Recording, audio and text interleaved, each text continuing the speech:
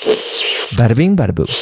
You know that very famous saying? It's typically used against Nepo babies. It's not what you know, it's who you know. Well, Facebook, they want to know exactly who you know. They want to know all of them. Every single person that you might have even just glanced at on the bus, that you walked by in the office hallway. They want to know, and they want you to confirm through a feature that they call People You May Know, which gives you a suggested list of people that, well, you may know. And it's actually one of the lesser known but creepier aspects of the Meta algorithm. There was this alleged incident years ago where you have this psychiatrist and her patients, they all have the psychiatrist's phone number.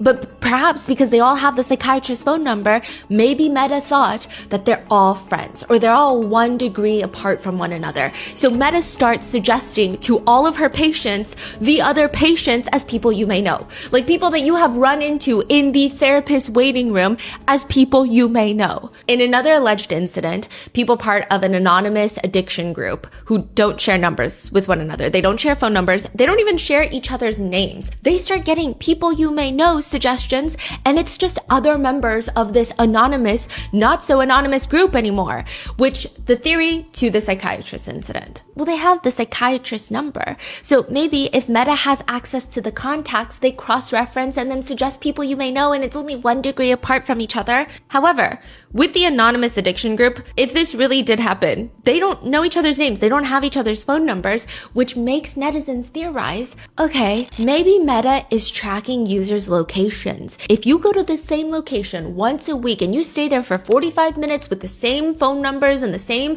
users that are also at that location, Meta just assumes that you all know one another. Meta claims that they don't do that. But I guess the argument is, Facebook has over 3 billion monthly active users. How do they know which 20 or 160 out of the 3 billion that you may actually know? And even if you do know them, there is the argument of who really cares? I mean, who really cares what anybody is posting on Facebook?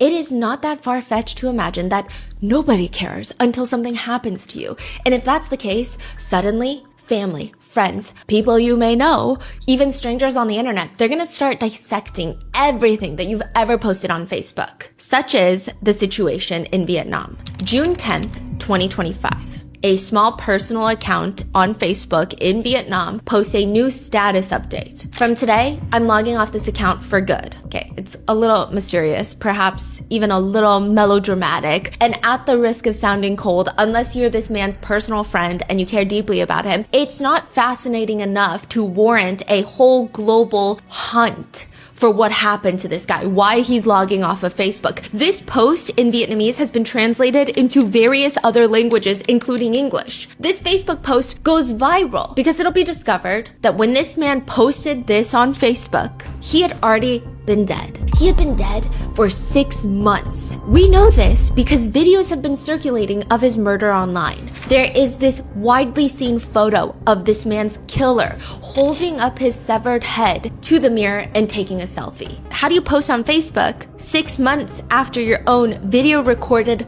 murder? Is this post going to help people find the killer? And most importantly, who the hell posted that?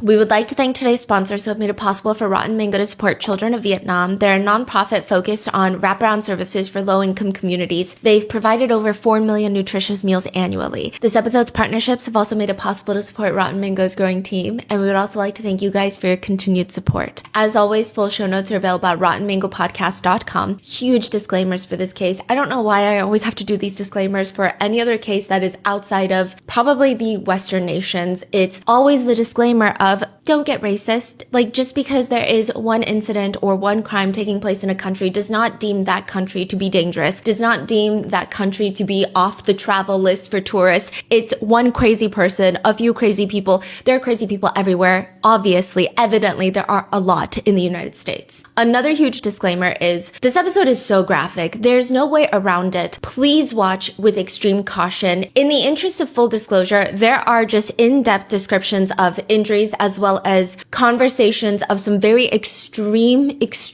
interests that people have developed that revolve around self-exit. There are also elements of cannibalism. And at any given point during the research of this episode, we thought, okay, surely we have reached the rock bottom. Like, it's not going to get deeper from here.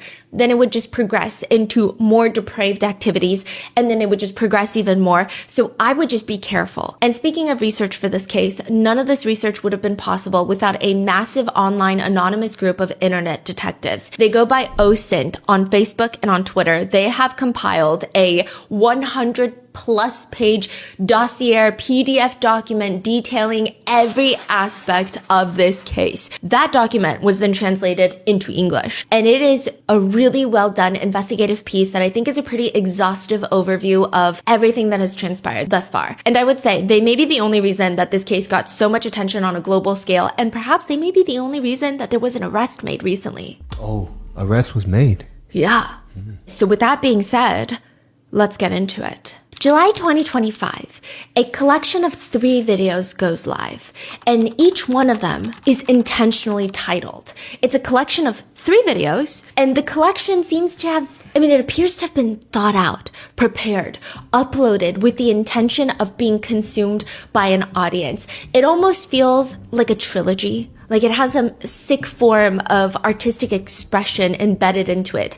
You have to start with part 1, then 2, then 3. These are not standalones. When you click on the first video, it's about 3 minutes long. The camera angle is unflattering. It's unique. It's almost on the floor, angled upwards. If you were to prop your phone up behind, like put it on a book on the floor and then prop it upwards, you're looking up. It's very unflattering. No one's gonna look good from that angle. It's very much a homemade video. No edits, no intros, no color grading, no edited music. It's just a grainy phone camera. And it's 2 guys in an office. We don't get introductions. We don't know these people's names. We know nothing about these people. There's filing cabinets that take up 80% of the screen. They're not even lined up. No one thought, hey, before we start the video, let's just make it less crooked. It's completely misaligned. There are 3 depressing plastic houseplants on top of the filing cabinets.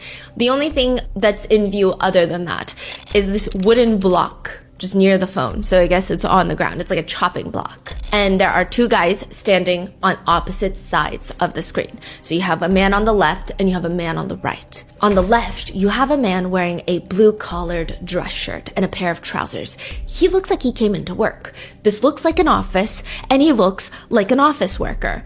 The only odd thing about him is the last 2 buttons on his shirt are either broken or just left unbuttoned. It looks a little messy. The shirt itself doesn't fit perfectly, so there is this weird feeling of like, is this guy's shirt? Is this a shirt that he's never worn before? Did he borrow this shirt? He looks maybe in his mid to late 30s, but the shirt is just so ill-fitting it doesn't make sense. He also looks very uncomfortable. On the right, you have a man wearing a dark athletic tracksuit with 3 neon yellow stripes running down the sides. So it looks like an Adidas tracksuit. The most notable thing about him, though, is that he's wearing an anonymous mask. The money heist mask. Mustache. Yes. Now, contrary to the other guy, the masked man's body language is very confident. He looks like he's in his element. Like he looks like he's been in this office for a lot longer. The masked man is messing around with some rope, and the office man kneels down right in front of the camera, in front of the wooden block. So he's facing the camera, facing the wooden block.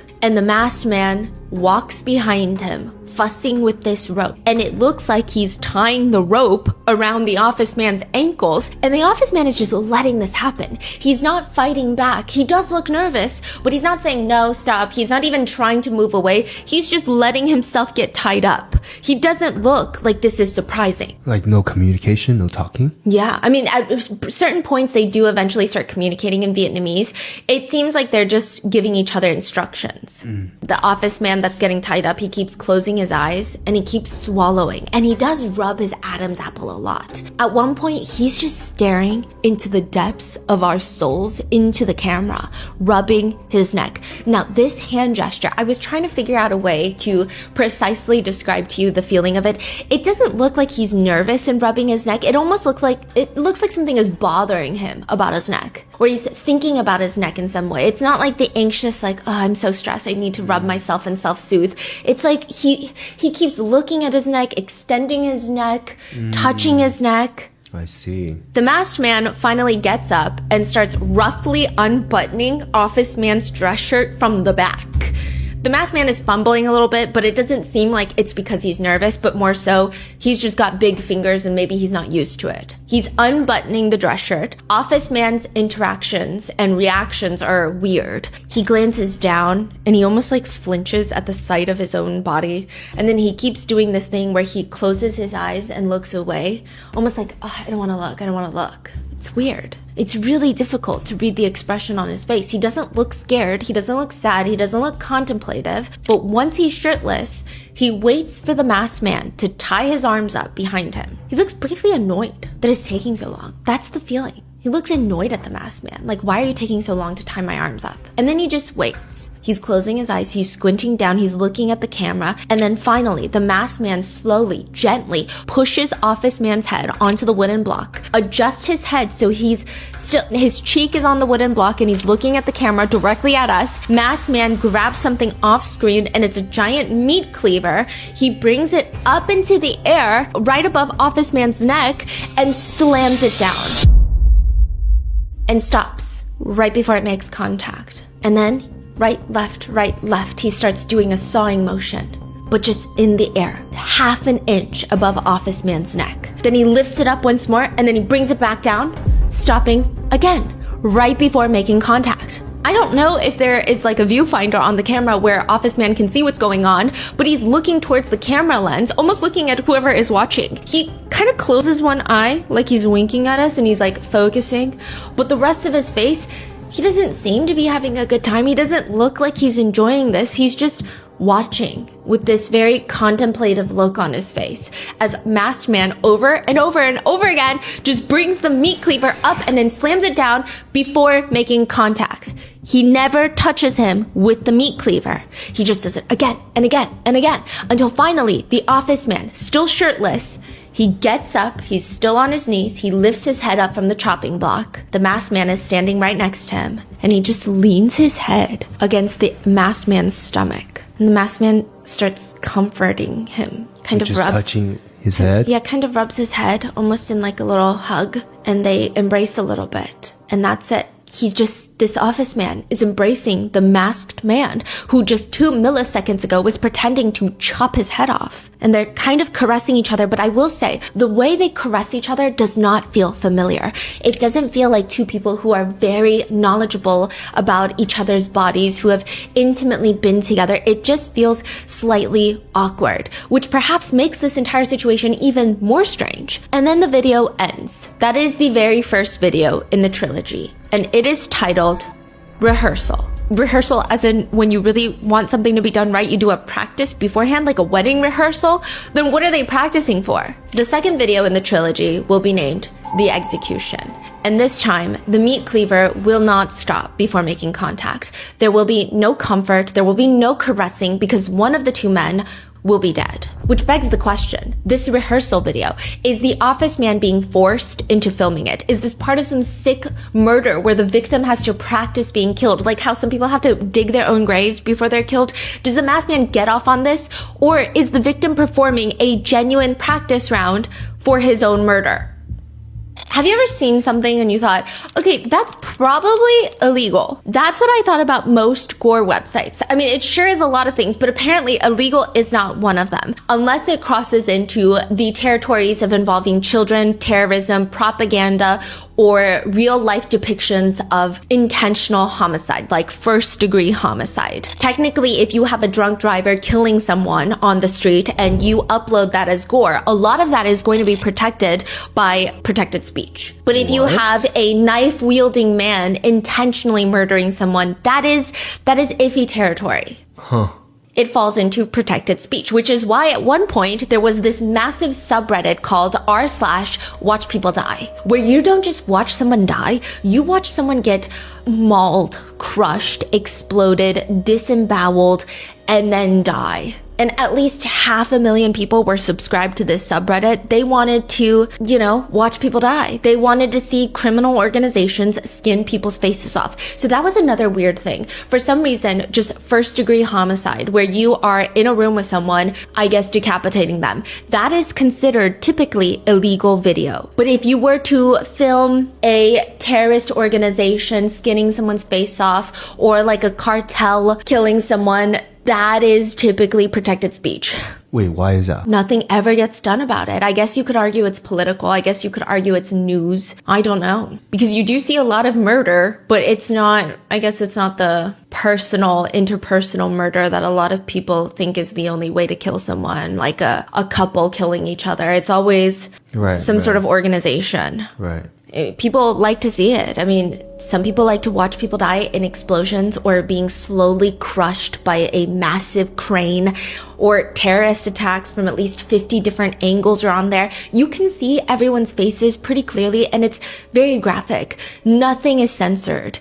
And in 2019, the subreddit gets banned. Interestingly, people were upset. They argued that okay, fine, the subreddit is bad. This is their argument. The subreddit is bad, but not as bad as other subreddits that actually radicalize people with hate. Some people say, hey, I was on that subreddit out of morbid curiosity, and I actually think that it helped save lives. Because some people would be on that subreddit and they would be planning some crazy violent things, but they would see violence in real life and not in a video game and not romanticized on movies, and they would see real depictions of violence and decide maybe that's not what they want anymore. Others say, no, I skipped all the terrorist videos. I would just watch the ones involving car accidents or work-related accidents because I'm a blue-collar worker, and I feel like it's a good reminder once in a while to, stay safe, not drink and drive. It just reminds you that you're blessed and you can have deep introspections about life while you watch somebody else get crushed by a cyber truck. That was the argument. I don't know if that argument is sound and valid. Some say it was more like a challenge, like see if you can handle it. It's a little strange, but I just want to know if I'm capable of doing it. It does seem like there are levels to people who watch gore. You have the casual gore consumers, which I don't even know if you could call it that. It's probably everybody watching this video, myself included, in the sense of you see something blurred on Reddit, the accompanying post title is something graphic, and for some reason you're like, I really should not click on this, but why is it blurred? And I can see some of the shapes in the blurring, and now I feel like I need to see it. So then you quickly click unblur, and then you regret it for the rest of the week. That is the casual gore consumer.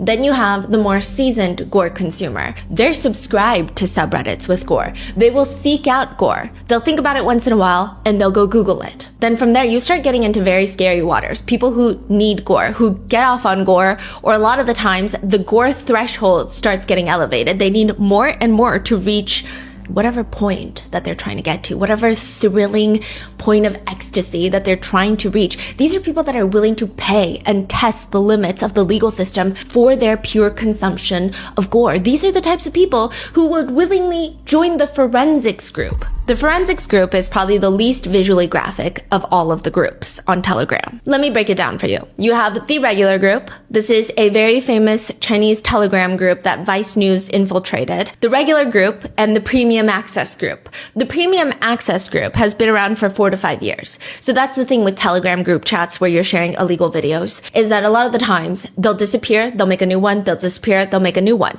But if you already paid for one and then it disappears a month later, then you're shit out of luck. That money is wasted. Now you gotta go pay to join another group. So this premium access group, they brag about the fact that it's been up for 4 to 5 years. So it's very stable. That's how they market it. Stable premium access group. There's no reason to believe that that group will be shut down anytime soon. Then you have the Ice Love group. What's the Ice Love group? Anything related to dumping bodies, body detachments, necrophilia, that's in the Ice Love group. Why is it called ice? We don't know.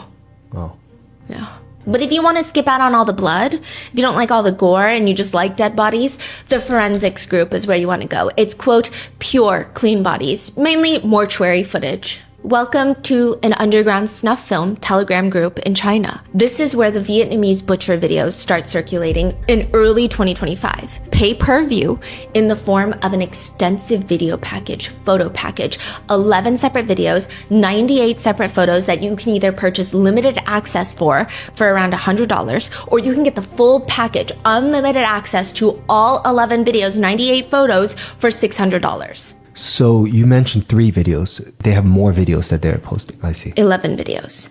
It's not until 6 months later that the shortened videos, just 3 of them, start circulating online on a public website called Watch People Die. Not the subreddit, but there's a whole website where you can see things that your brain probably never will be able to forget. And then you'll have random thoughts of the imagery out of nowhere when you're trying to enjoy it like a nice sunny afternoon. That's that website. So they start posting 3 of them. The disclaimer on this website, watchpeopledie.tv, is when you enter, this website is exactly what it says in the name. This is not a pleasant website. The content is tragic things happening to real people with no filters. This is horrific to see and frankly should not be seen by anyone. However, it is legal and we believe in allowing it to be seen and shared by adults as a result. It goes up, and the 3 videos, the first one being rehearsal we talked about, and the caption along with the videos, the 3, just reads, "Man has his very last before he dies." Then you click on part 2 of the trilogy, arguably the most viral part, the execution. So you have rehearsal, execution, and the 3rd installment is titled The Butchering. Execution, the second video, starts in a bathroom, not the office, but a random bathroom.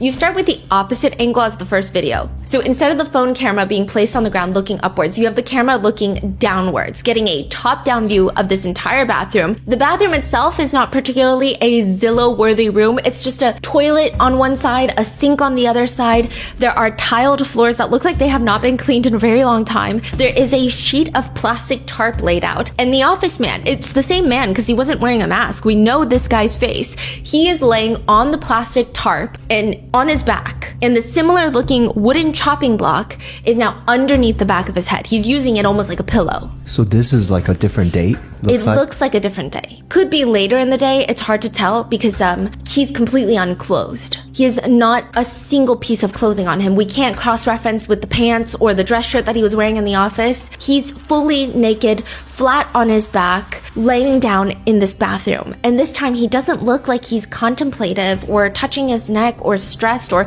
deep in thought. Instead, he is in the throes of ecstasy. He's like fully aggressively self-pleasuring. And right as he's about to get to where he has been working so diligently to get to, another man, who we can assume to be the masked man from the first video, comes into the frame fully nude as well. He brings up a similar meat cleaver from the first one, except this time the meat cleaver does not just hover over the office man's neck. It doesn't stop. Instead, it comes down with a clean chop at the office man's neck. Now, I don't know if it's the sharpness of the meat cleaver or the way that our bodies are built.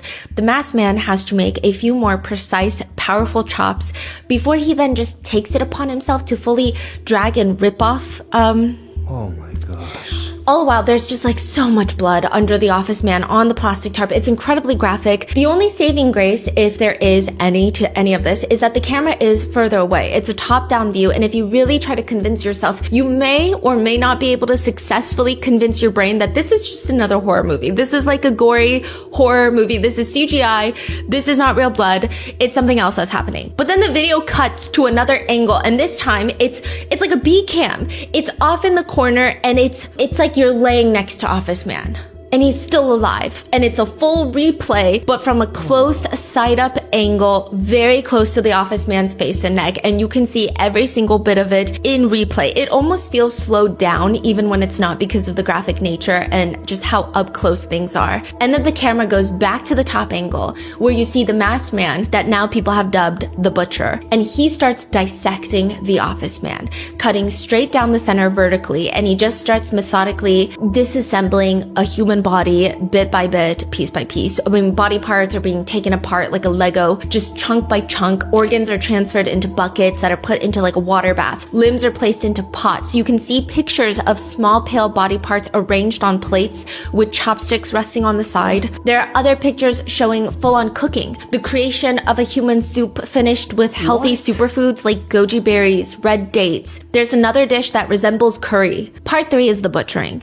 It shows more in depth of the disassembly process. The private parts of the victim are arranged on a fresh, clean plate like a Thanksgiving dinner. The centerpiece is the decapitated head.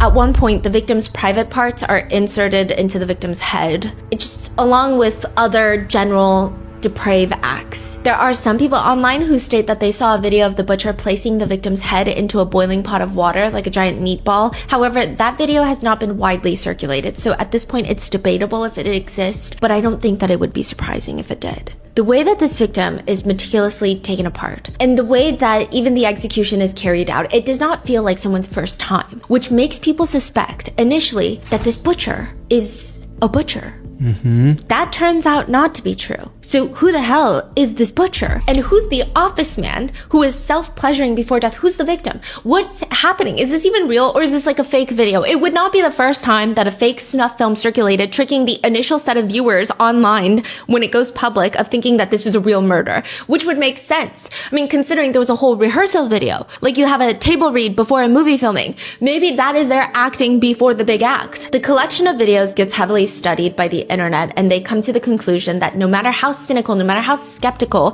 there is no way that these videos are fake. These videos are very much real. There are all these other details that start getting noticed as people are combing through to even just verify that these videos are real. The minute that people start analyzing the footage for what it is, there are so many things that come up. Firstly, you can hear in the video pretty clear noises of motorcycles passing by, dogs barking, which would suggest that whatever is taking place in this bathroom, this is probably in a relatively busy area. It does not appear to be in the middle of nowhere. Are we to assume then that this is taking place in the middle of a busy residential neighborhood? One comment online reads, "I've watched this video over and over, and when I listen, I could hear the motorcycle was really loud, and it wasn't going slow either. It sounded like it echoed quite a bit. I think this is someone's house." Or maybe this is, I saw someone else online say that this was a restaurant owner and this is a restaurant bathroom, which would make sense because they would have big buckets and basins and iron tables and bowls and chopsticks. So is this happening in a restaurant in a busy city area? So far, the theories are that the butcher is either a real-life butcher or a restaurant owner. A restaurant owner would also make sense because they would be proficient in disassembling chunks of meat. But that means that people are under the impression that this is not the butcher's first time butchering large quantities of meat. Then you have another group of netizens that wonder, what if it's not the butcher's first time butchering humans? What if they're not proficient at butchering large animals, but what if they're just good at butchering humans? If that's the case, how many times have they done this before? And are they the only ones doing this? Like, are there others? One of the more distinguishing physical traits of the butcher, the whole time, a lot of the times he's naked and he's wearing a face mask. So instead of the anonymous full face mask, he's wearing, one of those COVID face masks, a medical mask. And you can see a big part of his body. There is a tattoo on his arm and it reads, "That day, 139. What does that mean? Do we know? Is that just a random number? Is that some sort of initiation? Is that some sort of code? Perhaps that's the day that he's initiated into this line of work, when this life begins for him. Some say it's shorthand for 13K, which 13K somehow relates to the price of butchered pigs on Vietnamese social media. So perhaps he is a real-life pig farmer, pig butcher.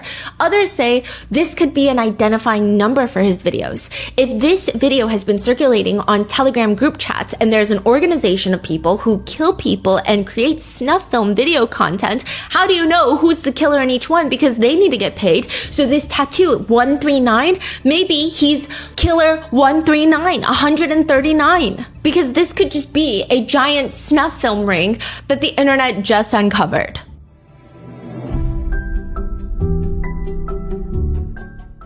There is something so exciting about January, that spark of ambition that you have been carrying for months and maybe years. That business idea that keeps you up at night and you're like, oh, this is such a good idea, but someone's probably going to do it first.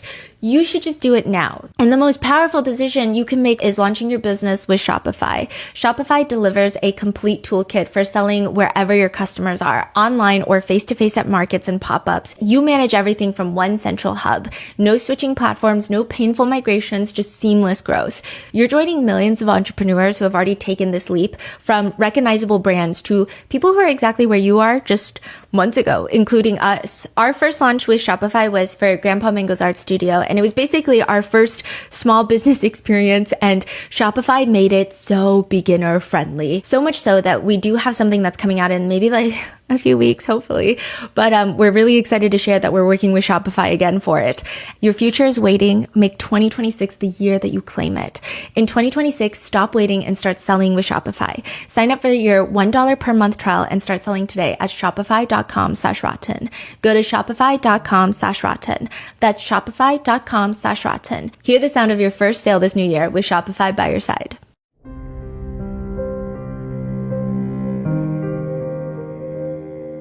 A very strong argument could be made that one of the most disturbing ways to start a book is you flip open the page and the main character is talking in depth about how she watches JFK's assassination footage over and over and watches the part where Jackie Kennedy is having the worst day of her life, scrambling to pick up the pieces of her husband, and how the main character thinks about this every day in order to reach the pinnacle of pleasure. Like, that would be a really good argument if you told me that is the worst way to start a book. I would not argue with you. That's precisely how the Japanese manga Applicant for Death starts. Main girl spends multiple pages describing how much she likes the idea of basically being murdered. At one point, another woman appears. I don't know who this woman is, but she starts rehearsing how it will be done. And the main girl reaches the point of sheer happiness that none of us could probably relate to. And eventually she is shot, but she's still alive. And she is playing with her brain matter while the other woman is playing with other things, and she reaches her destination before finally arriving to the point of no return: death. However, that is where the video ends and the manga cuts to a guy watching the computer screen. He's getting off on this. And the female executioner tells the audience, and she's breaking the fourth wall mid-murder, "We only sell the rest of the footage to people who can keep quiet and pay enough. We'll check up on you. Even if you order, we'll just send you a generic video. This video is not for sale to the general public." Wait, I'm so sorry. We're still in the manga right now? So in the manga, a guy is watching this girl doing all of this on his computer screen. And in his computer screen, they're talking to each other. Yeah. So it's okay. Wow. And the guy behind the computer screen is getting frustrated because he wants to see the rest of the video. But the female executioner continues, "Depending on the results of our investigation, we may give it to other people free of charge." She continues that the people in the video are not leaving this world because of illness or pain or debt. They're doing it for pleasure, for desire. She says, "We can give you the experience you long for. I'm waiting for your call." And the guy starts fantasizing about it. And it's somehow his sister gets involved, who they start having relations. And then eventually he calls the executioner to come and kill him. And he just, the whole setup is he wants his sister to watch him die. And he's going to have intimate relations with the female executioner. And right as he's reaching that point, his sister, who is on standby with a giant sword, is going to cut his head off. And this manga and the rules of human anatomy and the limitations of modern medicine do not apply, because once his head is cut off, he's still alive. So he's like watching his body still finish relations with this female executioner. And then his sister decides that she's going to have relations with his body. And the female executioner is now holding the sword and then kills his sister. And so now she places the brother's head and the sister's head next to each other, apart from their bodies, and their bodies are still doing things, and the heads are making out. This is like a 40-page manga. I didn't know so much could happen in 40 pages. It started progressing into more and more alarming territory, and to my amazement, it never ceased to just stop being disturbing. This was translated into English. This was also translated into Vietnamese. And we know this because there is an online content forum that primarily focuses on posting brutal sexual content. And it had posted, "Applicant for Death." The manga gets translated from Japanese into Vietnamese, and the poster writes, "Translated per the request of Mr. Dat, D-A-T, beheading." The internet will soon uncover that Mr. Dat Beheading is the office man in the Vietnamese butcher videos, the one who was killed. So he specifically asked for this Japanese manga to be translated into Vietnamese. Okay. Do we know if it's real? That was a real thing before this whole thing blew up. I see. So people went to the backlog and found this history. He has an extensive history we're going to get into. And I think a lot of that begs this big question in this case that I don't necessarily think is a question, but a lot of people have posed it, which is, what exactly are we allowed to give consent to? What if someone wants to remove their leg in a safe manner? There is a real condition called BID. It's where someone with healthy limbs feels a profound feeling and belief that they need to amputate, typically a leg or both legs or perhaps an arm, in order to feel whole. They feel that these limbs are healthy, yes, but they're foreign. And every second that they live with this foreign limb, it drives them insane. But you can't just amputate your leg in the kitchen and hope for the best, which is where the debate comes in. How much are we allowed to have control over our own bodies? How much are we allowed to go to a doctor and say, can you please cut off my leg? Can you consent to that? Can the doctor do it? Do the rules apply? But the doctor is not supposed to cause harm, and objectively, they could argue that this would be causing harm to your life, but you could argue, no, in fact, having this leg is causing harm to my life. There's a lot of debate on this. I mean, it's a very rare condition, so the debate is not extensive. I will say some really messed up people have extended this debate to include transgender community members. I don't think that applies. For this, it's specifically, there is a huge argument of, well, if you lose a leg and you choose to amputate your leg, then you are now viable for disability checks. Now the taxpayers are paying for something that you have to live with for the rest of your life, and you have to continue getting probably in-house care for an extended period of time. So there's like all this debate along with that. There's just a lot in that. It's completely separate from any other debate. It's just that. How much can you be in control of your own body, and to what extent? And then how can you say it stops there? What if you take it a step further? What if you just don't even want your leg to be gone? You want someone to eat it, and you consent to it, and you find someone who also consents to eating it. Is that a crime? What if in a hypothetical world, there are no quote unquote victims? You sign a waiver that you will never sign up for disability checks. You sign a waiver that you will never ask the government or the community members for assistance. And you consent that no one will ever see this footage. No one will ever know what happens. You are privately in your own personal home.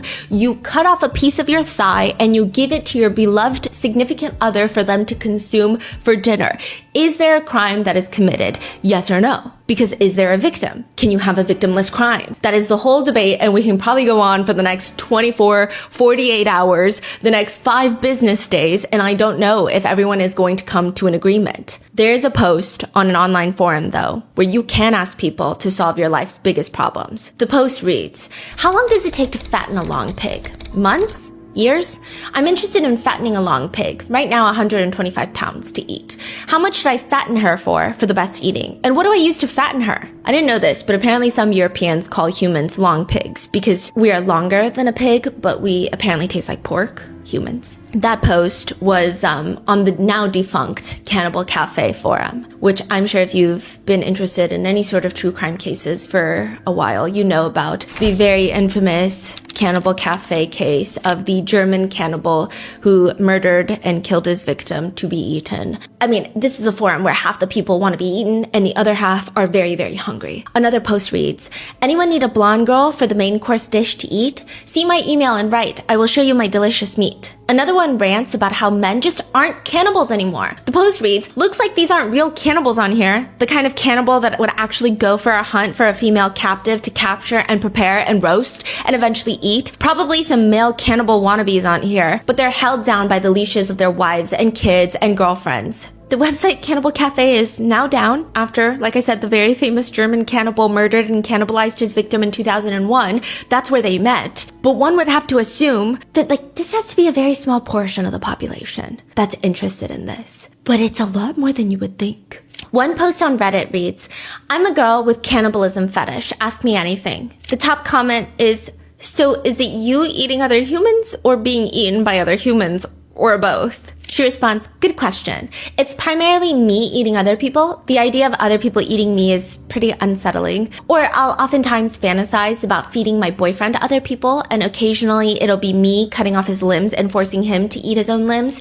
God damn it, he's probably gonna read all of this. On a separate Reddit thread, someone writes, I get the idea of someone wanting to eat human flesh as a specialized interest, like a fantasy, imagination. I mean, I get it. I mean, I don't get it, but I get it.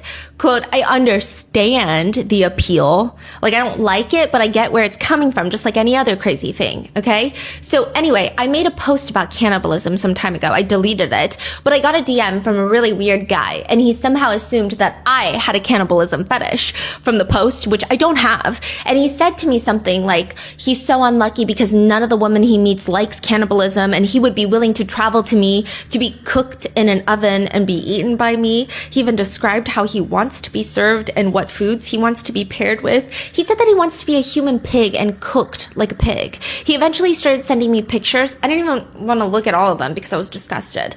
Anyway, is that not fucking weird?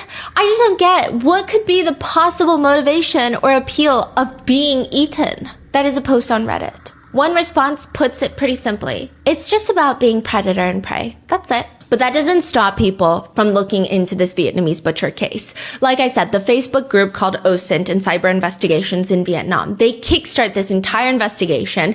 And the only other clear indicator in these videos that made public was that it was most likely filmed in Vietnam. The language being spoken is Vietnamese between the victim and the butcher. And they take it upon themselves, this Facebook group, to investigate. At this point, the police are not investigating. Nobody is except OSINT. And they're the ones that released this 100-page document into the whole world that's translated into English. So the first order of business is finding who the victim is. That's probably easier because somebody is gone. That means there must be others who are looking for that person, posting missing persons flyers.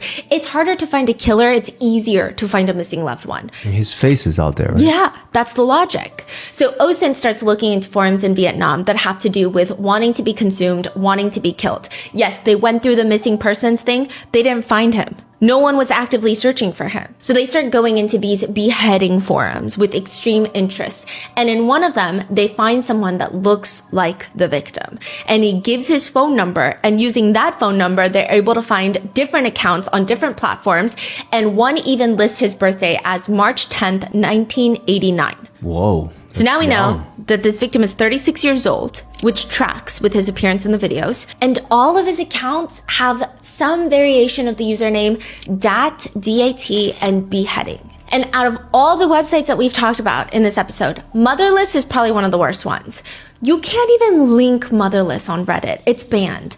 It's not just a shitty place to go. There's speculation that because of the sheer amount of illegal content that was allegedly posted on there, that the FBI actually uses it as a honeypot, meaning the feds are most likely monitoring it. And anyone who visits too often and searching the very specific videos are potentially being tracked by the feds. It has been uncovered that the victim had a Motherless account where he would share a bunch of photos and videos that revolve around the themes of cannibalism and being beheaded. AI generated clips of hooded masked men tying up women and using sharp objects on them to eat them. And from there, the online detectives just continue to dig and they find out the victim's full name is Wen Xuan Dat.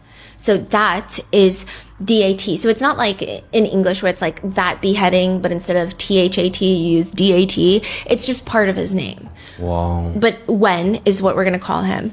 Wen goes on to create multiple different accounts to join forums to talk about this final fantasy where he is going to be beheaded. A lot of his accounts were created back in 2019, so this is like a 6-year endeavor that he's been on. One of his accounts just read, I love beheading. I also want to lose my head with an axe or a sword. And there's also indications that this probably was way before 2019 his interest started. There was this online group called Girls Beheading Lover, and they post in 2018. Anybody like role-playing about beheadings? Inbox me, only girls. Wen responds, can you connect with me? Are you a male or a female? I'm a male, but I want to have my head beheaded by a female executioner. Wen responds to another post in 2022 that reads, is anyone in Hanoi interested in the topic of beheading?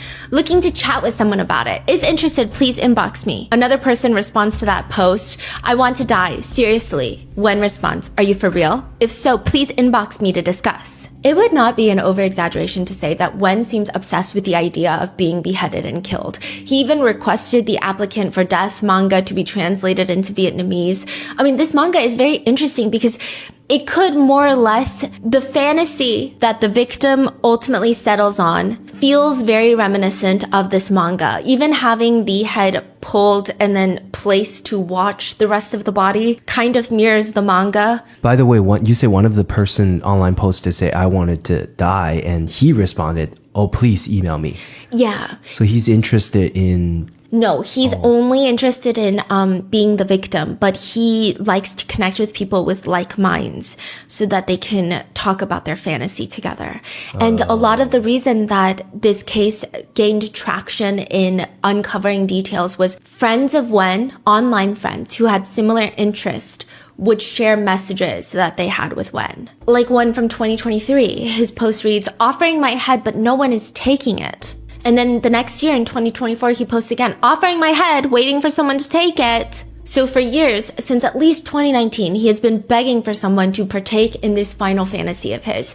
But it's not until January of 2025, this year, he gets someone, last year, he gets someone to do what he's hoping for. Wen posts on Facebook, 3 hours left until the execution. So yes, the internet, the netizens, they find the victim, but that's not enough. They need to find the killer because the killer could be finding their next victim. They could be doing this for money. There could be multiple people who have gone missing that nobody is looking for that they have done the same exact thing to. So even though they found Wen, they still have no idea who the masked man, who the butcher is, and they need to comb through all the evidence. He's wearing a blue face mask in this photo where he's holding up Wen's head, severed head in the mirror. And you can see his eyes, eyebrows, his forehead that's showing. He looks middle-aged. He clearly has a receding hairline. He has distinct scars on his eyebrow area that netizens have pinpointed, analyzed, stared at, studied. He's also shirtless. You see that a good chunk of his torso, he has a very stocky build. He's got a birthmark that goes near his armpit on one arm.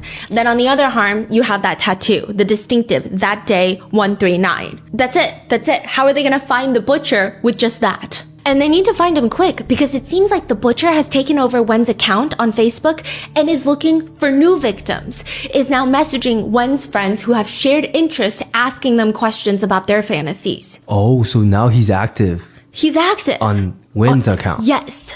Huh. And other people are coming forward saying, hey, yes, Wen had this fantasy, but he was not doing well. Like he was clearly a victim.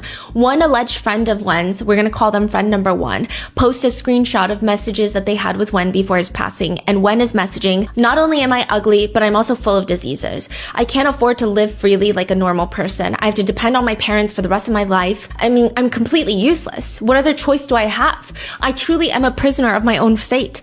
If it wasn't because of God, I would have met the end already. I just want to meet someone that once we become close enough, they would just kill me. Wen writes again, I want to meet someone who can f me and then kill me right after. Which has netizens thinking, at this point, the butcher should have just helped Wen. Instead of killing him, he should have just gotten him help. But the most interesting thing to come out of this, the most valuable piece of information, is people start messaging this person asking for more information about Wen. Like, if you were that close with Wen, can you tell us anything else? And they state, well, Wen was pretty normal. We only met once, maybe for like 30 minutes. Really? When was that you guys met? Was it a long time ago? He just was spending the 30 minutes to talk about how he liked having group activities with other men. He showed me a video of himself performing oral on a man. I mean, I can say this though, Wen's fetish for wanting to be beheaded is very real. But the most valuable piece of information is this anonymous friend tells the OSINT, the online investigators, I know the name of the butcher. He goes by the name Chung. Wow. Chung. And as the investigators are getting closer to figuring out who the butcher is, a post pops up on their Facebook group. I am the executioner. Who can catch me? Then another post from a different account. So now this is a different account and it's a picture of someone's meal and it appears to be a plate of meat and some soup and some noodles. Come on, it's just a few pieces of human meat. It's unclear if this is real human meat. It's unclear if anything, but within an hour of this picture going up, it gets taken down. So is this really the butcher? Is the butcher scared? The netizens, are they getting closer to figuring out who the butcher is so they're freaking out? So in the final installment of the snuff film trilogy titled Butchering, it looks like it's being filmed in a kitchen. And on one side, you have half of a plastic water bottle. It's called La Vie. So at this point, the online netizens are like, we know for sure this is happening in Vietnam. These are not Vietnamese like diaspora in other parts of the world, because yes, in the video they're speaking Vietnamese, but that doesn't mean that they have to live in Vietnam. I can speak Korean, but I'm in the United States. But this water bottle is specifically sold in Vietnam. So they're like, okay, this is happening in Vietnam. But also on top of that, they find like these very mundane little trivial, inconsequential pieces of items. There's a bottle of dish soap. The netizens have discovered that this is really only sold in the northern area of Vietnam. How do they know this? Because the dish soap is Chinese. It's like a very cheap Chinese brand, and the northern part of Vietnam borders China. So they really only sell this in that area. Because they have Vietnamese dish soap in all the other areas. Yeah. So this is like very easy to bring across the border, or like people will go up there and buy it and then bring it back. So they're like, this is definitely only on the northern part of Vietnam. So people start pinpointing it down that way. Okay, so not only is it just Vietnam, it's on the northern part of Vietnam. And then we've got all of these things in the kitchen. So the kitchen doors are this weird avocado green color that's very specific and unique. I mean, there's got to be something. So as they're hunting that down, another YouTube channel pops up. They have been investigating this diligently from the very beginning. They're called Ketomo, which translates to the curious one. They went as far to try and reconstruct the scene of the crime. But because with the suspected homicide taking place in January of this year, with videos being circulated later in July, and then just radio silence, a lot of people thought that this was almost like an urban legend. It's just gonna go down as one of those internet things we never get the answer to. But he somehow is able to track, and he says, I think I know who the butcher is. And he posts a picture of who he believes is the butcher. So this is a picture that he got on someone's personal Facebook account, and he photoshopped a mask on and then compared it to the butchering video, and it looks like the same person. It looks like the same person, but this is where it's weird. It looks like the same person, does not feel like the same person. Clearly, in the one that was from his personal Facebook page, his face is relaxed. He looks like a happy guy. In the other one, he looks like a killer, but you can see the facial features, they're all very similar. The smile lines, the eye shape, the eyebrows, the scar above his eyebrow, everything feels exactly the same. Now, the curious one, the YouTuber, releases a statement that he's going to be withdrawing from this investigation, and that the perpetrator is in a high position of power. And just know that if anything happens to this YouTuber, every single piece of information that he's dug up, he's got like a kill switch, if you will. It's gonna go public. Wait, so he dropped this high power individual's identity Just photo. But with that photo, you can find out who he is, wouldn't it? Yes. More importantly, he drops a screenshot of the individual's social media account, and he blurs out the name, but people are very easily able to unblur it. And the username is Tan Chung 11111. Chung. People start cross-referencing that username with all the different social media platforms, and they find a lot. The two of them, Wen and the Butcher, seem to have crossed paths on a gay group chat called Likes Beheading. Wen is really active in the chat, saying things like, I want to be beheaded, I volunteer to be beheaded. There's additionally a supposed leak message thread between Wen and a friend of his, where Wen sends them a picture of his head on a chopping board. He's alive. And he writes, I'm ready, waiting for the time. His friend responds, who's gonna do it? Chung? No, another person. Why don't you just let Chung do it? Waiting around for Chung is difficult. What do you mean? He agreed, but he keeps pushing and delaying the time. The potential suspect, the Butcher, their social media history is also pretty extensive. It's also very interesting to see how somebody's interest and taste evolve over time. It starts off with scatology, which is a pretty high entrance for specialized interests, but there's a post that reads, anyone here eat shit in the game? You want to be the shit eater or the shit maker? To which the suspected Butcher responds, the shit maker. In 2022, the suspected Butcher posts pictures on a forum showing dismembered pieces of a body. He claims that this is just like a scary themed horror post. This is just to get everyone to toughen up through the usage of gore, but it's not real. However, it is theorized now that this could very well be a victim before Wen. He also continues to post pictures of what appears to be men's private parts that have been taken off the body. One of them is delicately spray painted in gold. It's unclear if this is like an artistic piece that he found, if he made it, or if this is a real human body part that he's used to create this. He likes a ton of other posts that have to do with eating meat, and specifically the purchasing of dismembered male private parts. He's buying them, he's selling them, and I don't know. Like dark web? No, just like on Twitter, on these forums. I mean, people will write things like, I need to castrate myself. I need money. How much for all my privates? And he'll say, DM me. I want it all. I want to eat it so bad. Now, I don't know if this is some sort of role play that's happening on social media. If people are just engaging in this stranger to stranger fake fantasy land, or if he truly is purchasing a lot of these male body parts. I wouldn't be surprised, judging by the fact that somebody is dead and somebody was killed on camera, but it's just very strange how there is a large community of people doing this. It's not even just one person, and it's not even on the down low. These are just out and about on regular, publicly accessible forums talking about how they want to purchase sometimes 1 ball, 2 balls, the whole set. He also talks about how he wants hands and feet stewed with bamboo shoots and a male body part stewed with lemongrass and chili. And the way that he writes about it, it seems like he's talking about food that he's eaten before. It doesn't seem like, oh, let me use my imagination. I think this would taste good. The answers and responses to these inappropriate messages online seem very firm and confident, as if this is his favorite dish. Other times, he just gets straight to the point. There will be people posting inappropriate videos, and I didn't click on them because I was scared of the links, but they seem to be inappropriate videos. I don't know if there's cannibalism in the topic of the video, but they seem like your run-of-the-mill, inappropriate, X-rated videos, and he's just DMing these creators. I want to kill you so bad. I really want to kill you. So at this point, people start digging and digging and digging, and they find other accounts that are related to Tan Chung, and they realize that Tan Chung is a young kid, a kid in his 20s, a kid to wealthy parents. There's a picture of him sitting on a sidewalk in front of his family-owned red Mercedes, but more importantly, this kid is wearing a distinct athletic tracksuit with yellow stripes going down the sides, exactly like the one from the rehearsal video. Wait, but in the rehearsal video, it wasn't a young kid, was it? I mean, the whole face is covered up, Okay. but I will say that they seem a lot more stocky in the video, but maybe this young kid just edits his photos. But the frustrating part is, in the other 2 videos, the execution and the butchering, you can clearly see that this is a middle-aged man. This kid is clearly not middle-aged, so how can they be the same person? But if it's not the same person, how are there so many similarities? Someone drives by the house that Tan Chung apparently lives in, this 23-year-old, and they take pictures as they're driving by. And right outside, you see a pair of slippers outside the front door. The butcher is seen in the video wearing the exact same slippers. I mean, maybe it's a very common pair of slippers, but still, all of this is just a growing list of coincidences.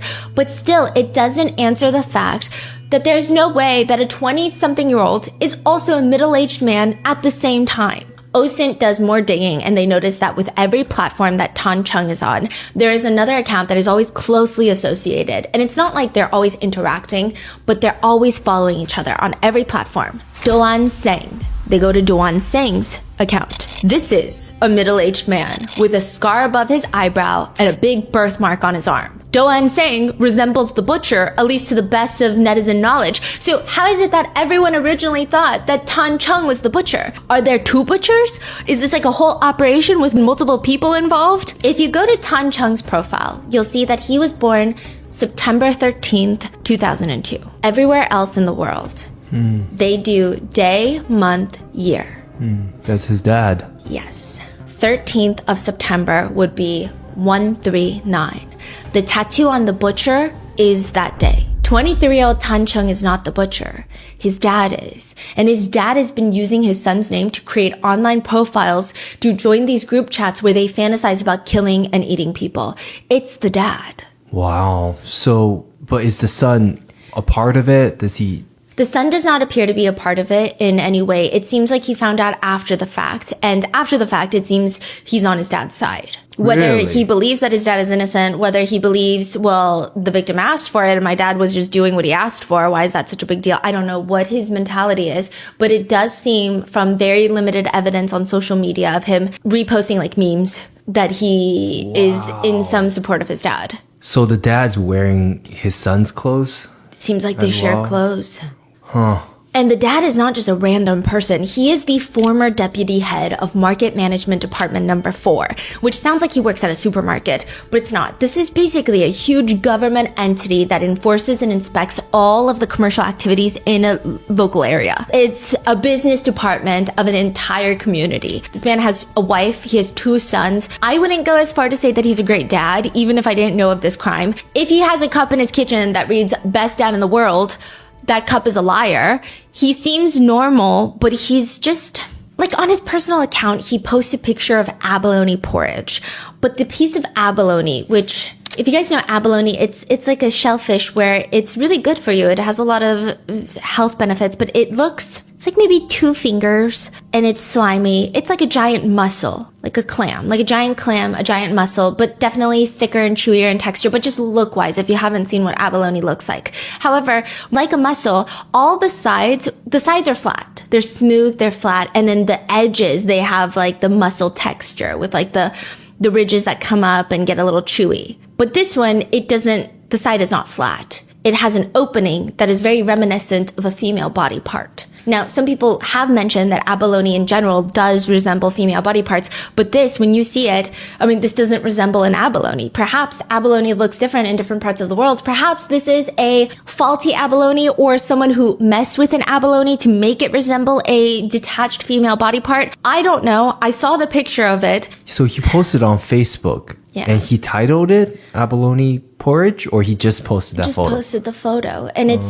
I don't know. I can't imagine that he would post it if it was a crime. But then again, I don't know. On his own personal account, he was posting the gold male private parts that looked somewhat artistic. Right. So, okay. So he's pretty blatant about this. Yes. He's also just not a family guy. He posted a whole biography of a Japanese adult actress talking about her childhood and then how she gets recruited into the industry, just everything about her. This is a dad and a man who works for the government. He's actually retired earlier last year in 2025, but it was that he was still working in January. And this is very important. Once people find out that it's the dad, they start going through all of his personal accounts, and he has a ton of those like old people videos where they're just so far everything you said is like real-time discovery in the last few months by the internet. Yes, the police are not investigating until like everything was crystal clear. The police came in. Not even was it just crystal clear, it became so crystal clear, and this man is in a government position working as the deputy head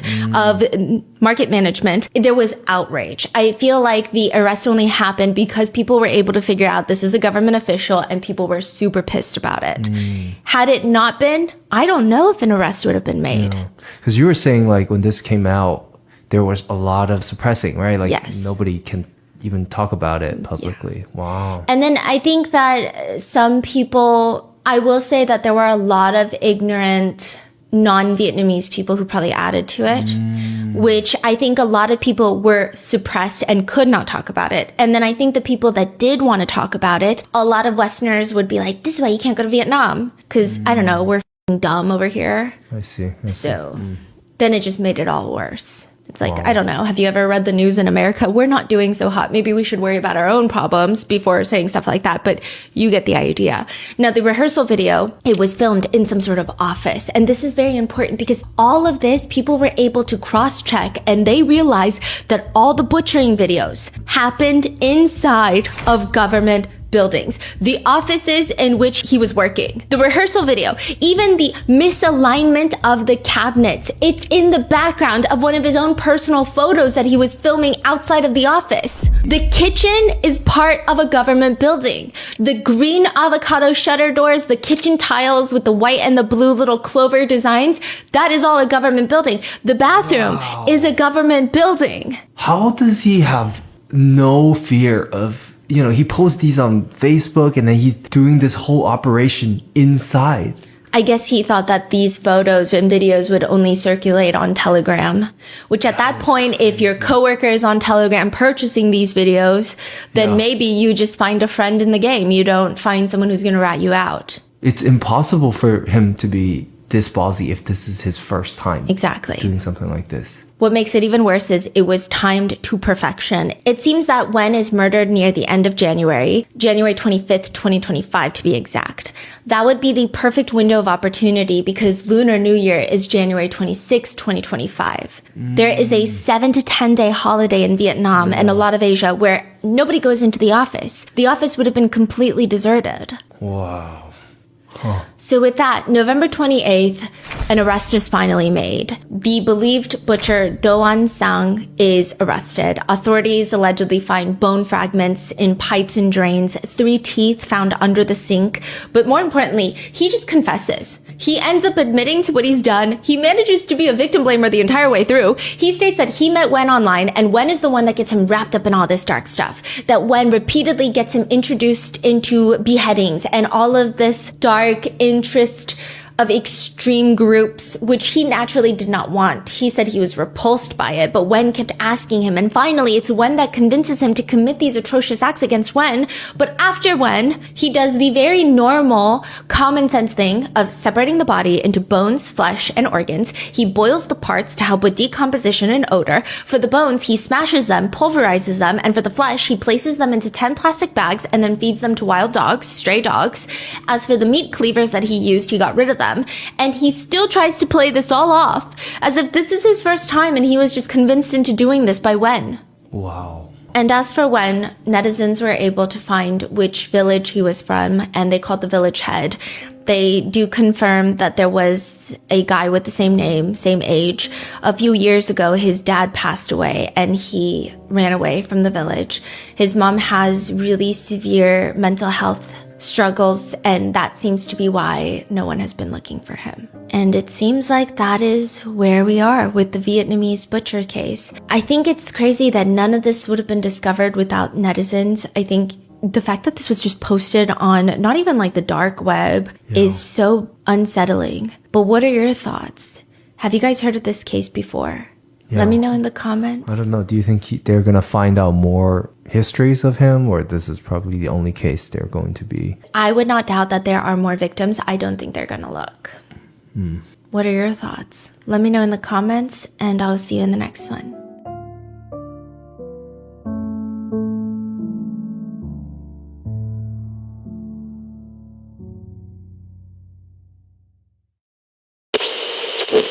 Bada bing, bada boom.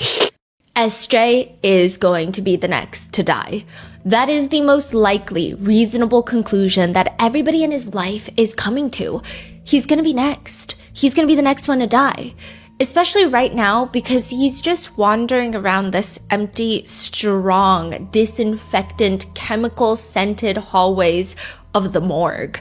Everybody that knows SJ is growing concerned. They're getting nervous. Somebody needs to stay with him. Hurry, I'm worried he's gonna die too. I'm anxious. This is a direct quote from one of his family members. Wherever SJ goes, there is an anxious family member sitting next to him. If he's in the hallway outside the room, there is a family member sitting right next to him, also exhausted, leaned back against the chair and staring into the abyss of the bright office backroom lighting morgue hallway. And it's very understandable that SJ is distraught. SJ's wife is laying on a steel table in the room right behind him, right next to all of his family members, and they're about to cut her open to see how she was killed inside of their house, inside of their newlywed home after they had been married for only 3 months. She is killed in the middle of the night, and because SJ is drunk and passed out on the couch, he has no clue what happened to his wife inside the master bedroom, the primary bedroom.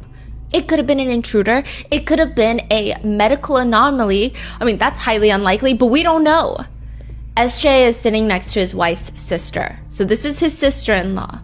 I mean, she's also grieving. She would more so be in a state of shock staring at the hallway in front of them. She's probably in more pain about losing her sister than SJ is about losing his wife. They've only been together for like a year and a half. But still, the whole family is worried for SJ. He probably feels all this guilt of not having been in the room with her, but outside on the couch, leaving for work in the morning, thinking she's asleep in the bedroom when in reality, she was dead in the bedroom. He's probably hit the hardest, at least right now. I mean, it's his wife after all. And then SJ turns to his sister-in-law. So this is the deceased sister, you know? Yeah. The wife's sister, and she just distinctly remembers how odd this was. He turns to her in the hallway in the morgue when they're performing this autopsy, and he states, You know, I'm someone with really strong sexual desires. What? She's tilting her head. She's looking at him like this is unsolicited, unprompted information that she doesn't even know if she heard this correctly. What do you mean? I'm a person with strong desires, you know? But your sister would never let me touch her. She's sitting there trying to understand what he's telling her. Her sister is dead, most likely murdered, and being autopsied in the room right there. And her sister's husband is telling her that he has a lot of needs. What the hell is going on right now?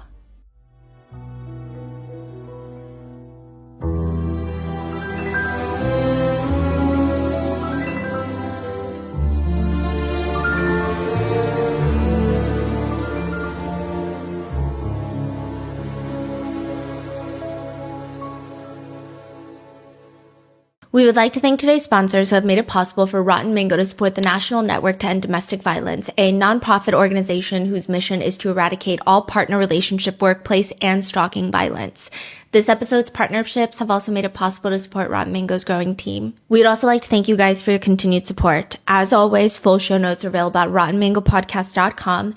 A few disclaimers for this case. There are mentions of SA and a lot of mentions of pregnancy loss, so please watch with caution. This case also takes place in South Korea. We had our wonderful Korean translators help us with this case. However, if anything ever gets lost in translation, just please let us know in the comments. And with that being said, let's get started. How do you know Satan's not your neighbor? I think it's a good question. Okay, perhaps one that is never asked and only ever answered in typically a life-threatening manner. There is this tradition, though, in South Korea, where if you live in a big apartment building, every now and then you will get a ring on your doorbell. You look at the intercom screen, because a lot of these apartments will have a screen even if someone's right outside your door. Or sometimes you look through the tiny little peephole and you have one eye open and you'll usually see one or two people that you have never seen in your entire life standing outside your apartment door very awkwardly. You don't know how they got access into the building, let alone why are they standing at your door? You don't know. But you look down and they're holding a paper bag with stripes. It looks festive. It looks like a gift bag. You look back up and they're now staring directly into the peephole with this awkward, polite half smile. They know you're on the other side staring at them. You know that they know. And so now you've got to open the door. So that's what you do. And they let you know, hi, we're the new neighbors upstairs. We just moved in. We wanted to bring you rice cakes.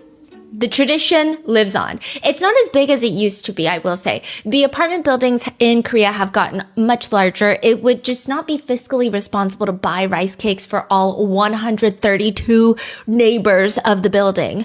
But in smaller communities, people have stopped doing it too. I mean, it's a shame because the tradition isn't just about meeting your neighbors and being cute and being polite and bringing them rice cakes. It's to drive out evil spirits. That's the symbolism behind the rice cakes. If Satan were to live next door to you, you drive them out the building like a mass exorcism via a red bean rice cake. That's the meaning. Satan notoriously doesn't like rice cakes. Who would have known? I mean, obviously, it's an exaggeration of a tradition, but you get what I mean. There is a meaning behind it. And so that's why December 2024, Haeyoung and her husband SJ, they are distributing rice cakes to everyone in their building. They just got married. Neighbors in the building are actually kind of stunned because usually it's high schoolers who will come distribute the rice cakes because their parents are forcing them to do it, or it's elderly couples. But you never get two young couples who willingly, on their own accord, decide that they're going to pass out rice cakes. It's a tradition that's dying in the younger generations, so it's actually very cute. Haeyoung and her new husband are doing this, and if you ask anybody about Haeyoung, if you ask anybody about SJ, they're gonna say, if anyone's gonna pass out rice cakes to their neighbors, it's gonna be them. Haeyoung and SJ got married December 2024. One of Haeyoung's friends had stood up during their wedding to make this toast. And this is verbatim. Finally, a man worthy. A man with a big heart to embrace our Haeyoung.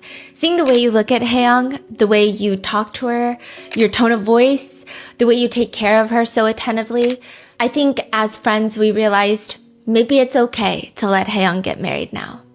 I hope you guys live happily maybe it has to do with the fact that they're 34 when they get married. It just feels like they were waiting for the right person. And because they're more established, they know what they want in life, they find the partner that fits perfectly. Haeyoung's older sister, Mimi, this is a pseudonym, she's very happy because she says, I mean, it was the wedding that Haeyoung always wanted. It was her dream day. It's her dream wedding venue. It's her dream wedding dress. She was just so happy. I was just so happy. And her husband, SJ, is calling our parents mom and dad. And it's just like one of those wholesome relationships. They kind of stand as an example for maybe why people should wait until their 30s to get married, because it feels like that's the time that you find your partner and everything is just kind of working out. They're both incredibly polite. They're diligent with work. They're very traditional when it comes to following customs. Example, the whole rice cake thing. Haeyoung's friends say, okay, sometimes it's awkward when you're hanging out with couples and then a wife or a husband snaps at the other party. And now the whole entire table is uncomfortable and it just feels like, ooh, someone's ego's getting hurt. Someone's going to get into a fight. It's a whole thing. But they say with SJ, he would just make it less awkward even for the whole friend group. He would just talk back lovingly, even when she's snappy, and say things like, see, are you guys seeing this? She has me totally wrapped around her finger. These are real messages between the couple. Haeyoung is asking about a gift that SJ had given her. And she says, what is this? Thank you, heart. He says, it's from my heart. Heart emoji. I love you, my woman. I love you too. Heart emoji. I miss you already. Me too. Like, it's just they text like they're still in the honeymoon phase. It's like they're obsessed with each other. And then 2 months into being what people would call, maybe even jinx, the perfect marriage. So like February 2025? February 19th, Haeyoung texts SJ, I think divorce is the answer. Let's get divorce papers in the morning when we wake up. Exactly a month later, so now 3 months into their marriage, they are still not divorced, and Haeyoung's mom gets a phone call from SJ. Hello? She just hears him crying on the other end, and this is again, verbatim. Hello? What's going on? Why? What happened to Haeyoung? He's not responding. He's just dry heaving, sobbing. Talk to me. Tell me what happened. Another man clearly takes the phone and his voice, I mean, this is a stranger, at least to Haeyoung's mom. She's never heard this man's voice before in her life. Ma'am? What happened to my Haeyoung? What's going on? I'm a police officer. Your daughter passed away between early yesterday morning and this afternoon. What? What is my son-in-law doing right now? Can I talk to him? He's completely out of it right now, but you guys will need to discuss having Haeyoung's body moved to a morgue to potentially be autopsied. Haeyoung's mom hears SJ in the background and he's just like asking in a small voice, what do I do? What do I do? And as she's listening to SJ and this man have a conversation, she starts coming down. A lot of that earlier hysteria starts slipping away because this is not happening right now. I mean, none of this is real. And she's not disassociating, at least not in this moment. She thinks this whole thing is ridiculous. She's thinking, they're getting so fucking good at this. Like a prank? I mean, she's heard all of the news about it. Yeah. And she has to go from her hometown to Seoul to see Haeyoung, and she says, quote, I thought it was a voice phishing scam, really. I didn't shed a single tear until I got to Seoul because I couldn't believe it. Wow. People are getting calls that their elderly parents have been kidnapped and the hostage taker needs $500 to set them free, which is an insanely little amount of money for, I don't know, your mother-in-law dying. And so a lot of people will pay it. Or older parents are posting $9,000 bail amounts for their 20-something-year-old college-age child who somehow landed themselves in jail, except they didn't. They're actually just at a frat party and they're not picking up their phone. Others are a bit more unsettling. Parents will tuck their 10-year-old kid into bed for the night, and an hour later they get a phone call that their kid has been kidnapped. And naturally, they will rush into the room to check up on their kid, who is blissfully unaware and asleep in this little bed, but you can hear their exact screams through the phone. The child is asleep. You can see that with your own 2 eyes, but you can also hear someone who sounds exactly like your child screaming through the phone. But with all these phone calls, there is a pattern. Everybody wants money. That's it, money. There was not a single mention of money in the phone call that Haeyoung's mom received. Haeyoung's older sister, Mimi, and her mom, they start rushing to the apartment that Haeyoung had just moved in with her husband, the newlywed apartment where they just passed out rice cakes. And it's not a scam. Her daughter Hae-young is dead. And nobody knows why. I mean, it doesn't make sense. She's 34 years old. She's healthy. She has no prior medical conditions. She has no ailments. She just dies in her sleep in her bed. What about SJ? He says he was sleeping outside on the couch outside of their bedroom and then left for work in the morning. He had no clue what happened. Just 3 months into their marriage, he's a widower. The most important role at a Korean funeral is the chief mourner. This is the person closest to the deceased. They will wear the white armbands, and this is the one that everyone sends their condolences to. The chief mourner has to greet guests. They have to lead all of these various ceremonies, and they just have to make all the hard decisions. In Korea, it's a huge emotional burden. Everyone is throwing their sadness at you. And you have to make sure that everything is done perfectly to make sure that your loved one passes on to the other side peacefully. So everything has to be in order, and you have to almost put your own sadness to the side. I mean, it's such a laborious position that a lot of funeral homes will have a small resting room for the chief mourner. Because it's like a multi-day affair. It's just all day long. People will go to funerals and there's food served at funerals. I guess kind of like a wake in America. And people will bow and you have to stand right next to the casket as people are bowing and saying their goodbyes. It's just emotionally draining. People will walk into Korean funerals and before even saying anything, giving condolences, they will ask first, who is the chief mourner? You're getting all of this exhaustion and emotions thrown at you. And Hae-young's older sister, Mimi, again, this is a fake name, Mimi is at the funeral. She's not the chief mourner. SJ is, the husband. But she's just distraught because she's like, I saw my younger sister a few hours before she died in bed. It doesn't make sense. If they go by the time of death on the autopsy, which is like maybe 6 a.m, she saw her at like 3 a.m. So it doesn't make any sense. Hae-young, her husband SJ, they had met up with Hae-young's older sister Mimi and Mimi's friend. So it's the 4 of them. They're out at a restaurant drinking until 3 a.m. and she's explaining to everybody, asking questions. She's like, just a few hours earlier, we were having such a good time drinking together. So when I heard the news, I couldn't believe it. Well, did she notice anything weird about Hae-young the night before? Like, she can't just be happy, healthy, and then suddenly pass away, right? Her sister says, quote, I was sitting right in front of her, face to face. If there had been any sort of injury or anything that seemed like she was sick, I would have asked her about it. She didn't even seem ill. She just said that night, oh, I'm tired. I'm on my period, but it's really heavy. So my body feels just exhausted and tired. And this is like a really weird period. That's it. Which, again, is not like the most alarming thing. Lots of people will say, oh, I don't know I've said that a million times. I don't know what's going on, but my cramps are like the worst this month. She did look tired, but not abnormally tired. Nothing that would be alarming where Hae-young's older sister would say, oh, don't, like, go home early. Don't even drink with us. It was just, oh, I'm just a little under the weather. So at this point, there's no cause of death? No. Okay.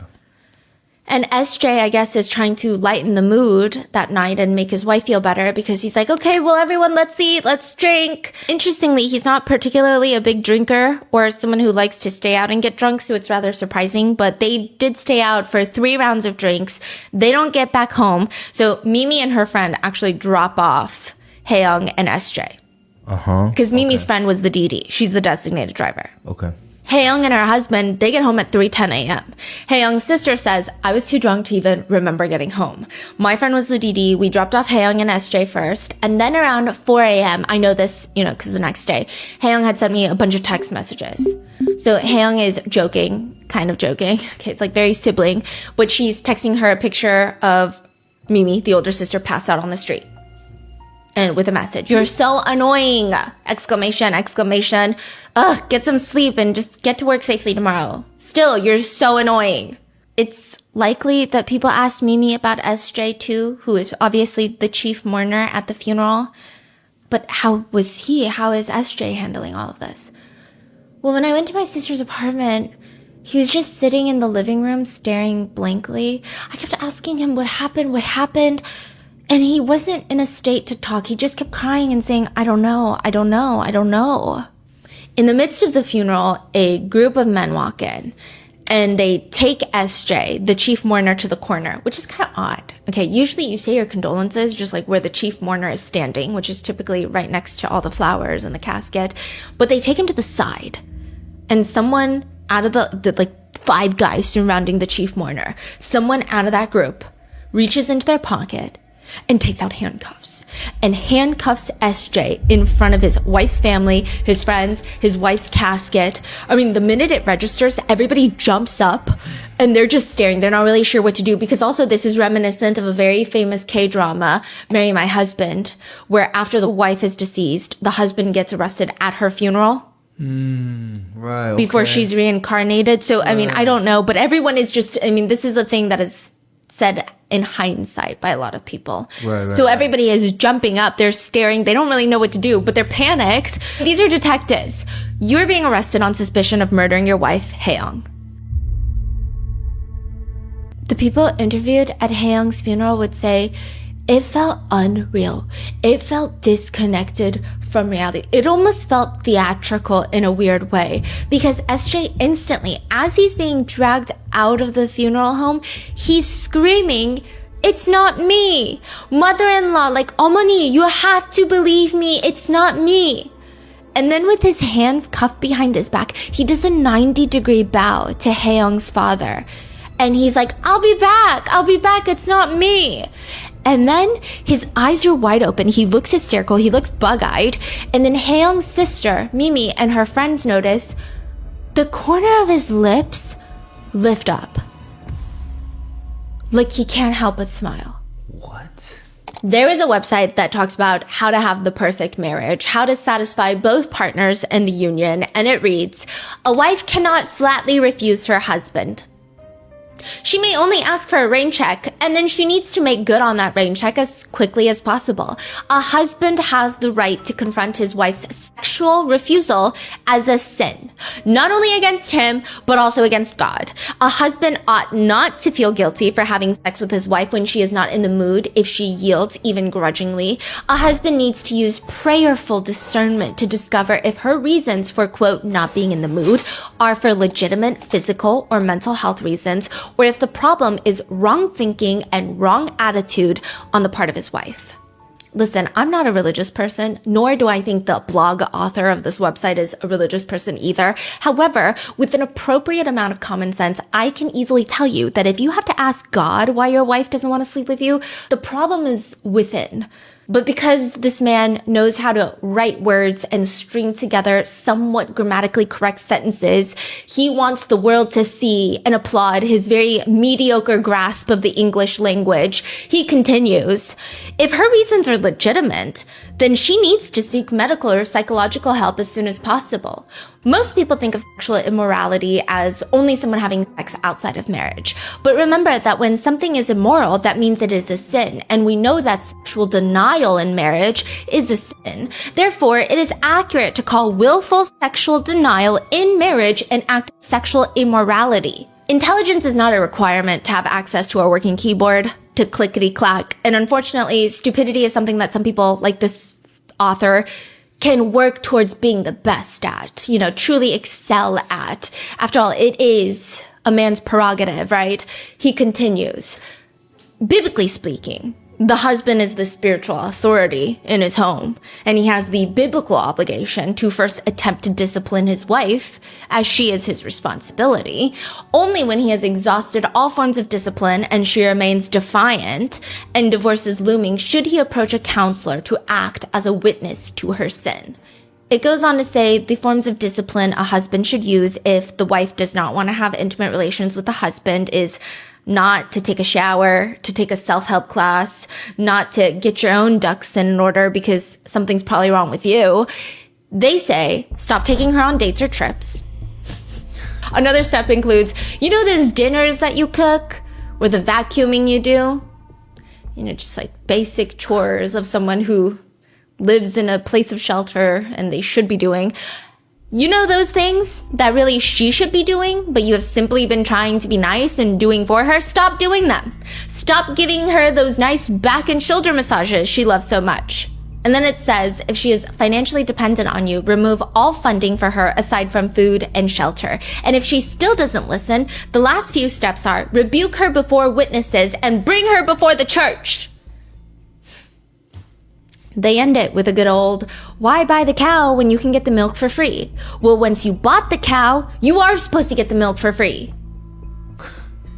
I fear that this website is not reflective of Christian values or Christian husbands or happy husbands. However, it is reflective of people who do exist in the ether. There are married partners out there who firmly believe that after marriage, they are entitled to sex. There is a whole subreddit that you can go on called r/changemyview. And we've talked about this forum before, but people go there to never change their view. Like nobody ever changes their view on there. They go to get off on the arguments in the comments. I don't know why this sub even exists. Okay. But it is interesting to read. So I get the appeal. However, views are never changed. And the way that the posts are written, you start thinking, how could you have a separate view aside from this one? That doesn't make sense. One Reddit post reads, change my view.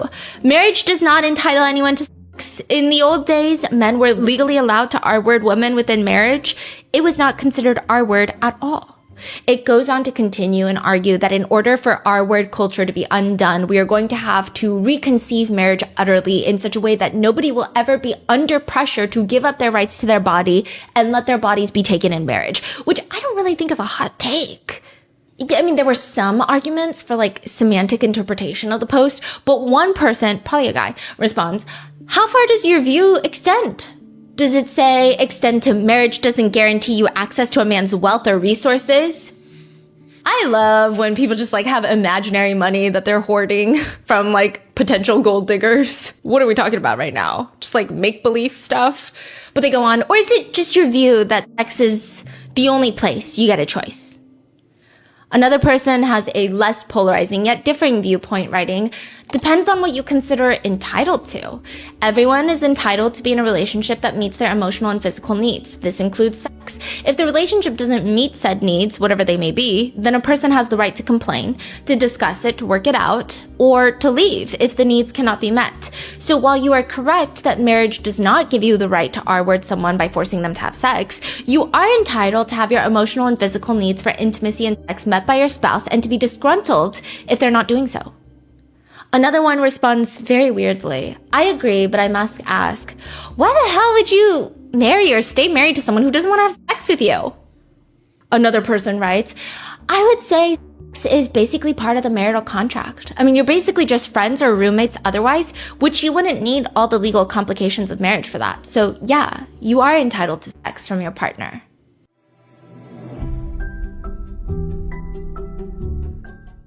With the holiday season behind you, your wallet is probably feeling the strain of all of those festive expenses. Even though you treasure every single memory, it does add up so quickly. And fortunately, Mint Mobile can ease the burden by helping you reduce your phone bill costs this January, offering half-priced, unlimited, premium wireless service. All plans come with high-speed data and unlimited talk and text delivered on the nation's largest 5G network. I left my old provider a long time ago, and the transfer to Mint it was probably the easiest resolution to knock off the list. I was able to keep my old number. I kept all my contacts. My physical phone was the same, all while saving money. This January, quit overspending on wireless with 50% off. Unlimited premium wireless plans start at $15 a month at mintmobile.com/rotten. That's mintmobile.com/rotten. Limited time offer, upfront payment of $45 for 3 months, $90 for 6 months, or $180 for 12-month plan required. $15 per month equivalent. Taxes and fees extra. Initial plan term only. Over 50 gigabytes may slow when network is busy. Capable device required. Availability, speed, and coverage varies. See mintmobile.com.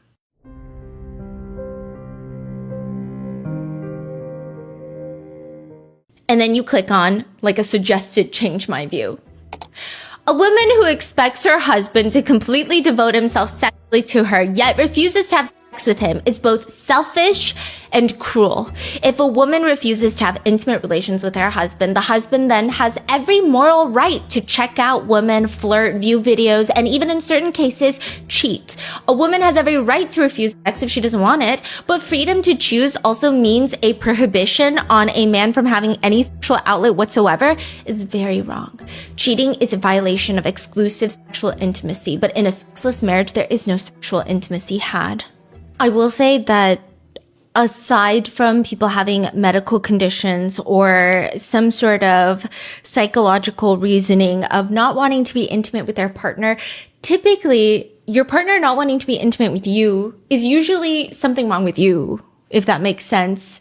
Like these husbands, I would say that this is not the majority of married couples or reflective of husbands or anything like that. It's just such an odd thing. It's weird. But there are people that are very serious about it. Not even just on r/change my view.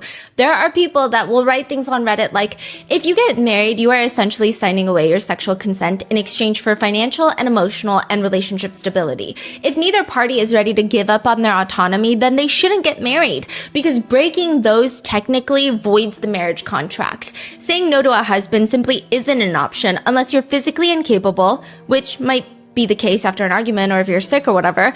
With a boyfriend, all bets are off. You didn't say any vows. Do what you want. Remember when, honey, I have a headache used to be something people joked about? That was back when the marriage commitment was taken more seriously, and that was only 10-ish years ago. Nowadays, you don't even need an excuse to turn your husband down, and it's disgusting that this has become acceptable in society after people have made marriage vows stating the opposite. The more alarming part is there are a lot of women who agree with this viewpoint, and there's a Reddit thread where one woman writes, I told my friends I'd never say no to intimate relations except for serious illness or injury, which my husband wouldn't ask for intimate relations if that were actually painful or dangerous. But there are times when I'm tired and technically not in the mood, sure, but I would never say no. My friends felt like that was horrible and degrading. I think a lot of couples are in the never say no camp, not because they're not allowed to say no, but just because like people have good times with their partners and usually your partner will know when to initiate. And by that point, everybody's in the mood, everyone's excited. So you don't really end up saying no. But the reasoning that she gives for never saying no, this is her life. It's her dream, but it's interesting. She writes, the way I see it is before marrying my husband, he could have sex with so many women. He made the choice to marry me and just be with me. As a good wife, I want him to feel I'm available to him whenever he wants and needs. Even if I'm tired, I put in effort. If he's in the sauna and the other men are complaining about their sexless marriages, I want him to be able to say, oh, my wife never says no. A fake, imaginary, steamy, hot, sweaty sauna session between a bunch of dudes is like the strangest thing to revolve your life around as a wife, but like here we are. Unfortunately, this seems to be a much bigger sentiment than I thought. SJ falls directly into this group.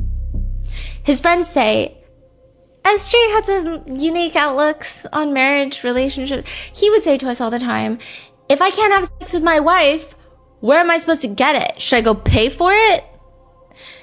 But like, he was drunk, or he would say things like, look, if I want to, she needs to do it. That's what marriage is. But again, he was drunk, so maybe he didn't mean it. 4 months before getting married, Haeyoung and SJ are on their way back from a big group friend vacation in Vietnam. This is August of 2024. They land touchdown at Incheon Airport in South Korea. Haeyoung feels odd. She goes to the restroom and within minutes, there are ambulances outside of the airport. She is being rushed out. There is blood everywhere. It is so much blood to make any sense because it doesn't make sense because she's miscarrying. 6 months into dating Haeyoung, SJ and Haeyoung had gotten pregnant. They actually found out a few days before going to Vietnam. This is like a trip that they had planned for weeks with their friends.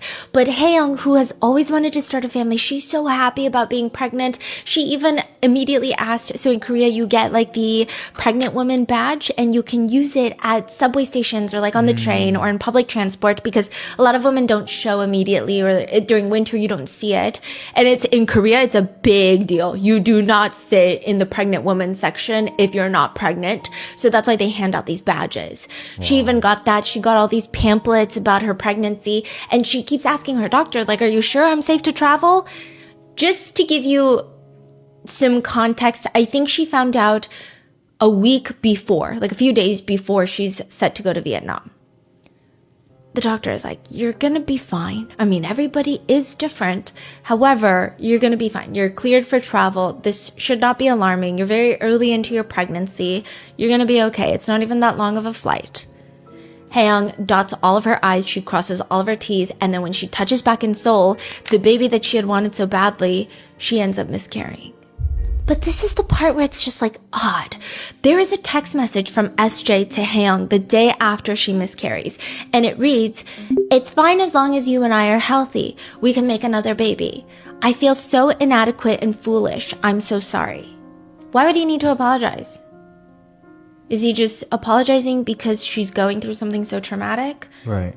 Haeyoung's friends say, when she was pregnant, he wanted to do it.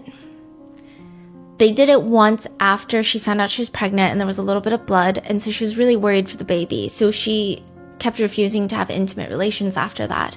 They fought about it and she told us that she ended up having sex again, even though she didn't want to. And then she ended up miscarrying.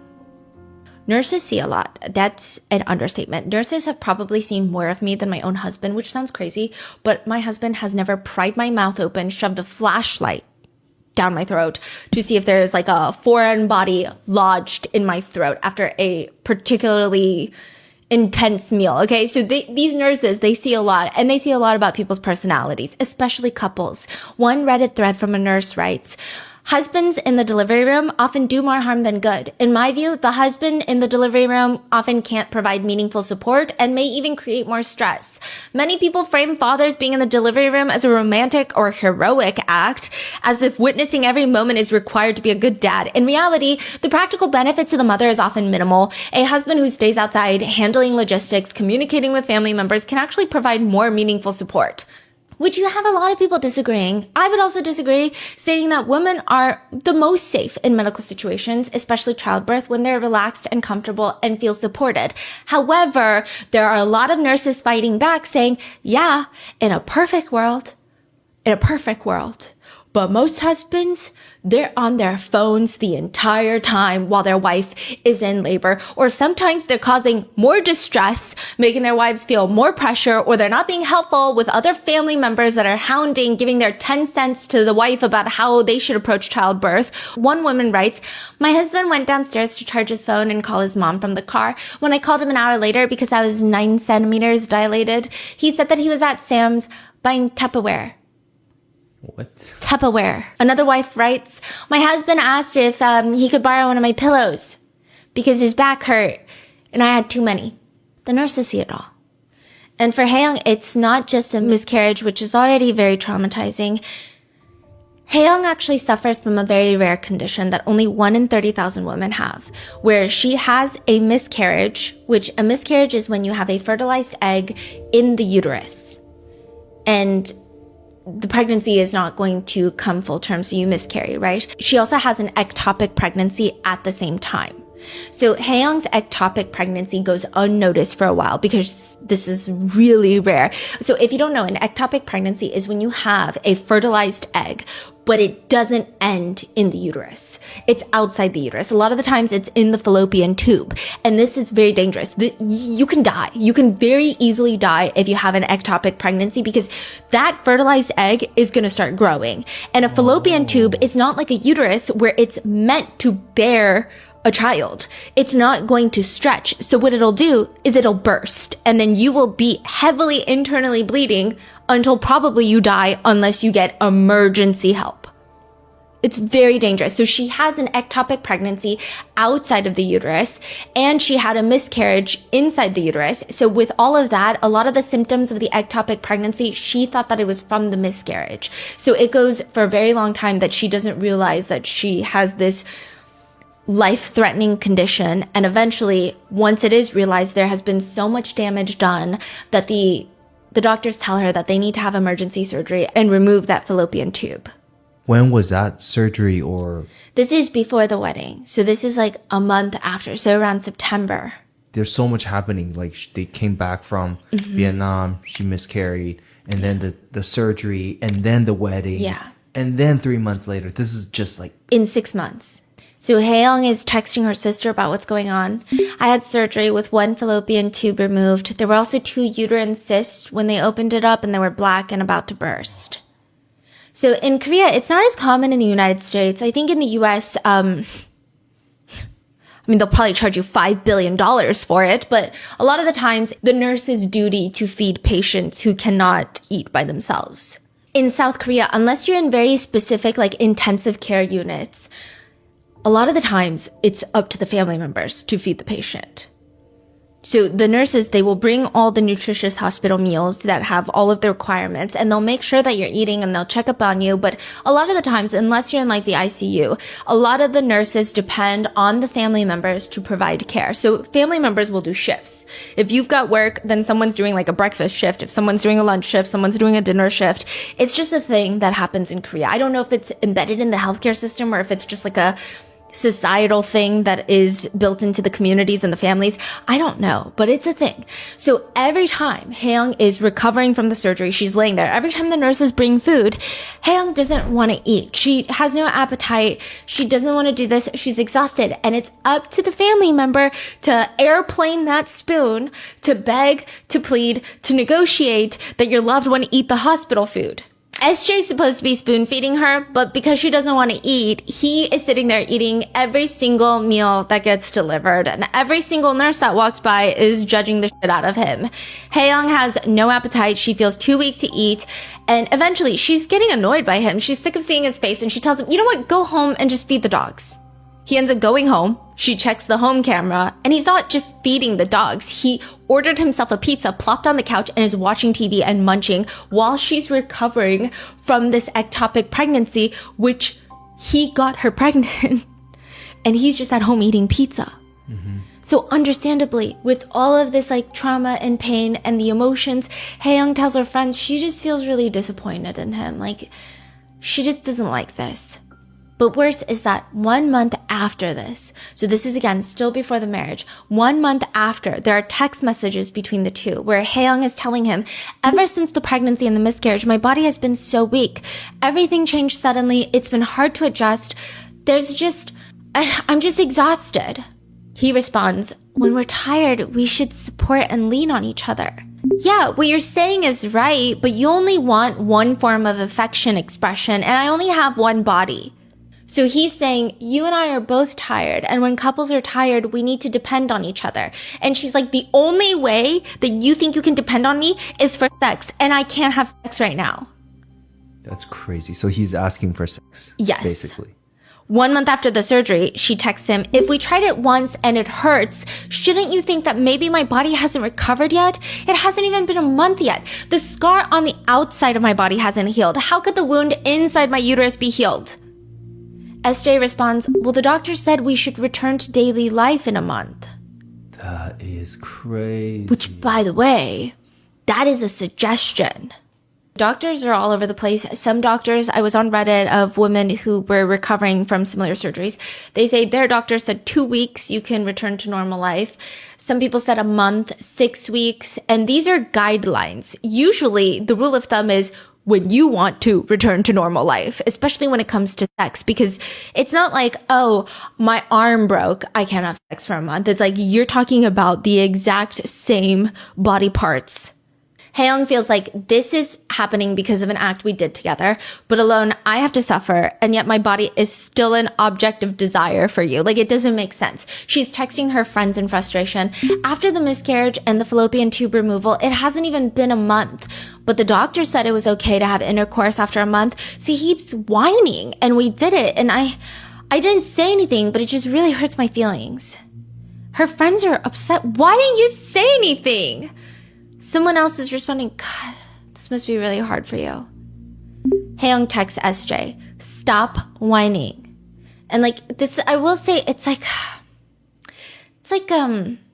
okay, usually there are different Korean words. Sometimes there's not like the exact word that you can use in English. When you have someone who is complaining, like a husband who is complaining, it's a very different vibe. But the word she uses is like, 찡찡.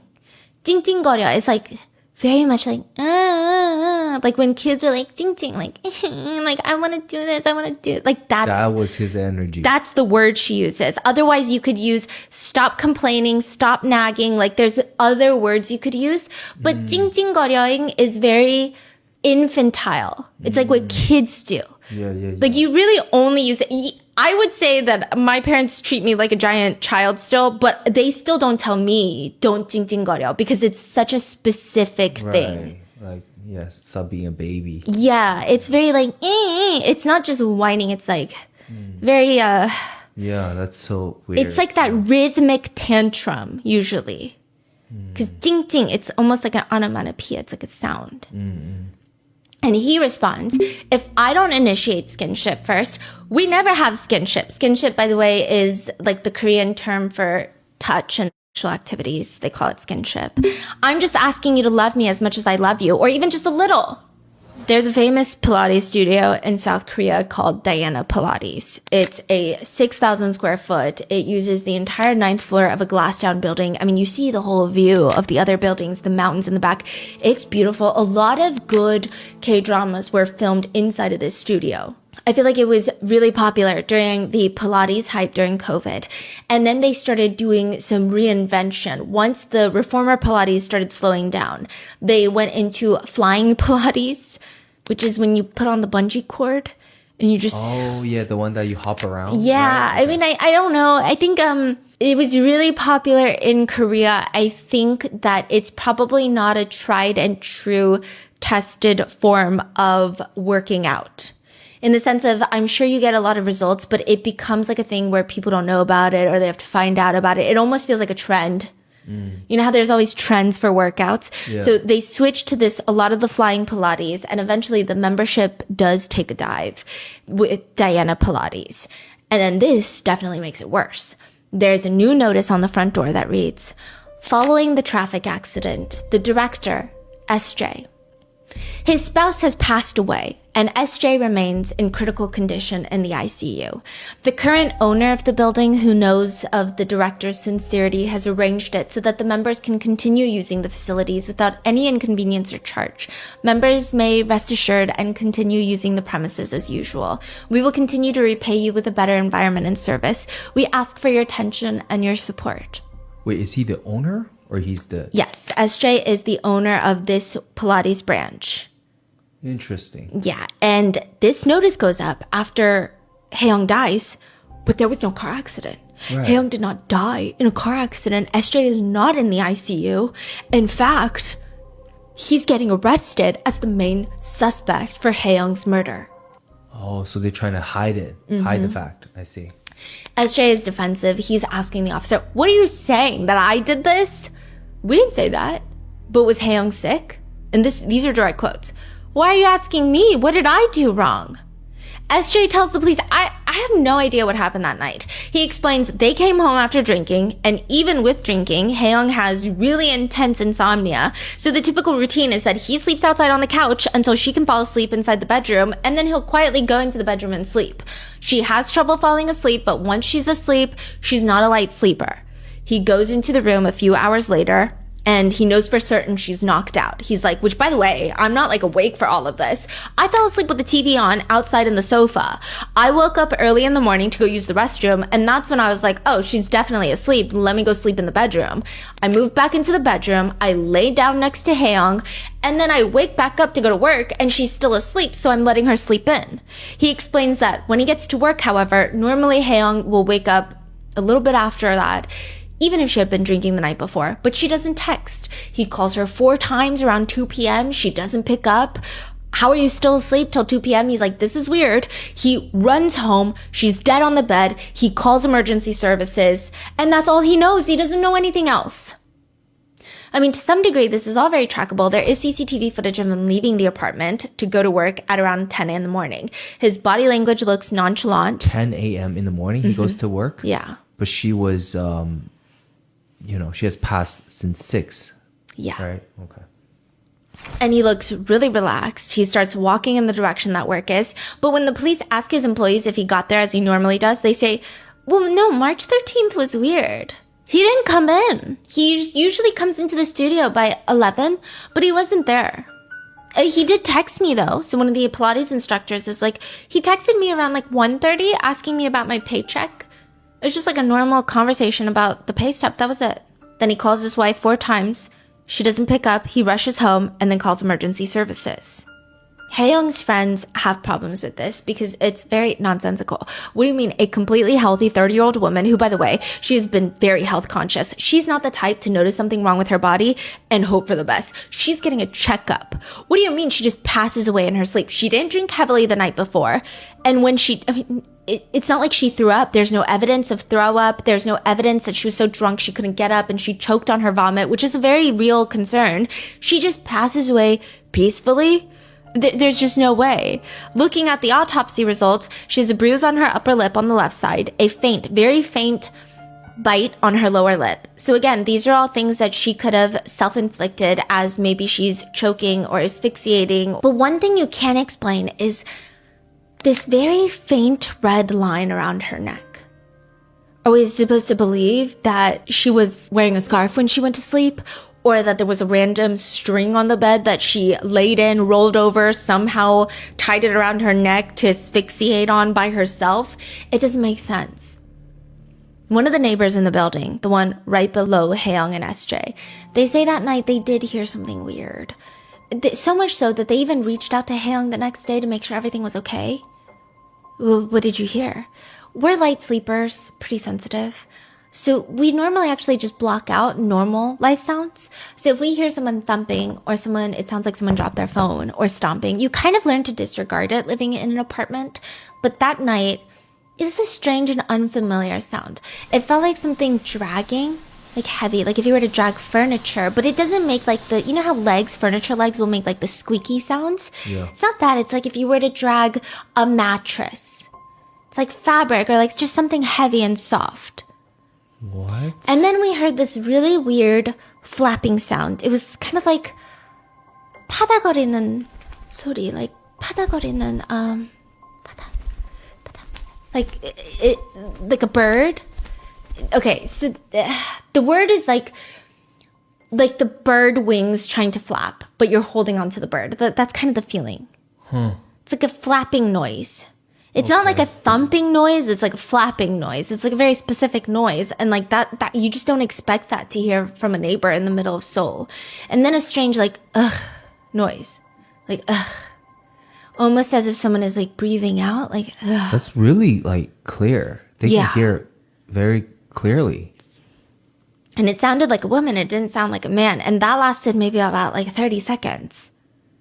They didn't think much of it. They might have thought if it was something else, maybe. But the next morning, they see a bunch of police officers, so they start freaking out. And that's when they text Hae-young, and they find out that she's gone. Yeah. The flapping noise, how long did you say it lasted? That they don't know. Okay. But they said it lasted a while, like all of this. And then it sounded like choking for like 30 seconds. Yeah. Okay. This is where it gets weird. There are home cameras inside the house, which is typically odd. People don't really like to have home cameras inside, especially with a lot of recent developments. So this was earlier in 2025, but recent developments of a lot of South Korean home cameras getting hacked for intimate websites, like illegal websites. But Hae-young had these 2 dogs. And they were 15. She's had them for 15 years. So she just wanted to make sure they're okay when she's out at work. Her family is like, we gotta look at the house cameras. If we don't know what happened in the house, just look at the house cameras. They get Hae-young's phone. Not only is the footage gone, the app for the house camera is gone. It's like if someone has a Ring camera, you get their phone and the Ring app has been deleted. Wow. What do you mean?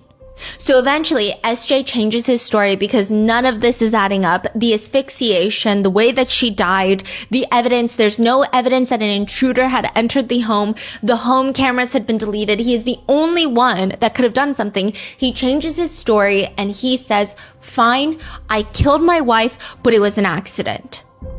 He says that they had gotten into a drunk fight And all he did was push her because she was trying to get physical, and that led to her hitting her head and passing away. The injuries don't line up with that story. She doesn't have any lacerations on the back of her head. How do you explain the marking around her neck? How do you explain the fact that her cause of death was manual asphyxiation?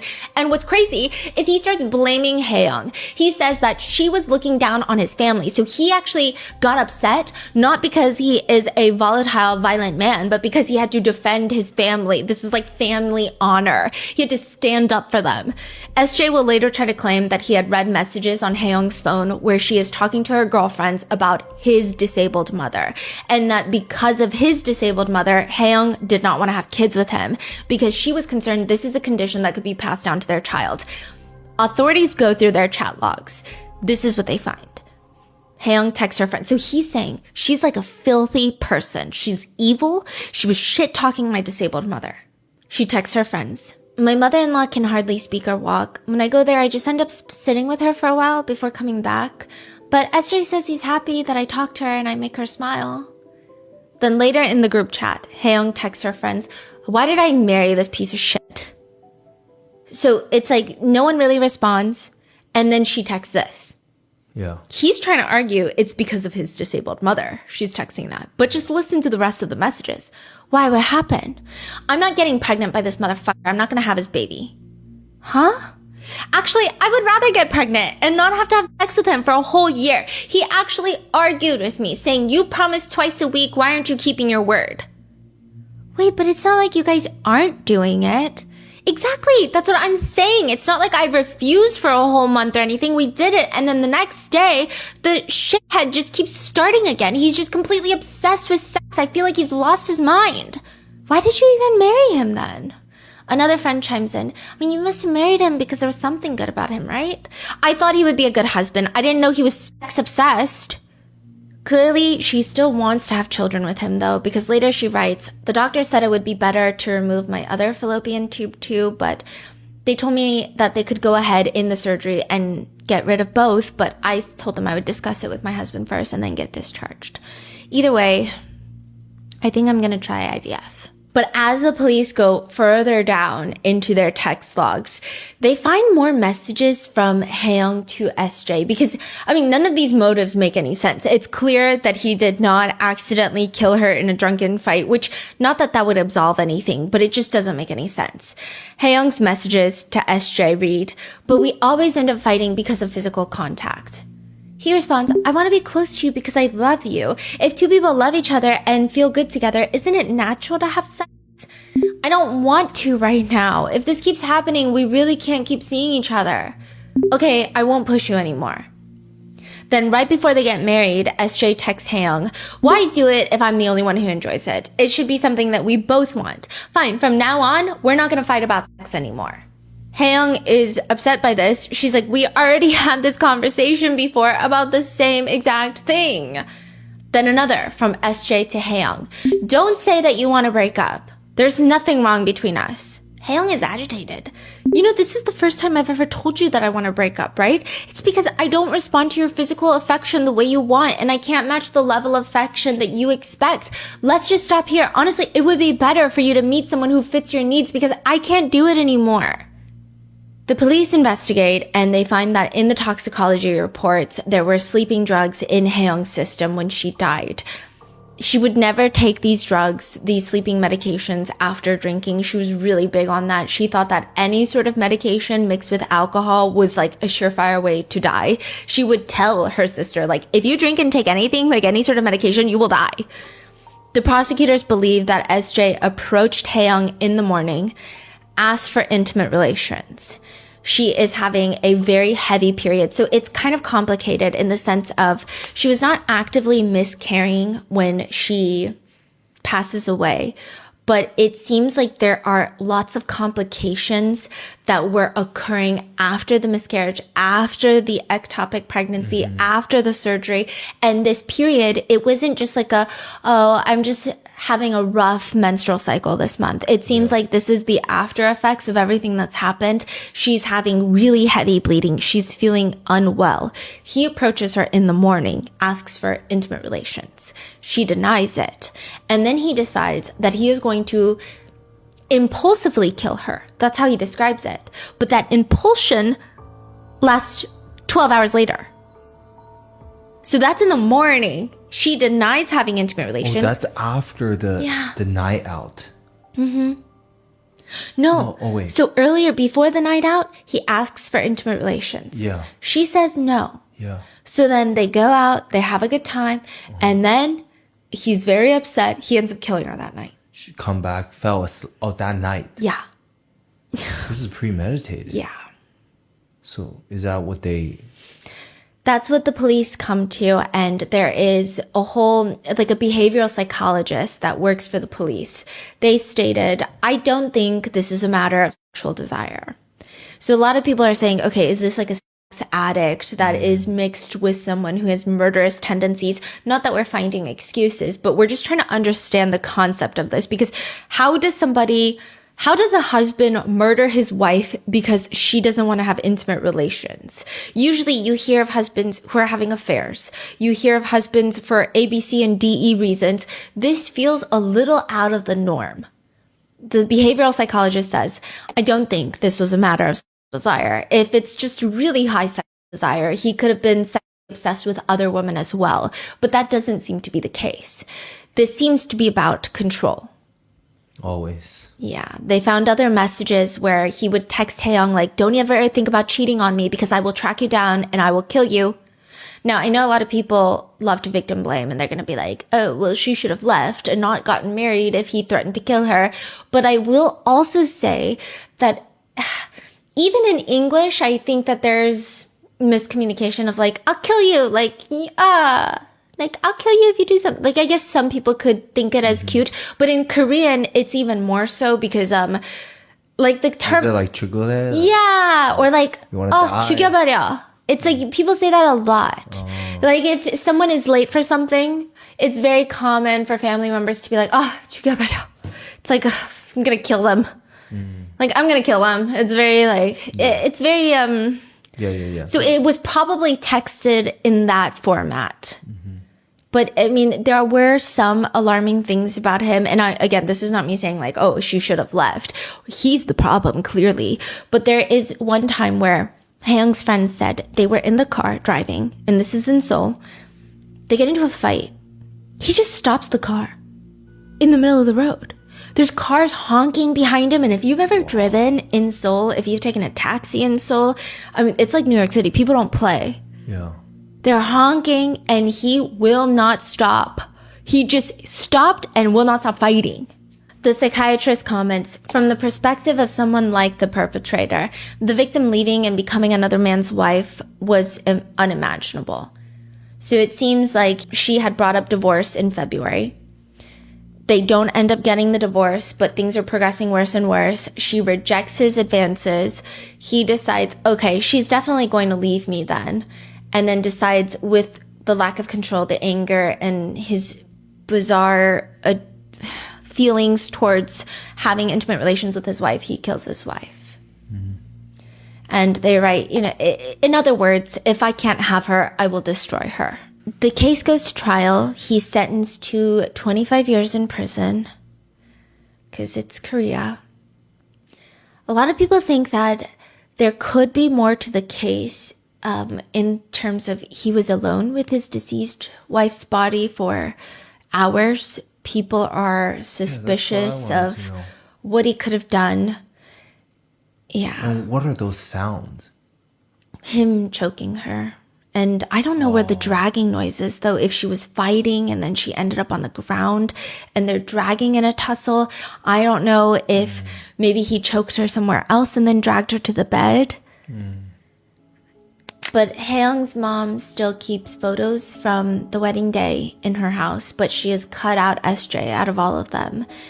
And Hae-young's friends say it's been really hard. And also, this is the thing with SJ, we don't know his name. We don't know what he looks like because of the identity protection rules in South Korea. In fact, we weren't really supposed to know who Hae-young is, what she looks like, or anything about her, but her parents wanted her to be revealed because they said, you will never understand what was taken from us if you don't see like the beauty in our girl, if you don't know who she is. That's so rare. Yeah, and I think a lot of Haeyoung's friends see this as a way to prevent. I think it's different. So I think everywhere, but especially in places like East Asia, marriage is seen as like you have to get married. It's the next step of your life. And so a lot of people are using this case amongst other cases to be like, hey, you really don't have to get married, because if you marry the wrong person, you could also be dead.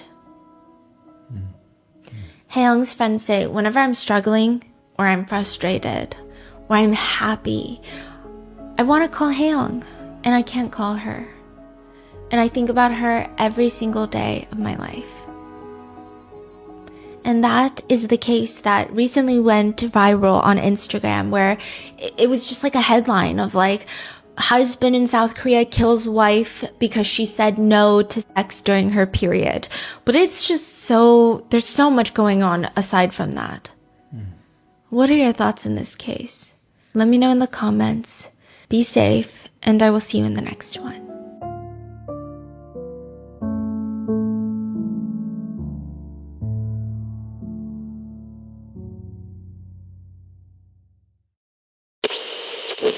Bada bing, bada boo. June 10th, 2022, Karen Reed is charged with murder. She is accused of allegedly killing her Boston cop boyfriend, John O'Keefe. Karen, State Police, we have a search warrant. I'm in my pajamas. I don't even have shoes on. I'm being charged with second-degree murder now? That's correct. You just step inside. She was accused of running him over, leaving him for dead in the snow outside of another Boston cop's house. Is that correct? That's correct. For the past 3 years, Karen Reed has gone through a murder trial, a second murder trial, and finally, June 18th, 2025, she is acquitted of murder. Is that correct? That's correct. 003, not guilty.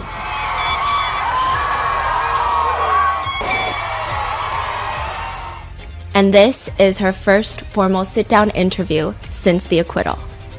Welcome to Rotten Mango, Karen. Hi, Stephanie. You were facing life in prison. Yes. June 18th, you get acquitted. What is that feeling in a way that's comparable to something someone watching can understand? It's probably the opposite of what someone watching would assume I felt. I am still not quite living in an acquittal world. I thought I would just bounce back like on a spring. It hasn't been that way. I don't quite understand why. I'm trying to understand why I haven't felt more celebratory. And what I think is that I lived with some very singular emotions: fright, anger, and anxiety. It was very intense.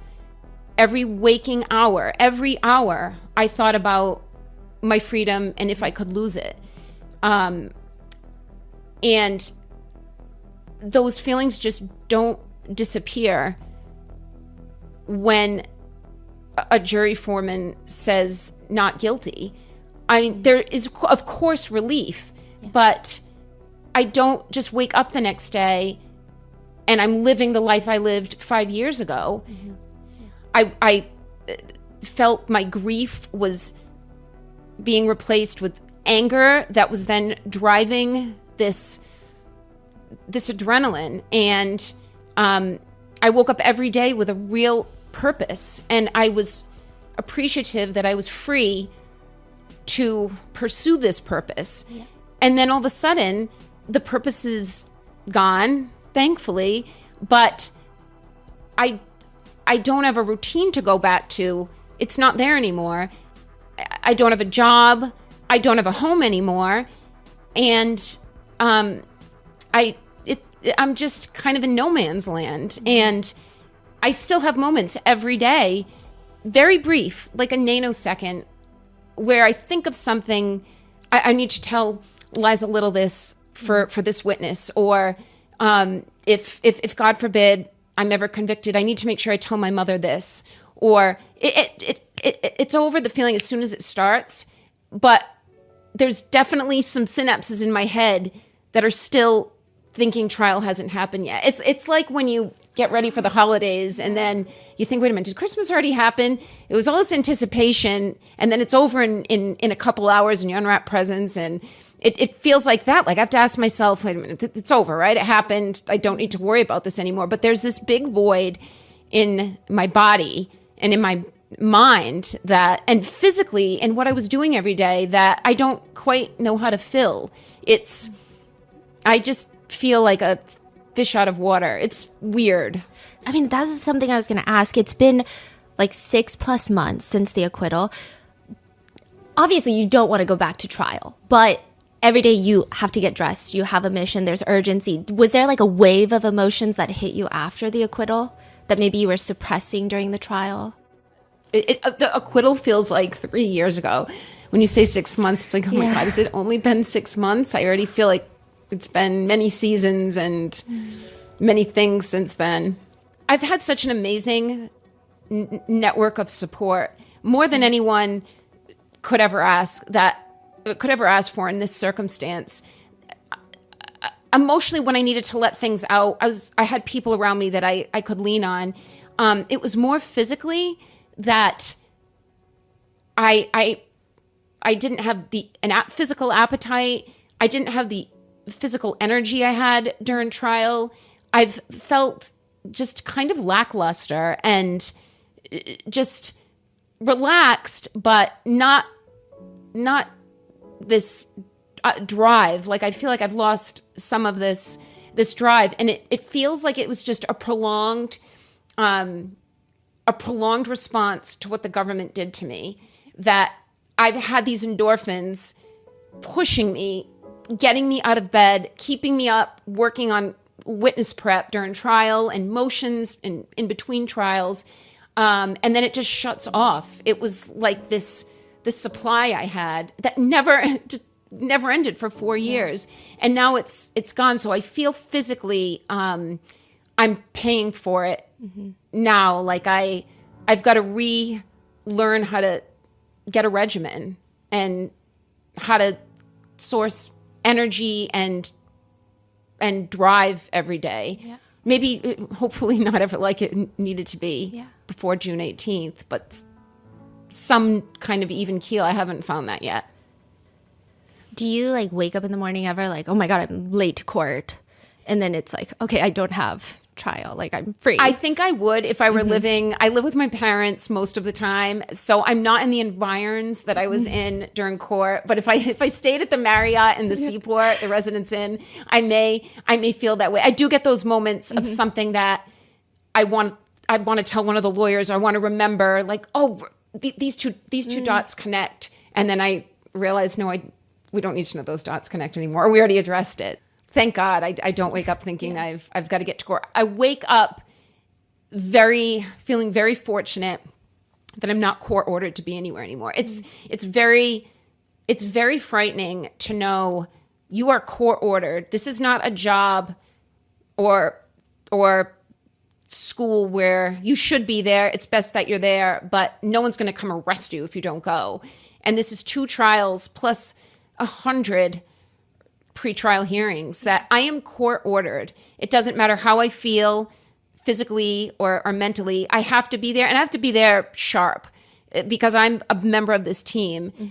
So it's amazing waking up knowing no one is going to force me to be anywhere today. What did you do the first 24 hours though after the acquittal? Like 24 hours, what was that like? The first 24 hours. 2. What say is the defendant at the bar not guilty or guilty? Not guilty.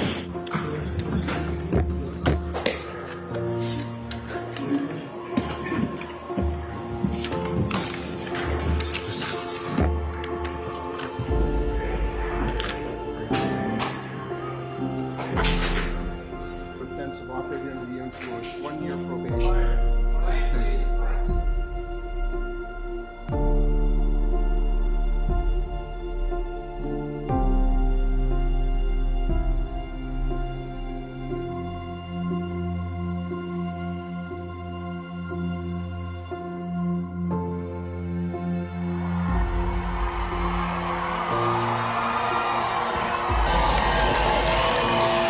Karen, what is life going to be like for you now?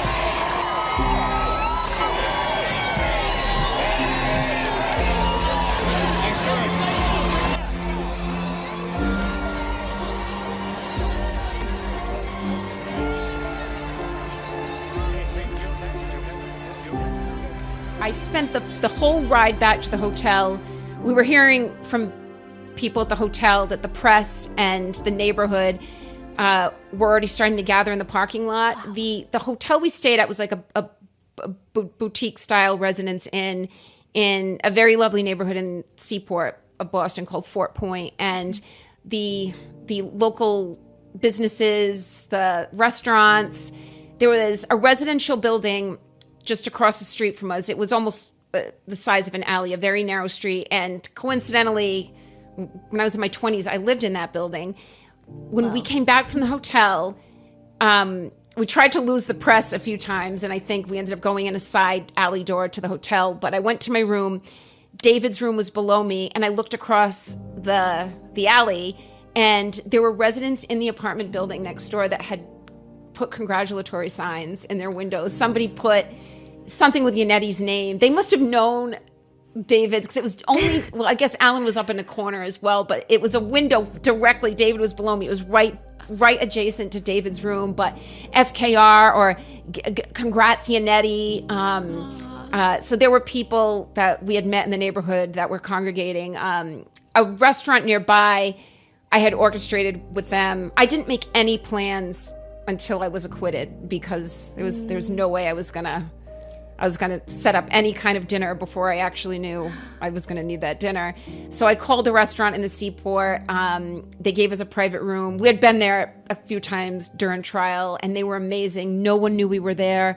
And it was my immediate family, my cousins who I'm particularly close to, and my legal team, and my local lawyers brought their families. And that was a very long 3-hour dinner. It was very overwhelming. My phone was blowing up. I wanted to decompress with my parents. I barely even got to speak to them. And the waiter's coming over and asking if I wanted to do a la carte desserts. And I'm like, I just really want to go back to the hotel and lay on my bed. We were getting requests for Good Morning America and the Today Show and People magazine. I mean, it was all rushing. It was just flooding in, and I don't want to do any of this. I need a beat. Yeah. And I need to figure out how I'm going to tackle all the media. I was very, very overwhelmed. We all went back to the hotel, all the families. My parents came back. Obviously, all the lawyers were still in town. The following day, I think Liza might have been the first to leave. David was leaving. Bob was leaving. My parents left in the morning, and Alan and I said, I just want to have a day. He was leaving the second day, 2 days after the verdict, and we just walked around, went to our haunts that we ate at during trial, and it's like, I'm going to walk in with Alan and have a meal that I've never had with him without this albatross around my neck. I've never eaten a meal or had a bowl of chowder with any of these people as a free woman. And it was a really sunny, warm day. And I ran into someone that I used to work with at Fidelity that I hadn't seen in a long time.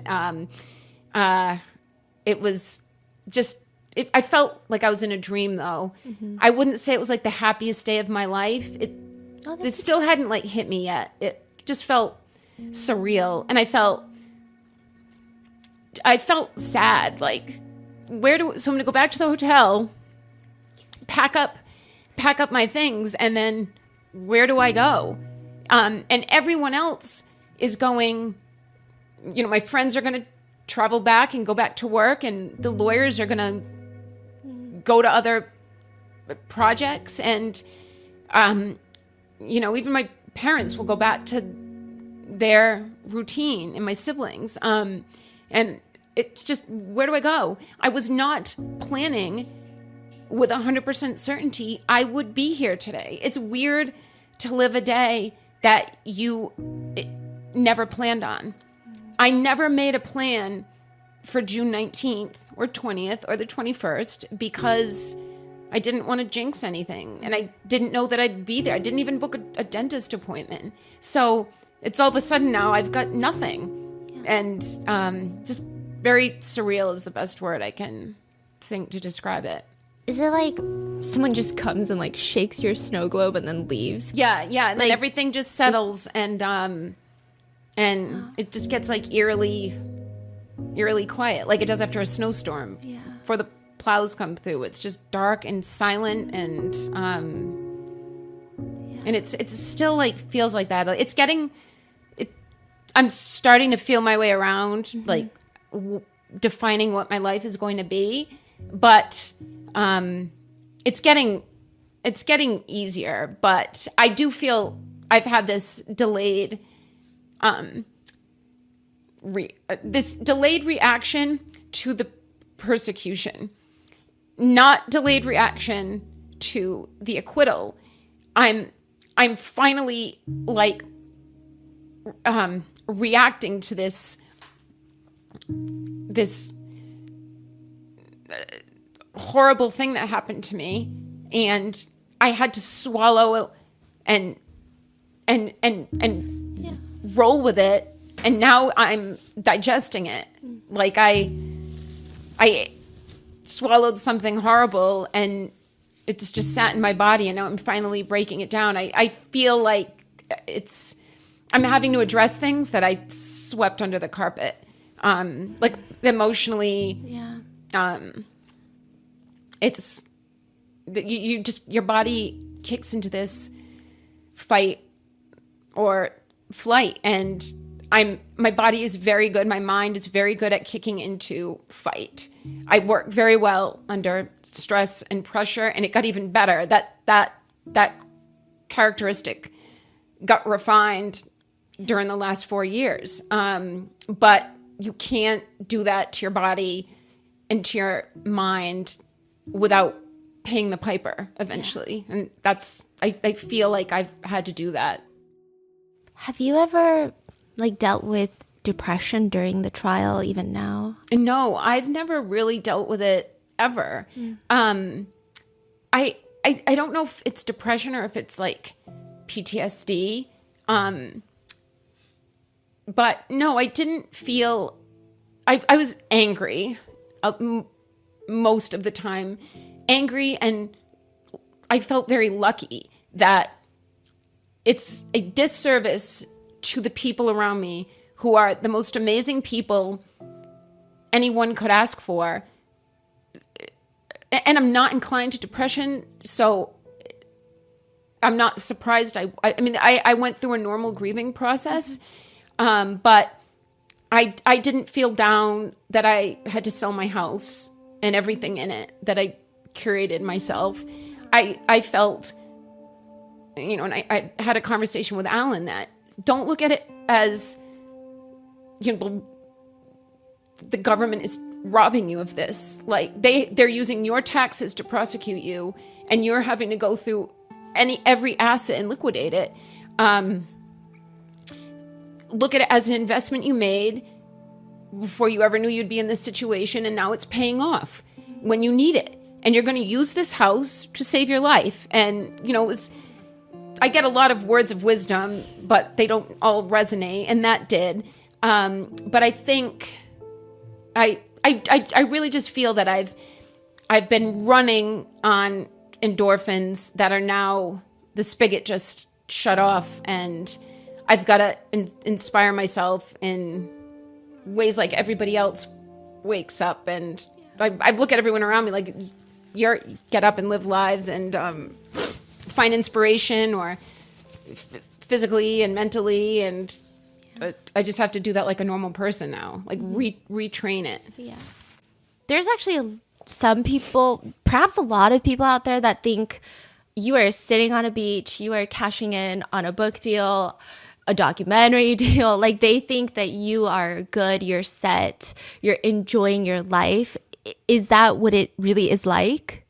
So we have announced that we're working with a publisher. This is Luke Janklow, and a producer. in Los Angeles. That's Julie Yorn on the movie and TV side of things. So I've only announced that I have agents and I have these producers helping me to sell this. I have made nothing on the documentary. In fact, I lost trying to fight for a piece of the proceeds from the documentary. I went into the documentary thinking that there was this Son of Sam law in Massachusetts, which prevents defendants from profiting. You can't commit a crime and then write a book from prison and send your kids to college on the back of this crime. There is no Son of Sam law in Massachusetts, which we found out in the middle of making this deal with the documentaries, which was great. So I can get paid at any point in this legal process, even if I were convicted.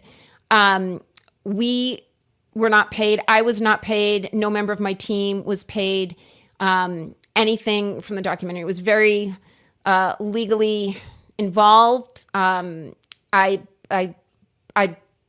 believe I was misled and taken advantage of, and we gave the documentarian our all. I did not see the documentary. I watched the end of the final episode. I don't know if there were 4 or 5. David, several people told me there was a nice moment with David and me at the end of the last episode. So I did watch that and I liked it. And then I watched Dave and I said goodbye at the hotel, and then the documentary ended with me in my basement at the house I no longer live in with all the legal boxes because the documentary ended at the mistrial. So I think she was trying to show, here I am just back stuck at go again with our paper shredder and our printers, and I think I was like vacuuming the floor, and I was like, all right, I've seen enough. People close to me who watched the documentary said, based on what I had predicted it would be, it was not that. And I thought, this documentary experience has not been fun. It was incredibly invasive, which I knew it would be, but we still gave them more access than they could have ever hoped for. And the documentarian, I feel, went out of her way to excise us from enjoying not one dime of the proceeds. And based on what little I saw and what I've heard of the product, I don't need your money. You know what you did. You know what we gave you every day. My family, you were in our living quarters. You were in the SUV with us every day. You know what we gave you, and you know what kind of story you had from us, and you used us. You know you did. And I wish just never to cross paths with you again. I will tell my story with more control. We don't have a book deal. I think Alan and I will be co-authors on a book. There will be no book written by someone, even with just some creative input by me. It will be written by probably 3 people, a professional, and then Alan and I will be helping to tell the story. So I want this to be a story about corruption. I want to have some impact on the state where I've lived most of my life and where my family's from and where we battled this. I want to make an impact on what people think about politics, about the government, about the dangers of a one-party political system, which is what Massachusetts is. It's not about liberal or conservative. It's about being one party from the founding of that government with no competition, no checks and balances. It becomes almost anarchy like it is now. We've got a district attorney who has a war chest despite not having any opposition. It's dangerous, and I believe that is why I got where I was and why I got into this position, and why until it changes, there will be other Karen Reeds. You may not hear about them. Mm-hmm.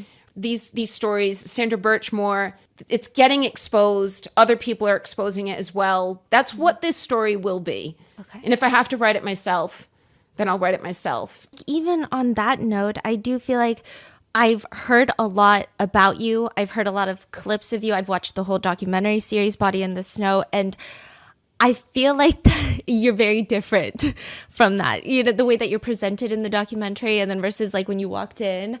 I've gotten very good, and I was not good at this in my prior life. I've gotten very good at controlling what I let upset me because so much has been taken from my control with a judge, with a district attorney, with the state police.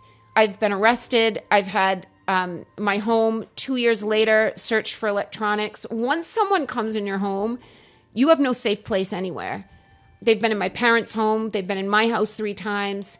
So I've had to learn to control what I can control, which means not falling down a rabbit hole on Twitter, not reading comments on a video on YouTube.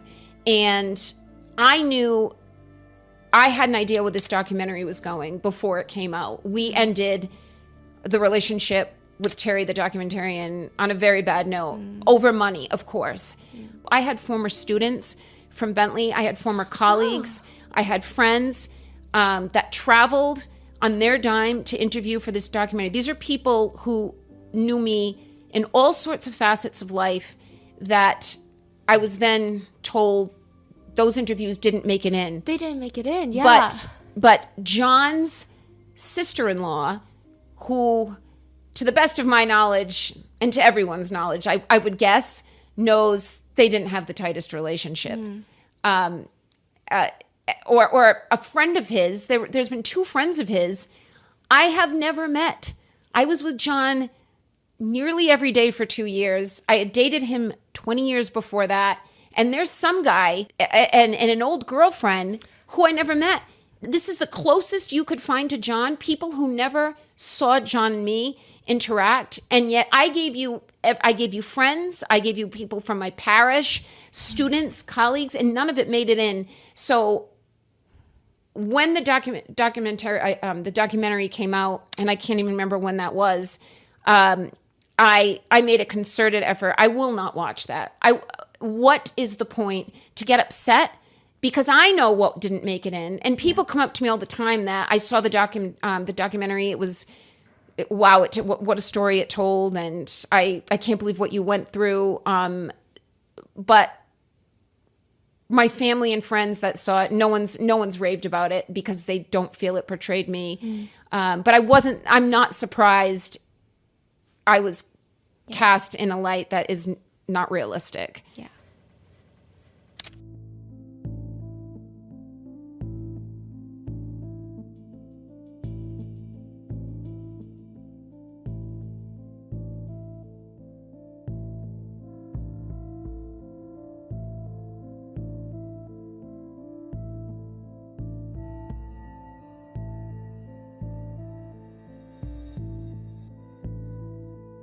During our 4-part series on Karen Reed's case, I mean, that's over like 10 hours long. Just with the sheer amount of people that were involved, we did have to resort to coming up with nicknames or monikers, some of our own creations, some that we've adopted from social media discourse.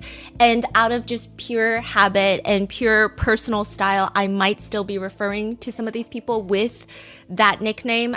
We called Brian Higgins, Brian Haha Higgins, Michael Proctor, Michael No Nudes Proctor. That was literally just so people could have an idea of who we're talking about when we mention a name. If I do that, that is not Karen poking fun at anyone. I honestly should probably prefer that I don't use these nicknames, but I probably will throughout this episode. And on top of that, another disclaimer is Karen is right now involved in multiple civil lawsuits involving a ton of different people. So there might be some questions that she cannot answer legally, and that's just for legal purposes. So with that being said, what do you think happened to John O'Keefe?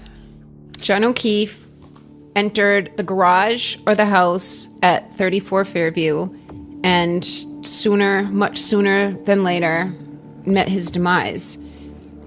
Based on his injuries, it looks to me like he got into a fight and fell backwards. There was not a single pathologist in either trial that didn't say the mortal wound came from falling backwards and hitting his head. That was agreed on. He had bruises on his hands. The prosecution tried to say that those came from IVs, but I've had many IVs. I've had them in my hands, and my hands never looked like that. But I dropped him off. He went up to the breezeway, and 6 a.m., I find him in a heap, missing his hat, missing his shoe, and laying there with a piece of glass in his face. So someone in that house killed John O'Keefe.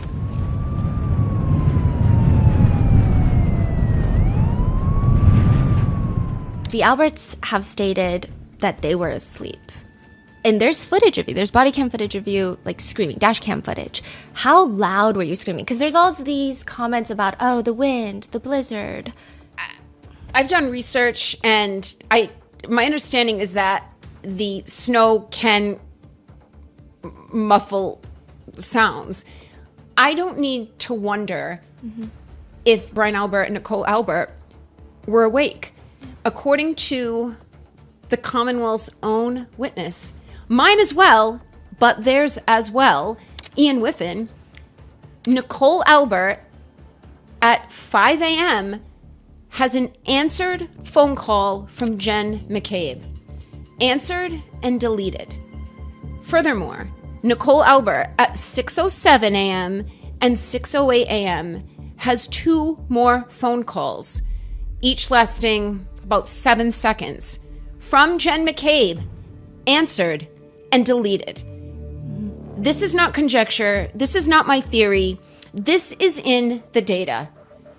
Pour over my phone records. By the way, I had no deleted calls, no deleted Google searches. I actually didn't have any Google searches at all. But I know from the data, according to the data, unless the data is wrong, and this is Celebrite, was just used to help convict Brian Walsh of murdering his wife. The same Celebrite used by law enforcement globally is telling me that Nicole Albert's phone answered a call from her sister at 5 a.m. and then 2 more at 6 a.m. So that would lead me to assume that Nicole Albert was awake.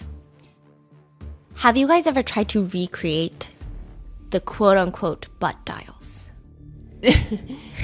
No, because it's not possible. It's not possible. I have called people, and we jokingly, my friends and I, and my family and I, we say butt dial when we mean, like, I may be scrolling through my call log, and I accidentally activate that name and it calls. Or someone sent me their number on Instagram, and I went to press it down and copy it so then I could save it in my contacts, and it called them. And then I'll say, haha, butt dial. But it wasn't an actual accidental phone call made while the phone was completely inert. That's what they're saying butt dials are. Even if you're able to inadvertently make a phone call, they're all doing it in the middle of the night. All of them. Higgins is saying he made a butt dial. Brian Albert is saying it was a butt dial. Well, it's kind of like a butt dial. I believe I used the word butt dials. Well, I used a phrase that people commonly used as a butt dial. Not just a butt dial, but a butt answer and a butt hang up. On both ends. So you're saying you accidentally called him, he accidentally answered, he accidentally hung up, and then you accidentally hung up. Jen McCabe said the slew of phone calls to John at 1:15, between 12:30 and 1 o'clock, she had over a dozen phone calls to John. She's claiming those were all butt dials. What are the chances these people who were together all night are engaging in, if you count them, somewhere in the neighborhood of 20 butt phone actions? Answering, dialing, hanging up. They meaning the Alberts, McCabes, and Higgins, appear to have kept it simple and agreed to several mantras, and just those mantras. One of them was butt dials, and the other, I don't recall, or not that I recall. I don't remember. I don't recall. I don't remember. I don't recall my interview. I don't recall. I do not recall having. I don't recall. I don't remember. I don't remember if I was tired. If they were coached, it was smart. keep it simple. Because when they start to add details to their renditions of what happened that night, they're completely inconsistent. Brian Higgins said his Jeep was parked in front of the house. He backed it up. He had a plow. He went into great detail, and he jokingly plowed some snow for Brian and Nicole to pull in, and then Matt and Jen, and then he V'd out and pulled in front of the house by the mailbox. Yet Jen McCabe didn't see the car, and she was apparently on night watch at the front door and never saw a Jeep with a plow, which is something memorable. Ryan Nagel, Ricky D'Antono, and Heather Maxon were behind me. They never saw the Jeep. So my point being, their group thought is simple, but as soon as you require details from these people, their stories are all over the place. Do you think Chloe, the Albert's German Shepherd, is still alive? This is the question I get asked the most, is what happened to the dog? And I realize I do not have a dog. I realize this is where society is a lot of us love dogs more than we love people, or just as much. But I get this answer, this question constantly. I have no idea what happened to Chloe. Based on what I know, I would guess the dog is dead.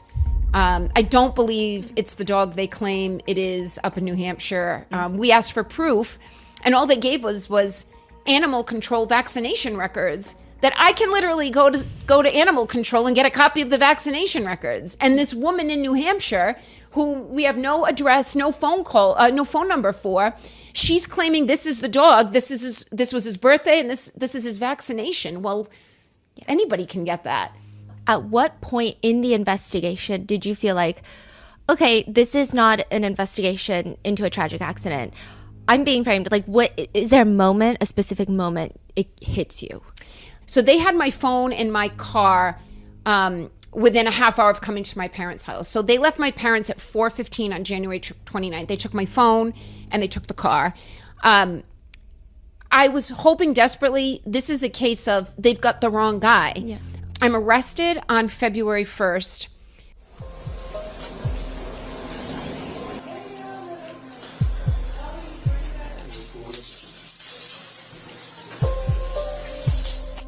I spend the night in a holding cell, and then I'm arraigned the next morning. I hadn't met in person David Yannetti, but I had already engaged with him on January 29th. He comes to the holding cell at the courthouse in Stoughton, and he has one copy of the police report that Michael Proctor authored. He's holding the police report. Now, they're already calling my case at 9 a.m. It's like 9:10. And I don't know what I'm walking into. I don't know what they have against me. I don't know anything. David is holding the police report and we're reading it together. They only gave him one copy. So his hands between the bars, I'm leaning in and we're reading it quick. I don't know how I had the focus to even comprehend and read at that moment. It was like just another fight or flight. Focus, Karen. This is about to be read in front of a courtroom filled with people. The first thing that stood out to me was, it said they arrived at my parents' house, Proctor and Buchnick, arrived at my parents' house at 4:30 p.m. and left at 5:30 p.m. And I knew right away that was wrong. I've lived in New England most of my life. 5:30 in the middle of January is pitch black outside. 4:30 p.m. is almost pitch black outside. And I knew when they left my house, my parents' house, it was still somewhat light outside because I remember watching the flatbed with my truck go by the front window.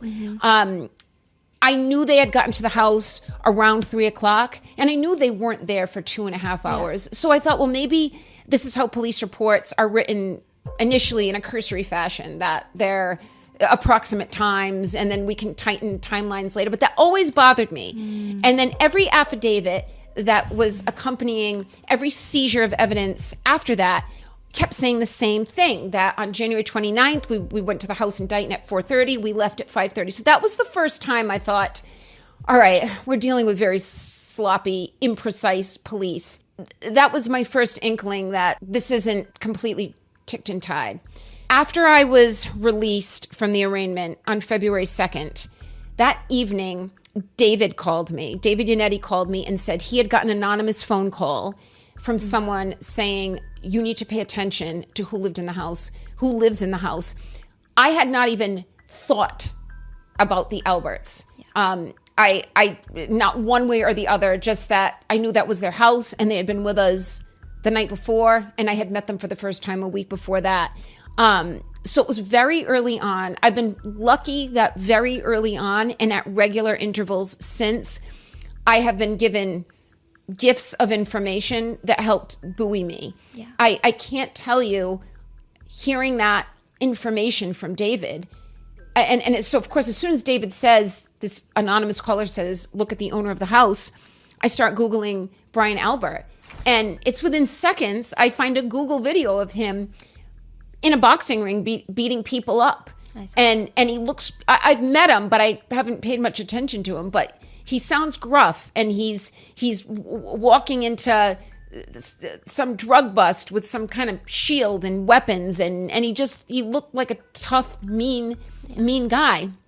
Mind you, though, at this time, I didn't know John's injuries in detail. When I found him, he had a cut on his nose on his left side, and he had a cut above his right eye. He had blood coming out of his nose, and his eyes were like eggs. But I didn't know if he had broken ribs or his femur was sticking out of his body. I mean, it didn't seem to be, but I didn't know if he had internal bleeding. I didn't know until I saw the hospital photos in May how obvious it was that this body was not hit by a car or anything like a car, and this body looks like it was beaten up. So it was every couple months. So we got that tip. We didn't get much. March and April of 2022 were very tough. Yeah. John was in my life so much, so thickly, and then he wasn't anymore. It was the only relationship I've had, and I've had many I'm 45 and I've been dating since I was a teenager, that ended with such finality. I can't call him when I'm out in Boston at 1 a.m. when the bar closes like I did when I was in my 20s. I can't miss him in a few weeks and say, just thinking of you, or can I drop by and see you? I've never been forced to deal with such finality. I've never had a death that close to me. So March and April were difficult. There just wasn't anything going on. We weren't getting any police reports. I still didn't know what they were using to charge me. And it was in May that they finally released the photos that were taken of him at the hospital, and then the autopsy, with two different events. And it was very obvious to me, this is not what they're claiming. There's a cracked taillight on my car, and John is pristine from the neck down, with the exception of his right arm. Yeah. And coupling that, and David continued to get this anonymous tip to look at Brian Albert. Coupling those together, it gave me hope that I may be able to figure out what happened. We saw the footage of the second arrest, which was probably one of the more shocking pieces of footage connected to your case. You had no idea that they were coming, because you're just in short pajamas and you're begging to change before they take you in. And then eventually they mock you because you beg to change. And they're like, look at how much she cares about being on TV. Have you seen the footage? I have seen stills of it, but I've steered clear. It is very difficult for me. And I've warned my parents not to. I think my dad just watches everything, but I've warned them not to. I'm being charged with second-degree murder now? That's correct. I have no idea what this is about now. This is about the same exact incident, okay? Where's the medication? Can I use the ladies' room? I understand. We're going to get all your parents, and they can come over and retrieve any item you need or want. Yep. I can't put... Hold on. What about the shoe wear? What kind of footwear do you wear? Anything, but can I... These are... I don't even have underwear. Can I put pants on? Again, your parents can come over here and retrieve anything. We'll get that medication for you. And can I put pants on, please? Can you just step over the side, please? Where are your pants? At the foot of my bed. Can I just have a pair of sheets? We'll get those. In the meantime, let's follow this trooper right here, all right? Where can I put my pants on? At the barracks. Can I put them on before I go out of my house, please? Ma'am, that's not part of our procedure. Once someone is Should we put pajamas? But you don't have a chance to change. Through the barracks. Have a seat there for me.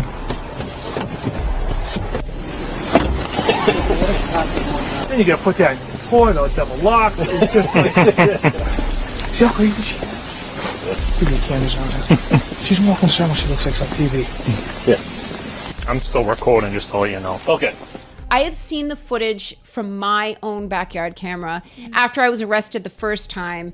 And once I started to figure out what was happening, I was frightened. I was frightened about who is on the other side, who is on the law enforcement side that is trying to pin this on me, and who killed John that could be in my backyard right now. Yeah. And then I learned about Sandra Birchmore. I did worry. I live alone. I'm like a sitting duck. Yeah. Will I be hanging from a doorknob in my house? Yeah. And they could easily explain it as guilt, depression over what had happened, and she just gave up. So the first 6 months of 2022 were difficult. I had not even been explained to the concept of an upcharge. My understanding was you get indicted on what you were charged for. I didn't realize that the district attorney can present anything he wants to the grand jury, and they can charge me with anything. They could have charged me with also breaking into the Alberts' house and stealing their TV set while I was parked outside. I didn't realize that, and shame on me that I didn't learn that. I was trying to learn as much as I could. During these months. I was reading a book every couple days just about the criminal justice system and defending yourself and how this works. But June 9th, I was home alone like I was most days. I would do yard work. I'd put headphones in. I'd wait for one of the lawyers to call. I had been mowing the lawn. I hadn't showered yet. I was wearing boxers, and I actually just had a tank top on. I didn't have any underwear on. And I came in from doing yard work, and I decided I was going to cook for myself. I mean, this was my catharsis. I would go outside. I tried to get sun. I did a lot of, ask my neighbors. I was out in my yard every day just trying to sweat, at least physically tire myself out so I could sleep at night. And I was cooking. I was trying to eat well. So I was making a pot of chili. I was finishing everything up. I had music on, and all of a sudden I hear voices. And I lower the music. I go to the front door, and my windows are open. My storm door is closed, but the screen is up. And I heard a voice say, "Let's do this in the back. There's cameras out front." I had a very clear, it wasn't a Ring doorbell. It was a higher end private security system, but there was a very visible camera over the front door. But I also had them 360 around my whole property. So I heard that voice, "Let's do this around back. There's cameras out here." I see two cops. I couldn't make out who they were, but I could see them walking around by the garage of my property, which kind of requires you to go down into the driveway. The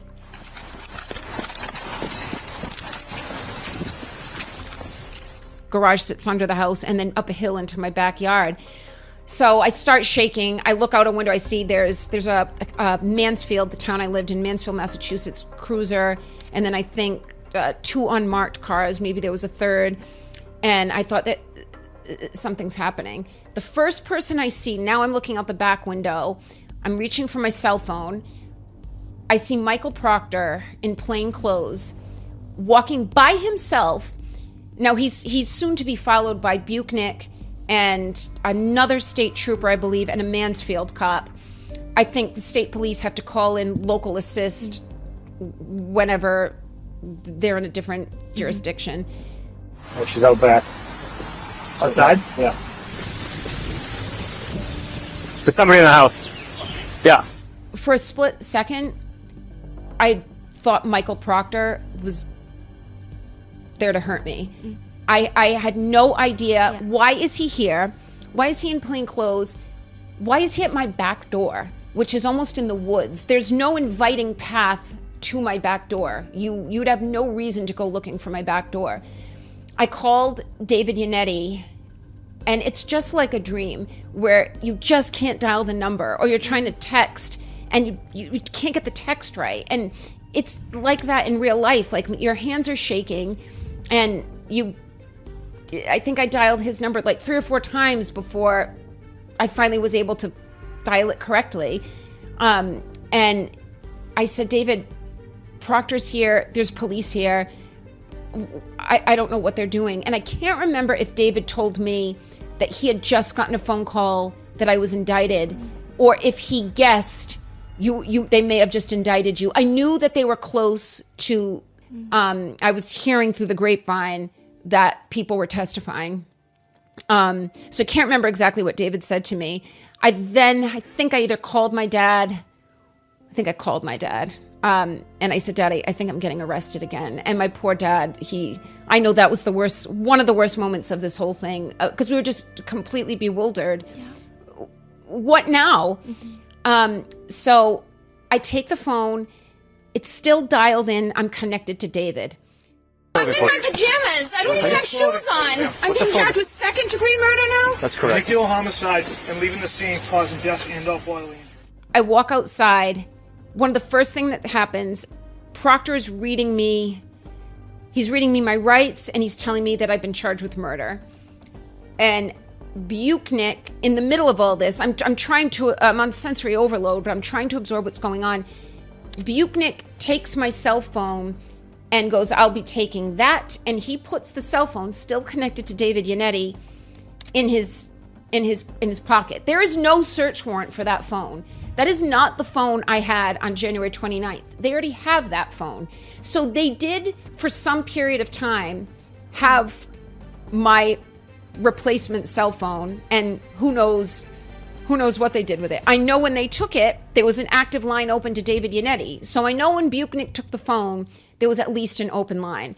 So while Proctor's reading this to me, the indictment and my rights, he starts pinning my arms behind my back, and I'm trying to move away from him because I still don't understand. I've done everything. I've shown up at every hearing. I'm at my house. I haven't broken the law. I haven't driven. Why am I being arrested? I did hear the word murder, so there's gears grinding in my head that something's gotten worse here.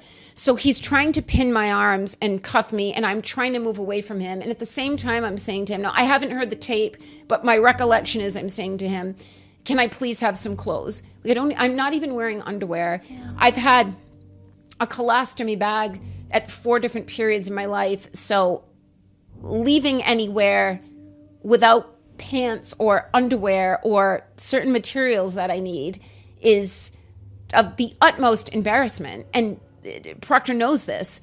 He said, I did see a clip of him saying she's worried because I think it was on TV. Yes. He said she's worried what she looks like for the cameras. All she can think about is the cameras. He says, you see how crazy she is. She is more concerned about how she looks on TV. See how crazy she is? Give me the cameras on her. She's more concerned what she looks like on TV. Yeah. More of Proctor misrepresenting everything, including that. First of all, the only reason cameras were there is because the district attorney or the state police called cameras. I arrived at the state police barracks an hour later, and they were all there.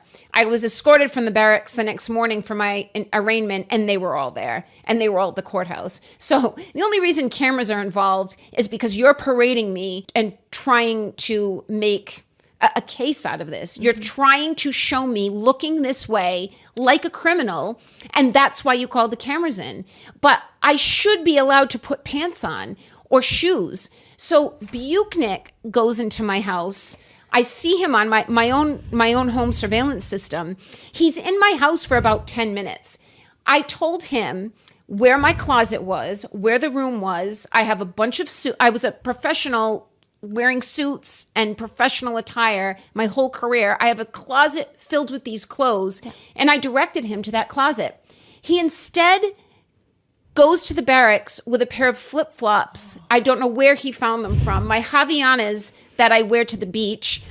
and ripped jeans that I had just taken off from mowing my lawn. They had holes. They didn't cover my ankles. I would never wear these jeans. The grass stains. All right, here's all our medication and shoe wear that she wants. I'm gonna turn off my camera here. I can't remember if they gave me the clothes to wear that night in the cell or if he gave them to me before I went to court in the morning. A girlfriend of mine came to the barracks in the middle of the night with court clothes, with black pants, a black top, and black shoes. And they would not allow me to put those clothes on for court. So I heard her come in. I was in the cell, and she said, "Can I give these for Karen for the morning?" And they said something to her like, we can't guarantee that, but we'll take them. They gave them to me at some point the next day. They didn't allow me to put them on. Instead, they forced me to take the bag of clothes that Buchnick had secured, which was ripped jeans and flip-flops. Did you first right and the first left? That night was one of the worst nights of my life in the past 4 years because I called David from jail, and he was worried. He was not able to tell me anything to allay my fright. I mean, it's not concern, it was fright. And he said, "They've upcharged you with murder. I don't know how they're able to do that, on what evidence, but they've increased the charges. They want to keep you locked up now through trial, through verdict. But if we're asking for bail, they're requesting $1 million, which of course I did not have." So I spent the night knowing that I've got to go before a judge tomorrow. I didn't know what judge it would be. And I have to hope they lower this bail, that they allow me to post it. A judge can deny you bail altogether, that you're a danger to society, you've been indicted for murder, you're not going home. There are active lawsuits between you and Michael Proctor, amongst others, so there's some things that you can't say, but there are things that are indisputable. So Michael Proctor himself has admitted that he has texted people in group chats. He texted that he hasn't found your nudes yet. He talked about and made fun of your medical condition, saying, quote, "She's got a leaky balloon knot. It leaks poo," calling you a, quote, "whack job cunt," and then basically saying you are a babe with no ass. She's got a leaky balloon knot. You followed that up with the phrase "leaks poo," didn't you? I did. Yeah, she's a babe. Weird Fall River accent, though. No ass. When did you first find out about these text messages? What was going on in your mind? I knew there were vile text messages. They were under a federal protective order. Mm-hmm. They were first encountered by my team, by my lawyers in February of 2024, just before the first trial. I was not able to view these text messages. I just knew the generals, that they existed, and I knew they were involved in the cross-examination prep, which I was very involved in. To have him, Michael Proctor himself, on the stand reading out what he sent, what's going on in your mind? Yeah, there had been some leaks on Twitter that I saw an account, we called her a big, which I assumed someone like him uses language like that anyway.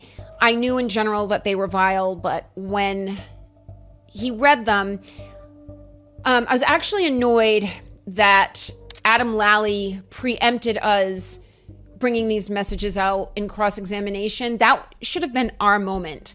He's your lead detective. You're letting him lay this case out. This is showing bias. And Adam Lally, and you always run into this issue with trial, that if the evidence has already come out, you risk the judge saying, "Mr. Jackson, Mr. Yannetti, that's already been asked and answered." So there was this worry that Lally is going to let Proctor read the text messages with very flat affect, and he did. You could barely understand. She's a babe with no ass. She has a leaky balloon knot. And next question, it was by design. Let's get him out there and preempt the defense from getting it out there. Luckily, we were still allowed, and we made the biggest moment of it. I cared more about his lies. What he said about me and my anatomy, it's disgusting, but it did not embarrass me. Michael Proctor does not have the ability to embarrass me. In fact, I have all that I have in my life right now, and the love and support and new endeavors such as this and meeting people like you, ironically, because of Michael Proctor and what he tried to do to me. Joking about my apple. I mean, I don't even want to say it was a joke. He was talking about my rectum and that I've had rectal surgery. That this is a father of children, of boys, scarily. Yeah. This is a husband of a woman, someone's son. This is a cop with power and carrying a gun and my age, more or less. And this is what this is his vernacular, a balloon knot and talking about my rectum. You're not embarrassing me. You're embarrassing yourself. And my medical issues, I've never been embarrassed by. I've struggled to deal with them in society and in intimate situations, but I'm proud of what I've had to deal with. And the more I talk to people and the older I grow, I know everyone's got something. No one's escaping completely in one piece as we age. I cared more about his lies, him lying so blatantly. Every search warrant, 9 of them, took the car at 5:30, Why? Because the CERT team, and this was another major lamppost in 2022 for me, was when I was finally indicted after the awful experience of June 9th into June 10th. The floodgates opened, and now we get all the discovery. And a cousin of mine who's an attorney, we agreed we'd get the discovery, which was thousands of pages. And we attacked it from, I think she went from the beginning to the middle, and I went from the end to the middle. And she's a lobbyist. She was working full time, but every night she went home. I worked on it all day. She worked on it all night. And she called me one night. This isn't about July. So I've been indicted now and upcharged for a month, and we're working our way through our discovery. I don't know what day. I would be guessing, but it was like a Thursday, a weeknight. She calls me at about 10 or 11, and she said, Karen, read the CERT report. This is the Crime Scene Services search team. It's an 8.5 by 11 piece of paper, and there's a whole box for a narrative about the evidence that was found at 34 Fairview, and there's only 4 lines that I needed glasses to read what they said. And it was that the first pieces of red and clear lens were found at 34 Fairview. I can't remember if the report said 5:45 or 6 p.m. And then all of a sudden my light was not there all day long, because that was something I could not reconcile for months and months in 2022. But how did my taillight get there? How did they somehow find pieces of it broken at John's house from when I hit John's car at 5 a.m. And were they able to transport those? That's the only thing I could figure out. And I still didn't have an answer as to why he lied about taking my car at 5:30 when he actually took it and left at 4:15.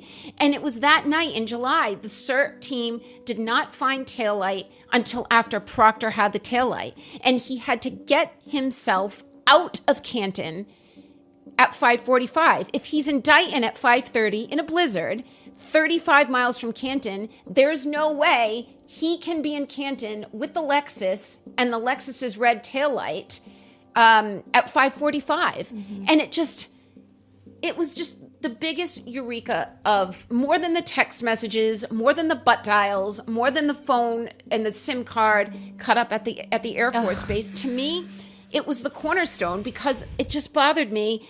I just couldn't reconcile, how did my taillight get there? I know I did not break my taillight Yeah. at 34. I tried to think of every scenario in which I could have, and none of it was reasonable. And then I realized that moment it was placed there after they had access to it. And the inverted footage. And the inverted footage. I mean, the inverted footage didn't come for 2 more years. But when Proctor was on the stand reading the messages... He's a whack job. See you. Objection. So don't spell it. You have to. So these are your words, Trooper Proctor? Yes, Your Honor. Go ahead and say them. Yes, she's a babe. Weird Fall River accent, though. I'm going through his client's phone right now, correct? Yes, after the picture, sir, yes. Who's the client? I was referring to Miss Reed. He also called her retarded, correct? That is what's written. And that's what you read. I have no memory of reading that. I acknowledged him going through the phone on my Apple Watch. I have no memory of him writing retarded on a text message. Did you encourage that statement by Michael Proctor by liking it with a thumbs up? I don't know if it encouraged him, but so I cannot speak to that. But that's what you did. I acknowledged the text message being sent. How close did you remain in contact with Michael Proctor after high school? Very close. Could you read all of them, please? These are not my words. I'm not really comfortable reading these. Do I have to say these words out loud? I'll say the words, and I'm going to ask you if I'm reading accurately. Is that better? Yes. 11 p.m., 5 minutes, 57 seconds. Mr. Proctor says, from all accounts, he didn't do a thing wrong. She's a whack job, and then uses the C word to describe. Is that accurate? That's accurate. At the bottom, from one member in the group stating, oh, she's skating. Yes. Mr. Proctor responds, 0 chance she's skated. She's effed. She's fucked. Yes. And then one person in the group says, no ass bitch. Accurate? Yes, that's accurate. Mr. Proctor, there's a response, laughed at, quote, no ass bitch. Yes. Somebody in the group says, is that chick a smoke? And then the same person follows up with a question mark. Accurate? Accurate. Mr. Proctor responds, E-H. Yes. Nut bag, as my chief would say. Yes. She's got a leaky balloon knot. Yes. Leaks poo. Yes. Are those the words of Mr. Proctor? They are. Did I read those accurately? You did. But you're still friends with him? I am. He could be a pig and I could still be guilty. That's why I wanted the focus of the jury to be on Proctor's lies and the actual framing and how was this orchestrated, and not on the fact that this man is a vile pig who talks about people's rectums. You could still have a guilty woman and just a very unprofessional investigator. I cared much more about the lies that enabled him to pull off what he pulled off. And the text messages were just, I just spent my energy assuring my parents that do not feel bad for me. This man does not have that power over me. Anyone who looks at me differently because some stranger who's never seen me naked is going to talk about my anatomy. Anyone who finds that entertaining or is going to judge me for it isn't anybody I want in my life anyway. Yeah. During the trial, you're sitting there, the witnesses are going up onto the stand, they're testifying. They're like, Karen did this, Karen said this. How do you not go up and testify? Do you not have the urge to be like, no, let me tell you? I did have the urge, and I tried to quell that and to satiate it by doing the documentary so that I could go back to the hotel at night and be interviewed. The judge was appearing to be so much more lenient with her rulings with the prosecution than she was with us. I mean, we had to fight for everything. And it seemed to be a one-way street, that there was a worry if I testified The prosecutor, especially Brennan, he seemed to be given even more latitude than Lally was. He did this with our witnesses. He was putting words in their mouths in his questions of those witnesses. Not exactly, but for example, something like he would say to Dr. Wolf from ARCA, so after a car has backed up 60 feet at 20 miles an hour and damaged this arm, then did the car keep going? Like you can't testify for the witness. Wolf has to agree that car, I can't remember the numbers anymore. I used to know them with precision and now I don't, but he would ask a question and insert the answer he wanted, which he shouldn't be allowed to do, but he was. So there was real risk. Same with risks putting Proctor on the stand, that we're not playing by the same rules, that Brennan was just so unethical in his questioning. I was really all right. I had lived 3 years before the first trial of long hearings, battling for things. I was getting used to it at this point. I don't think the public really started paying attention outside of the local market, really started paying attention until trial. But we had hours and hours of hearings for 3 years, including 2 arrests where I was in chains, shackled and handcuffed.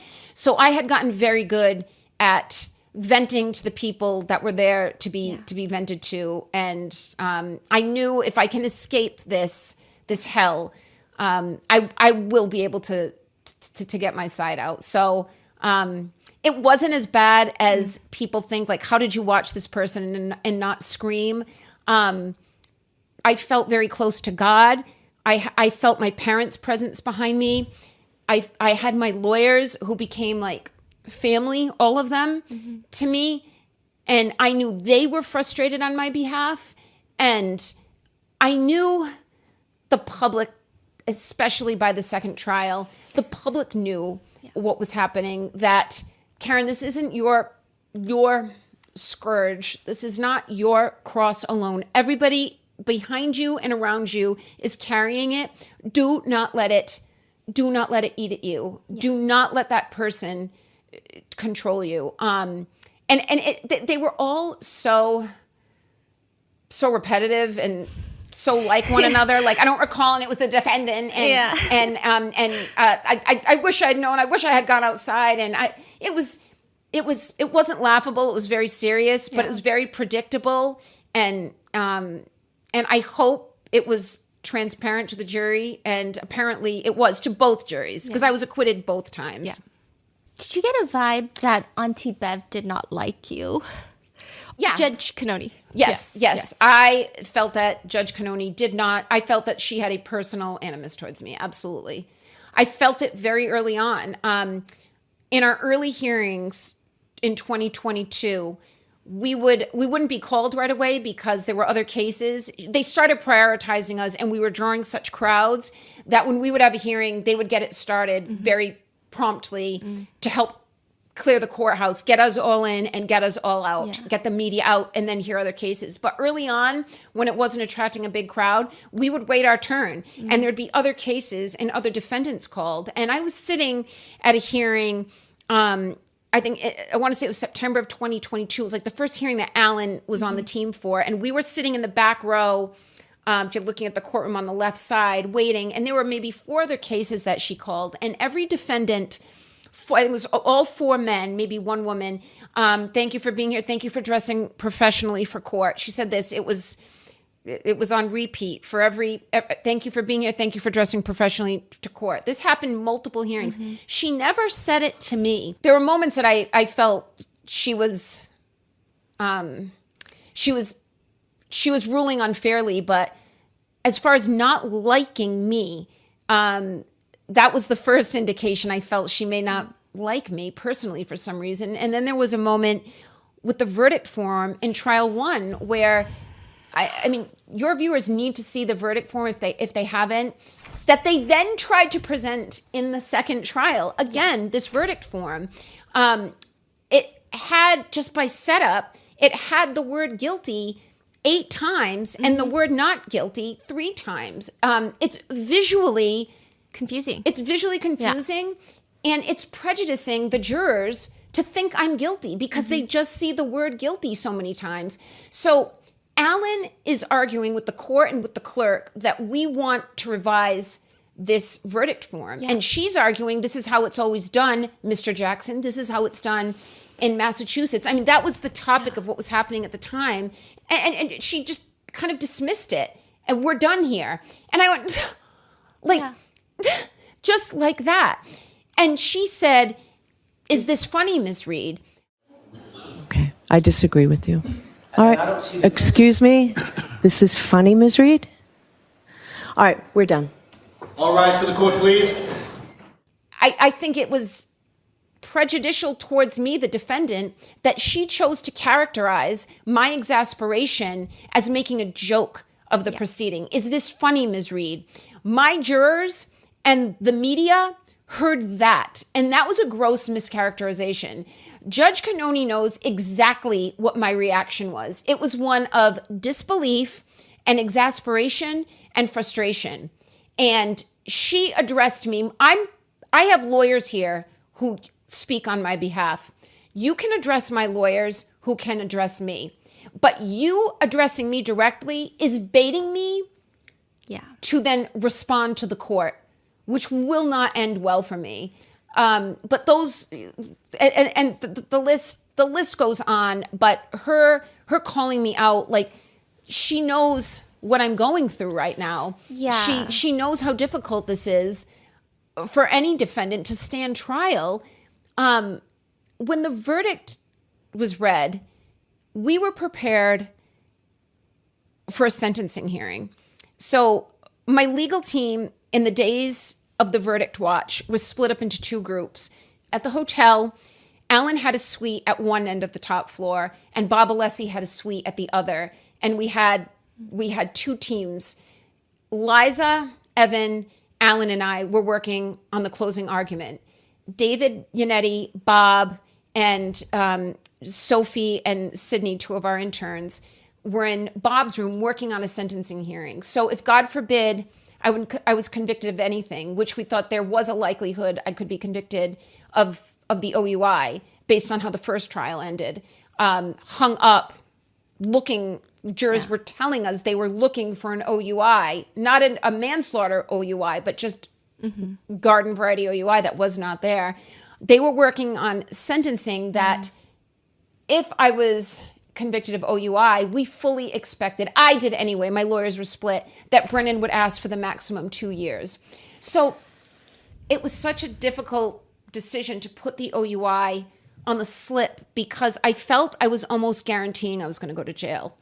That with this district attorney and this judge, if I don't put OUI on, the jury is forced, if they want to convict me, it's going to have to do with John's death. But once I put OUI on, just drunk driving, I'm much more likely, based on the evidence, the blood alcohol taken from the hospital, I'm more likely to get a conviction. And while I'm not facing life in prison, I could be facing 2 years in prison. I had to have, I got about a dozen character letters, they're called, of not friends and family, but teachers I've had, students I've had, coworkers of mine. And the character letter has to be written on the premise that you are guilty. You're not arguing for my innocence. You have to accept the conviction, but then argue for the judge based on my character and what they know about me personally, that she should go light on sentencing. So I'm in one room preparing for a full acquittal with Alan's clothes, and then I'm running down the hall and making sure all the letters, the character letters are getting printed, and we have case law for the judge that this is a first-time OUI. What do you do for a first-time OUI? You suspend their license and they go to a drunk driving class. If Brennan, which we expected was going to argue for jail time, we had to have a robust motion in opposition. Why not? So the verdict is read. I'm relieved, but I'm still waiting. After the final not guilty, the leaving the scene was read, I still have sentencing because I was found guilty of the OUI. So Judge Cannoni looks at Hank Brennan and says, and what do you recommend for sentencing? And this was almost more shocking than the verdict. Truly shocking. Like, I had expected it if I had to bet an appendage, Yeah. had thought if I was convicted of OUI or anything, Brennan would ask for the max sentence. And I thought she would split the baby and say, well, the max is 2, I'm going to give her a year, which is still devastating. Yeah. So she looks to Brennan and he says, the Commonwealth recommends 1 year probation with a suspended license. And she looks at him and says, same as every other first-time offender. And he goes, same as every other first time. And it was like the most charitable thing. Actually, not even charitable. I'm miscalibrated. Yeah. It was fair. You're not used to that. Hey, Mr. Brennan, what's the Commonwealth's recommendation? Your Honor, the Commonwealth moves for sentencing. We recommend probation, 1 year, 24D program. So the standard that everybody else gets on a first-time OUI? Certainly. Okay. We ask that she be treated no differently, no better. So I'm happy to do it. All right. Thank you all. 1 year probation, 1 year probation on docket number 002. It's the wildest turn of events. I couldn't believe that this man, Brennan, was just arguing in his closing argument 2 days earlier for me to spend my life in prison. And then he has a moment with a judge that seems favorable to him to send me to jail enough to hurt. A week is enough to hurt. And he says, just slap her on the wrist. I looked at him and it just, so wait, were you faking all along? Yeah. Or this is the only way to be saved with your public image is you lost, so now you almost have to be reasonable. But this is just it just felt like a big game that they call in the jury, they're about to read the verdict. They stuff the courtroom with court officers because if I'm guilty of, if I'm sentenced to anything requiring incarceration, and if I'm convicted of murder, I'm getting cuffed right there on the spot. I can't reach behind and squeeze my mother. I can't hug one of my lawyers. It's over, and I'm walking out the back door. So they surround you, and to prevent any outburst and to control me. And then in the blink of an eye, it's, just make her go to a DUI class, and there's a parade out front for her too, by the way. It was just, that was the most befuddling of the 3 months of the second trial was when Brennan said, just 1 year probation. I'm like, wait a minute. You've been trying to end my life. Can you at least be consistent? Yeah. And pretend you think I'm a bad person? Can you just finish the charade? And even with the judge. So the standard that everybody else gets on a first-time OUI? Certainly. Okay. It was same as every other. I haven't felt same as every other defendant at all in this courthouse. That I was still in shock at that I was convicted of the OUI and that Brennan didn't argue, and all that work we did, of course, because we were prepared. We didn't need it, thank God. But that was one of the more shocking events of the second trial for me.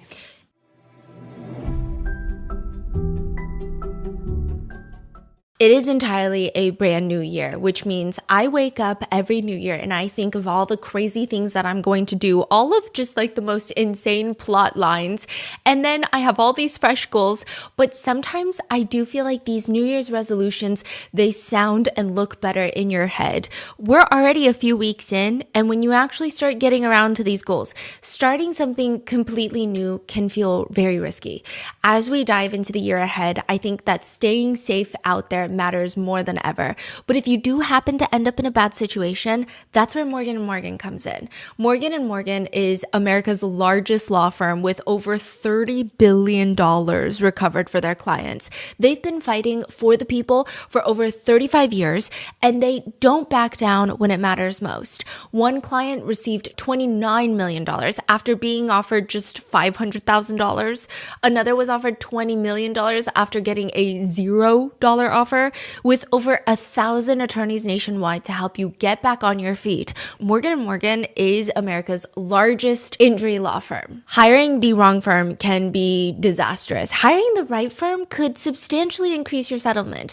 If you've been hurt due to the negligence of someone else, you can check out Morgan & Morgan. Their fee is free unless they win. Just click the link in the description below or visit forthepeople.com/rotten. That's forthepeople.com/rotten facebook.com/rotten or dial #law 529 from your phone. This is a paid advertisement. Because if you think about it, Morgan & Morgan, flip it around, win-win.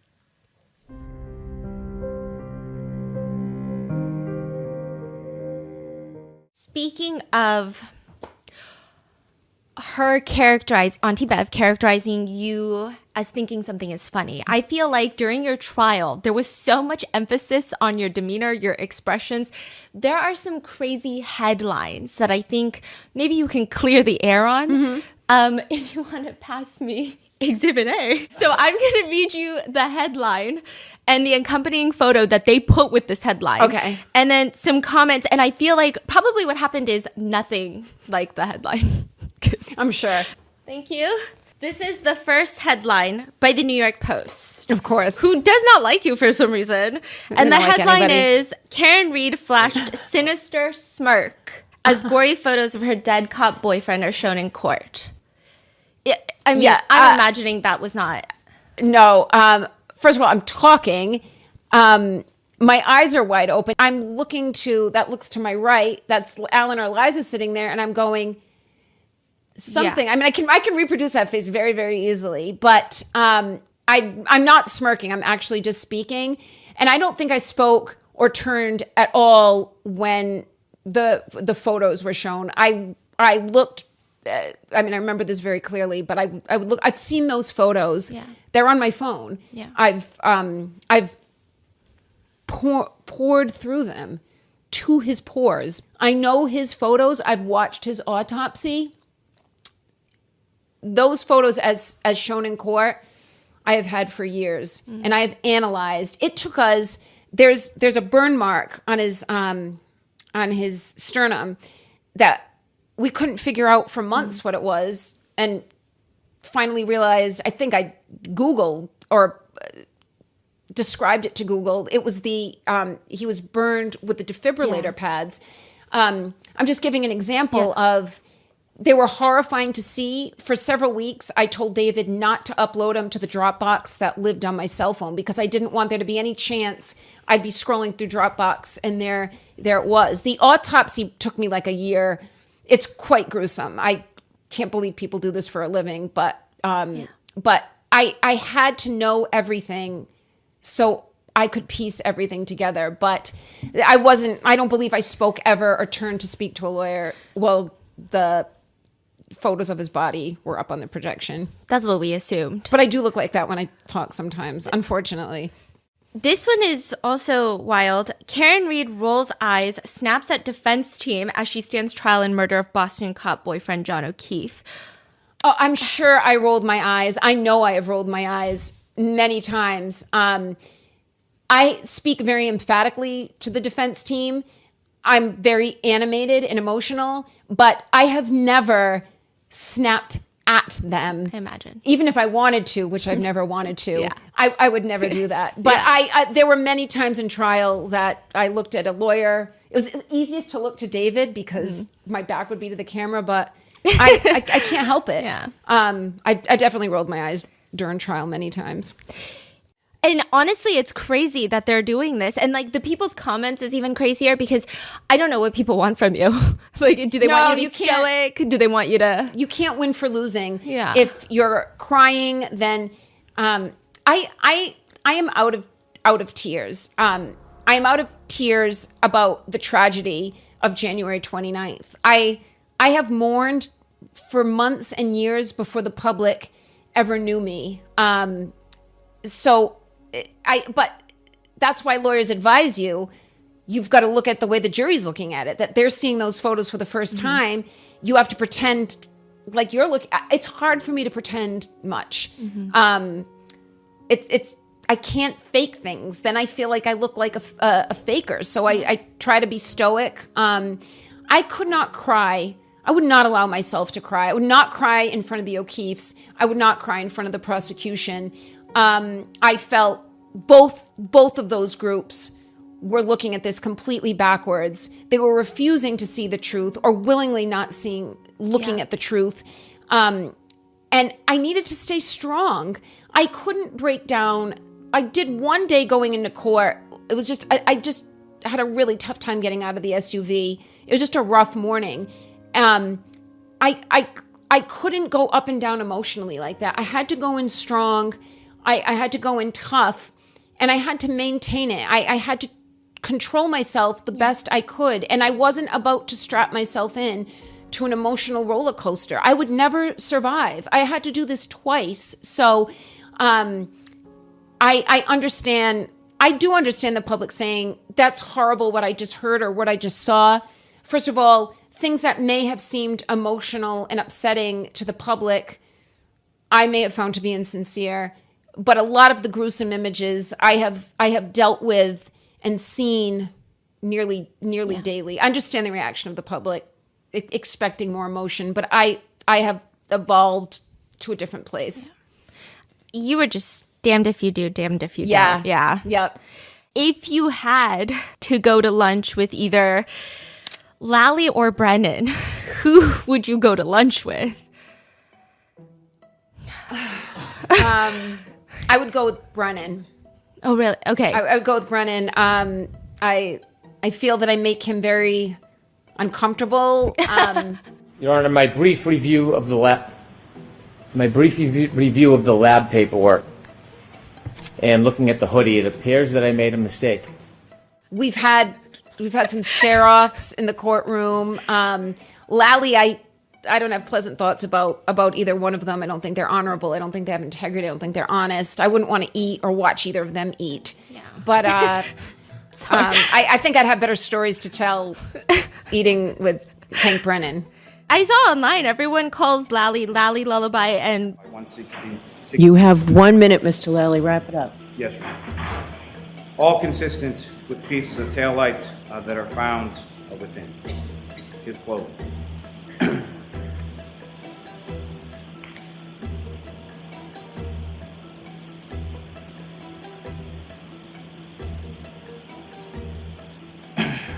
Ms. Gilman, if I could. It's very monotone. Yeah. I was really surprised at how neither seemed to really prepare much. Like, Lally might have read, I can't even remember. You know, when you don't practice a memory, you don't remember it anymore, and you tend not to want to practice painful memories. So I can't remember if Lally read. I think he did for his opening and closing arguments in the first trial, but Brennan did not. And I think he was trying, I'm guessing, if I had to guess, that he was trying to convey an ease with the subject matter, a comfort and familiarity and conviction in the subject matter, and an intelligence that I can speak extemporaneously about what this woman did. I know so well and I believe so strongly that she did it that I'm going to walk around and pontificate. And we were much more structured, but I know the details of this case. I know them, and I know he messed a lot of them up. And I mean, the jurors didn't have their notebooks in closing argument, so it was probably lost on them, luckily for Brennan. But he should have written. Yeah. He should have written at least some bullets for the details, for the data points. Clearly, this is a hypothetical question. If you could put at least 2 people involved in your case, inject them with truth serum, compel them to tell the truth, which 2 people would you choose? Michael Proctor and Brian Albert. What would you hypothetically want to know or ask? The truth. About that night, about everything? The night, the months. I have a pretty good guess of how things, I've seen these men, they were on tape, sparring and shadow boxing minutes before.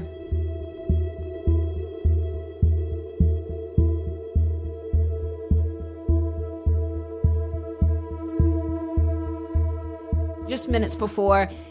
I can surmise, based on what I know of these people, what I know of John when he's been drinking, what I've seen of Colin Albert when I've had to cross paths with him, I can surmise what happened.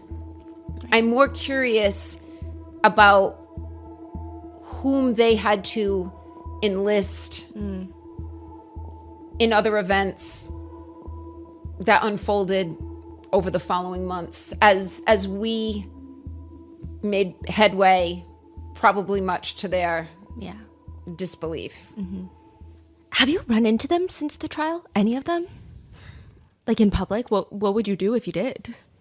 That's a good question. I want to say no, but let me think about it. Like I was in a bar. I was at the Warren Tavern in Charlestown, and a girl who works there is a very staunch supporter. She was at many of the trial dates, and she had told me that Brian Albert had been in there. I know that I've missed Brian Albert a couple times.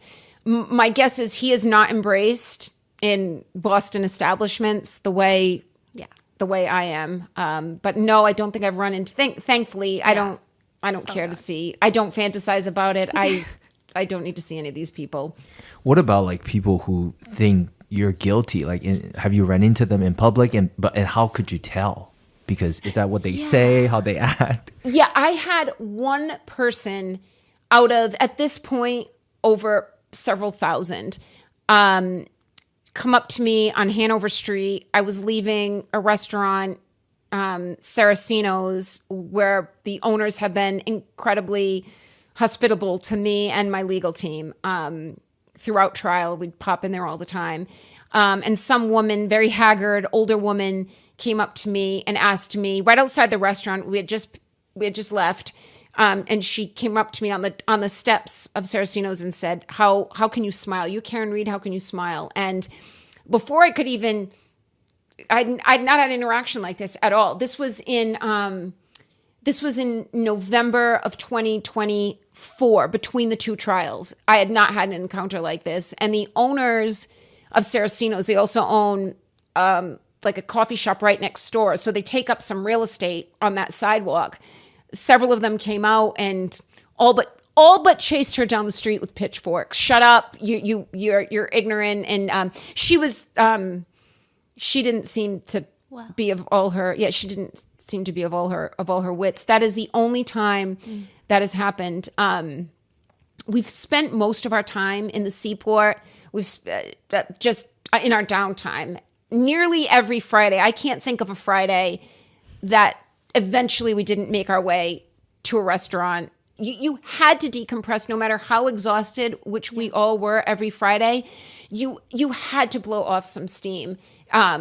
Just be somewhere loud and talk to people. And the support at so many establishments anywhere in Newbury Street, and we were in the North End a lot. I have not paid for a full drinks, appetizer, dinner, dessert tab in 2 years. People, and it's all helped. Yeah. It's all helped get us there. And it, especially for my lawyers and my family, they're not me. I know what support I have. Everywhere I go, I'm supported. Yeah. They need to know it too, because when they go home between the trials, they're back to their, I don't want to say obscurity, but just back to their normal lives. Yeah. But I can't thank the people in Boston proper, young couples, families, business proprietors, the people at the hotel, 2 hotels we've stayed at a lot, just makes us feel so strong. And for me, makes me feel confident that if my jury is anything representative of the people I'm encountering every day, I will be okay. But the public that was very vocal at court and online on social media, and the public that just came up to me one moment on the street and I never saw them again, has helped invigorate and steel each one of us, even if we may not have acted. I mean, there were times people came up for selfies and we were having, there was a serious conversation Alan and I were having with Marty Weinberg at the end of this second trial. And I said, Alan, I really have no money left. The last asset I had was my house, and that paid the bulk of trial 2 plus donations. But now I need to put wheels in motion for an appeal. My parents are getting older. my closest friend, who's incredibly intelligent, is also incredibly busy professionally. This was like a week before the closing argument, and Alan and I were in a restaurant. It was quiet, and we were talking to Marty Weinberg on speaker. And it's funny, I ended up seeing a photo. There was a woman at the bar of this restaurant that I could tell was taking our photo. She was weird. I didn't actually see her take a photo, but she was very interested in us. I ended up seeing the photo of Alan and me on Twitter with some salacious headline. And I thought, I showed it to Alan. I said, if they only knew what we were actually, if she had just walked over and spied on us, the headline would have been even better than what the contrived headline was, which is Karen Reed and Alan Jackson overheard on speaker with Marty Weinberg discussing a potential conviction. Yeah. And Marty, we don't talk about a lot because he's just come in as a pinch hitter, but it's been in such major ways. And the appeal, which was somewhat thankless because we didn't have any success with it after the first acquittal, the mistrial. Yeah. But I'll never forget that conversation with him. It was, I think, a Sunday afternoon, and I'm in a steakhouse with Alan talking to him. And Marty says, you're not going to need it, Karen. You're not going to need it, but this is who I recommend. This is the kind of retainer he's going to need. You need to do this. You need to do this. And it was a tough day. We walked back to the hotel, and I felt I was probably like a little weepy. I don't remember how I got on that topic, but I think someone was like asking for a selfie. Oh yeah. Someone. So on the way home from that call with Marty, a daughter and mother had asked for selfies, and I just. I couldn't. The selfie question is very difficult. A lot of times I'm eating or I'm having a private conversation. I don't like how I look like any normal 45-year-old woman. I've been crying or I've been upset. And then if you say no, then people think I'm a bitch. Like, I'm supporting you. You're on trial for murdering a cop. You should be so lucky that I'm trying to support you. But then if I do take the photo, it's on social media and I look like I'm enjoying my life. I'm smiling and I look celebratory. I cannot win that game. I've turned people down for selfies and then they just walk a half a block back and take it. Or they'll ask, well, can I have her if I'm with Liza? Well, can I just take her selfie?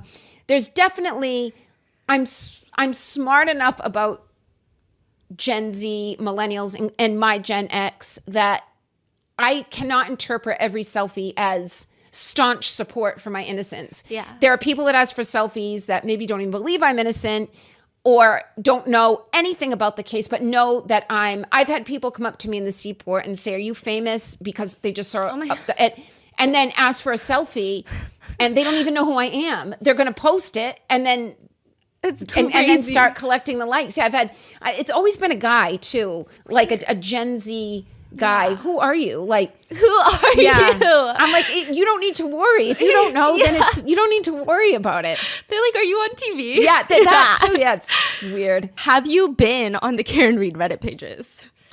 One good thing about having such a high profile case that's played out publicly is if we're working on trial or working on a witness and it's, well, when did Buchnick testify that the video was a true and accurate representation of the Sally Port? I can just Google it. I don't even, it's like, all right, what's quicker? Do I go into my files with my library lookup system, or do I just Google it and it says day 27, Buchnick testifies June 10th or whatever the date was. So I have not purposefully gone on Reddit to look myself up, but I have done searches looking for details that have led me to Reddit. And I've always been very pleased. I may not be seeing the right things, but I've always been pleased at the discussions I've seen on Reddit. They seem, they're intelligible and they're intelligent. They're not as emotionally, it seems anyway, that they're not as emotionally charged as social media pages where there are people with targeted goals. Like, there'll be, I'm not on Twitter anymore, but I have popped on and off Twitter because there are some people that have actually done very good digging. That's been helpful to me. But I'll read a comment that Karen Reed looks like a leather handbag and and she looks like a man with a wig, or I've read very crazy. very physically demeaning things. I'm like, clearly you are over emotional for some unconnected third party. Yeah. You can say, I don't like the look on her face, she looks guilty, or I don't like the sound of her voice, she sounds arrogant. But when it gets very personal, I think, all right, which member of which family this is too visceral. You must be part of the shrapnel in this whole mess that you're saying. I don't know. It's not exactly those comments, but they're trying to hurt me, but they're so personal that it's so obvious. Yeah. It's one of these, or it's one of those guys. Goofy. I know that you legally cannot say a lot of things. There are a lot of theories online about Canton's residence. A girl must try. So I'm just going to run them through you. There is an online conspiracy that Brian Albert and his sister-in-law, Jen McCabe, Jen! Are having an affair. Do you know anything about that? I do not know anything about that. I had read things like that very early on. John O'Keefe had told me when we first started dating in 2020. So we started dating very early in the pandemic. We had dated when we were in our early 20s, but we reconnected. Mm-hmm. He reached out to me during the pandemic. I think just because everyone was stranded at home and resorting to social networking. And he had told me, like our second date, that there is this is according to John, that there was at that time a swinger scene in Canton, which I had read in Boston Magazine that there was one in a different Boston suburb. I'd never read specifically about Canton, but John insisted there was. And I think he can't be the only person, and I can't be the second person that's heard that rumor, fueled by these are people in their 40s, 50s, and 60s in some cases, hanging out all the time, drinking very late, drinking with family. So I don't know if there's truth to it, but I could see how rumors like that start. I had heard it from John, not about anyone in particular, but about couples in Canton. House long to die in cold. What's the weirdest thing you've ever Googled?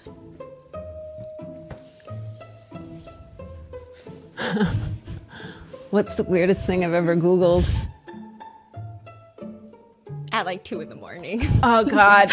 I'm sure I've Googled something weird. I haven't Googled anything incriminating. Yeah. I'm sure it had something to do with like matching wires on a chandelier at my house, or something like to do with fixing something, like what is this bolt that's sticking out of my lawnmower or something. But I don't know. I don't think I've Googled something like perverted in any way. But there is an online rumor that Jen McCabe has voodoo dolls, plural, of you. Do you believe it? I don't believe that. You don't? I don't. That's good. Okay, because that would be creepy. I don't know how I would feel if someone had voodoo dolls of me. I feel like it's not working. Yeah, that's true. My husband saw a post on Chinese social media. A former student of yours wrote, and this is translated, so I'm going to read it. Okay. Karen Reed was my university professor. Back when I was applying for graduate school, she was the one who wrote my recommendation letter. She is sharp-minded, always positive, and someone I often had long, inspiring talks with. She encouraged me a lot. She even told me how I should learn to protect myself in the future. The financial industry is not a stranger to male supervisors and female subordinates with quid pro quo situations. I watched all the live stream news coverage of her trial. I tried to stay in touch, but I couldn't find her LinkedIn, so I decided to write this post to commemorate her. She will always have a special place in my heart. Is her name Claire? Can you check? Yeah. You remember? There was a group of Chinese students I had around 2018 that I got very close with, and they would just hang around, and it stood out to me because it was winter semester, and I taught till about like 10 at night. So when a student stuck around, they'd walk me to my car. I did bond with that group, and one in particular named Claire, but it might not be because I think I am connected to her on LinkedIn. I'm sad I don't speak Chinese because I never saw that. Oh my God. Yeah.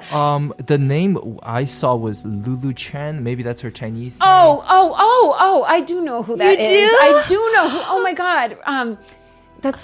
I have not thought about her in a minute because of all that's happened. I do know exactly who that is. Wait, Lulu you Chen, remember all your students? I remember her. Oh my God. No, because if you write a letter and she's saying we had these conversations, and I remember very petite and long hair, and she was very, very, very trendy. I remember Lulu. She even said that one time she walked into the class and you compliment her on her shoes and bag. Yeah, I was just going to say, I remember her bags. I was just trying to... She's saying you're the most fashionable teacher. And that doesn't take much.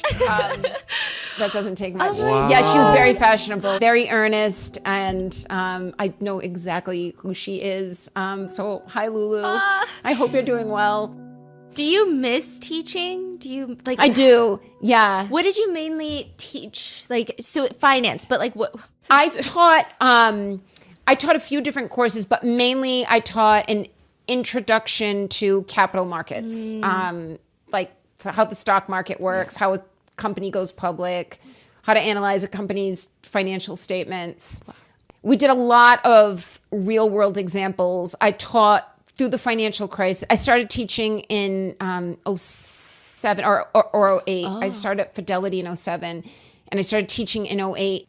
I felt at Fidelity I was very, very much junior.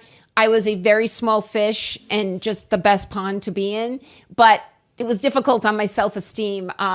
It was a lot of strong personalities, incredibly intelligent, the biggest investors, literally the biggest investors. It was a great place. I would never have left on my own accord if I didn't have to.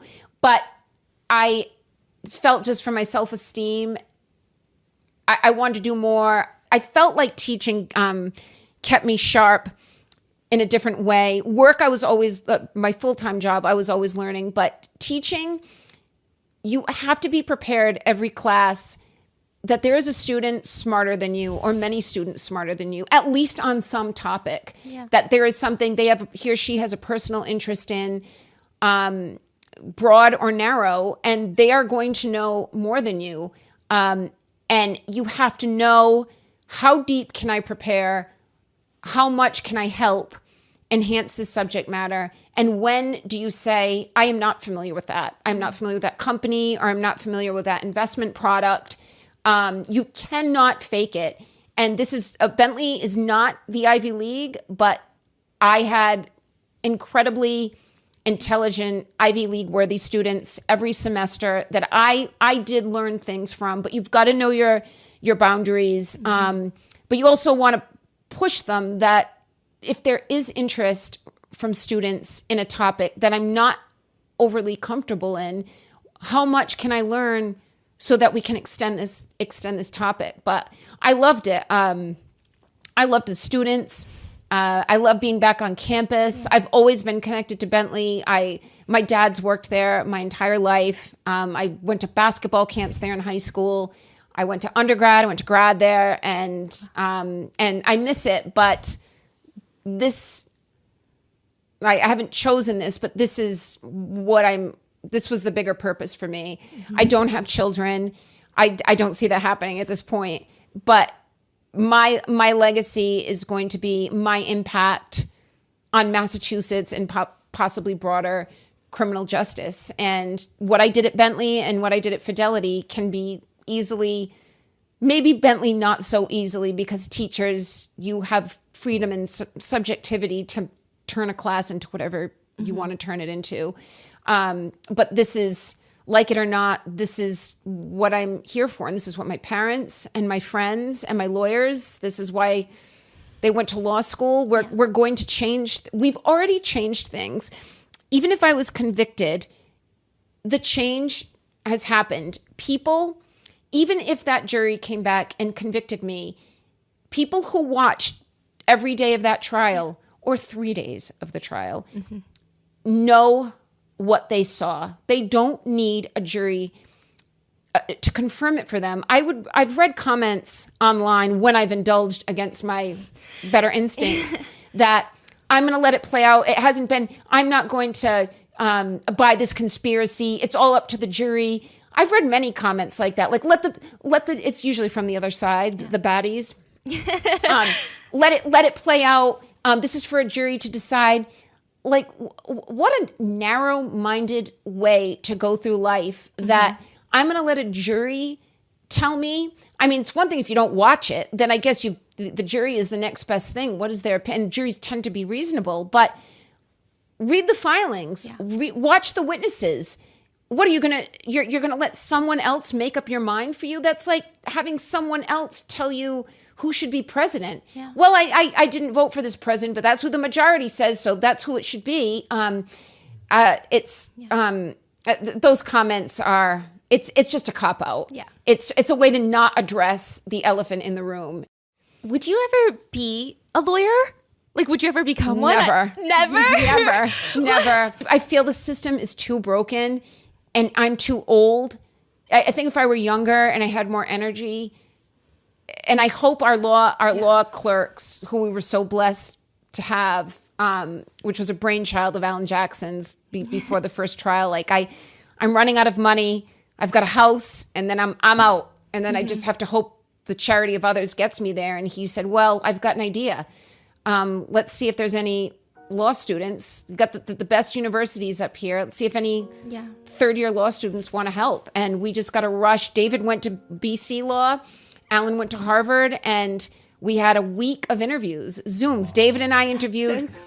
Each law school sent out a wanted email. Oh Wow. David and I did the BC interviews. Alan and Liza did the Harvard, and we probably did about 40, and that was all we could have taken more. Yeah. Probably did 40 each, and we each picked our favorites, and then I think we kind of convened on the others. And my pick, so I interviewed the Harvard, the BC.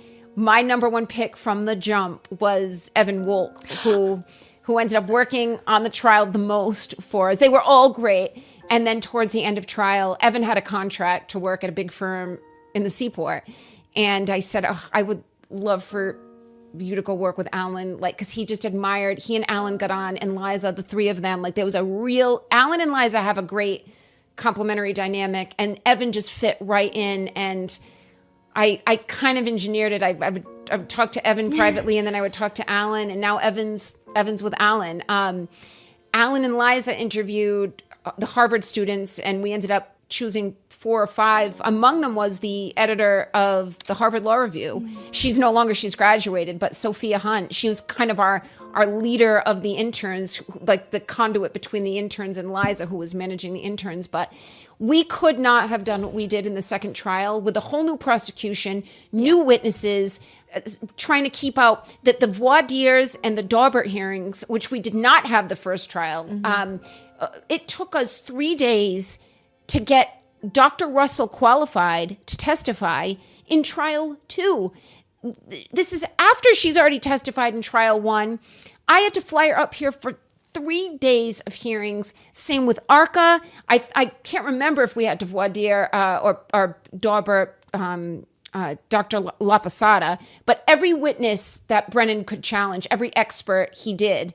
And we could never have handled that. We did not have the bandwidth without these law students. I mean, they would sleep at the hotel on couches in our rooms. They'd wear the same suits the next day. I mean, they were indefatigable and just a total lifesaver. They become like family to us. They helped save my life, and I didn't know them 1 minute, and hopefully, I know them forever now. Did you guys have a group chat? We did. We called it the, I don't know if you heard the name for the ARCA witnesses. They were called Crash Daddy? Crash Daddies. Our group name for the third-year law students was Crash Graddies. Oh my God, that's so good. Yeah. Oh, because they all graduated, and one of our interns was getting married, graduating, and moving to Chicago to start her job, all within like 2 weeks. So they were all, Sophie, who's is like a more like a daughter to me, I guess, but I treat her like a little sister. She hasn't graduated yet, but the other 8 have all graduated. So our group thread, I think it's me with the 8 of them or the 9 of them, was crash graddies. That's so good. Speaking of, have you seen the clip where it appears that Auntie Bev, it appears from social opinion that she's checking out Crash Daddy?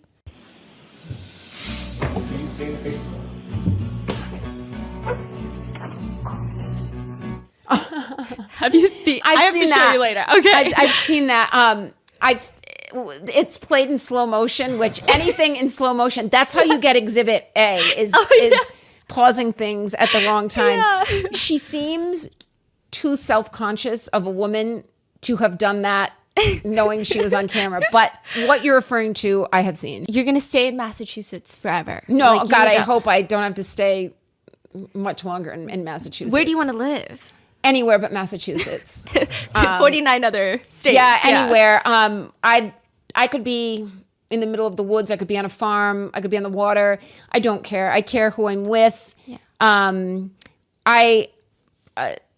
I don't want to see another Massachusetts state trooper. I don't care if they're reformed or under a different colonel. I have taken too many shots at law enforcement to feel protected by law enforcement, although we have had many positive experiences. Yeah. I hope law enforcement that supports me, or at least believes me, in Massachusetts understands what has happened to me at the hands of law enforcement and why I feel the way I do. My grandfather, my mother's father, was a police officer. Obviously, John was a police officer. I am not anti-law enforcement, but I have had many, many members of law enforcement abuse my rights and lie. And that's as far as I'll go. And I can prove that they have lied. I hope the good law enforcement knows why I feel the way I do. But I don't feel safe in Massachusetts. I don't feel that the politics are safe. It's not that those problems don't exist everywhere else, but I don't want to be a lawyer. I don't want to see any more of the law. I will try to make change in other ways, but the legal system just feels so broken. I look at my lawyers and I just think, what made you go into this? Yeah. You're just such an underdog. Mm-hmm. You're battling the resources of the state, sometimes with a defendant that can't even make bail.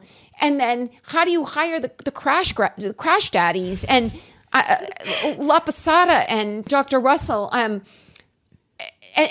the government can go with a blank check to Aperture and spend hundreds of thousands of dollars and pay a special prosecutor hundreds of thousands of dollars. You want to make change but not get into law. Where do you see yourself, like, in 5 years? Where would you hope your life to be?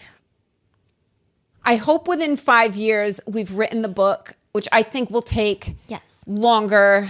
I'm not even, I can get there if I have to, but I'm not even in the headspace to start regurgitating and reliving all this. I would, and I need the money, so I'll do it when I have to start doing it. But I think the easiest thing I can do is just keep telling this story. There are so many facets to this that the public doesn't know just because there hasn't been. I mean, this is my first real interview. There's so much of what is entailed in this fight that you know more about this case than average, partly because it's played out twice and it's about to be played out in a different form a third time. But what it takes to mount a defense, to even stay somewhat competitive to the prosecution, I think the details, the financial costs, the sweat equity, what these lawyers have to sacrifice, it's amazing anyone's acquitted. It really amazes me. And my case was easy to prove. My case was logical. Yeah. If it walks like a duck and quacks like a duck, it's a duck. And we still were met with just such a fight from the government that I've paid taxes to, and they threw everything at me that they could. didn't come close. I think the public needs to know, they need to be more careful. They need to know their rights. They need to know not ever to speak to law enforcement. Unfortunately, we can't cooperate the way we would think we need to, because if God forbid this goes south, it will be used against you in a court of law. It will be manipulated against you in a court of law. It will be taken out of context against you in a court of law. You know, we're trying to put together this YouTube channel, Alan and I, and I read a couple comments like, I'm done hearing from Karen.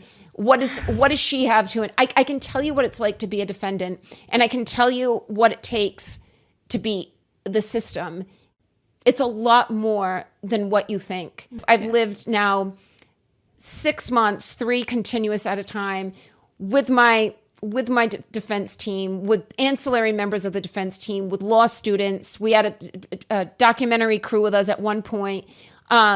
It's emotional and trying and exhausting, and there's a lot of choreography and personnel management, I'll call it, to walk in a court looking how we looked every day, and to be cohesive.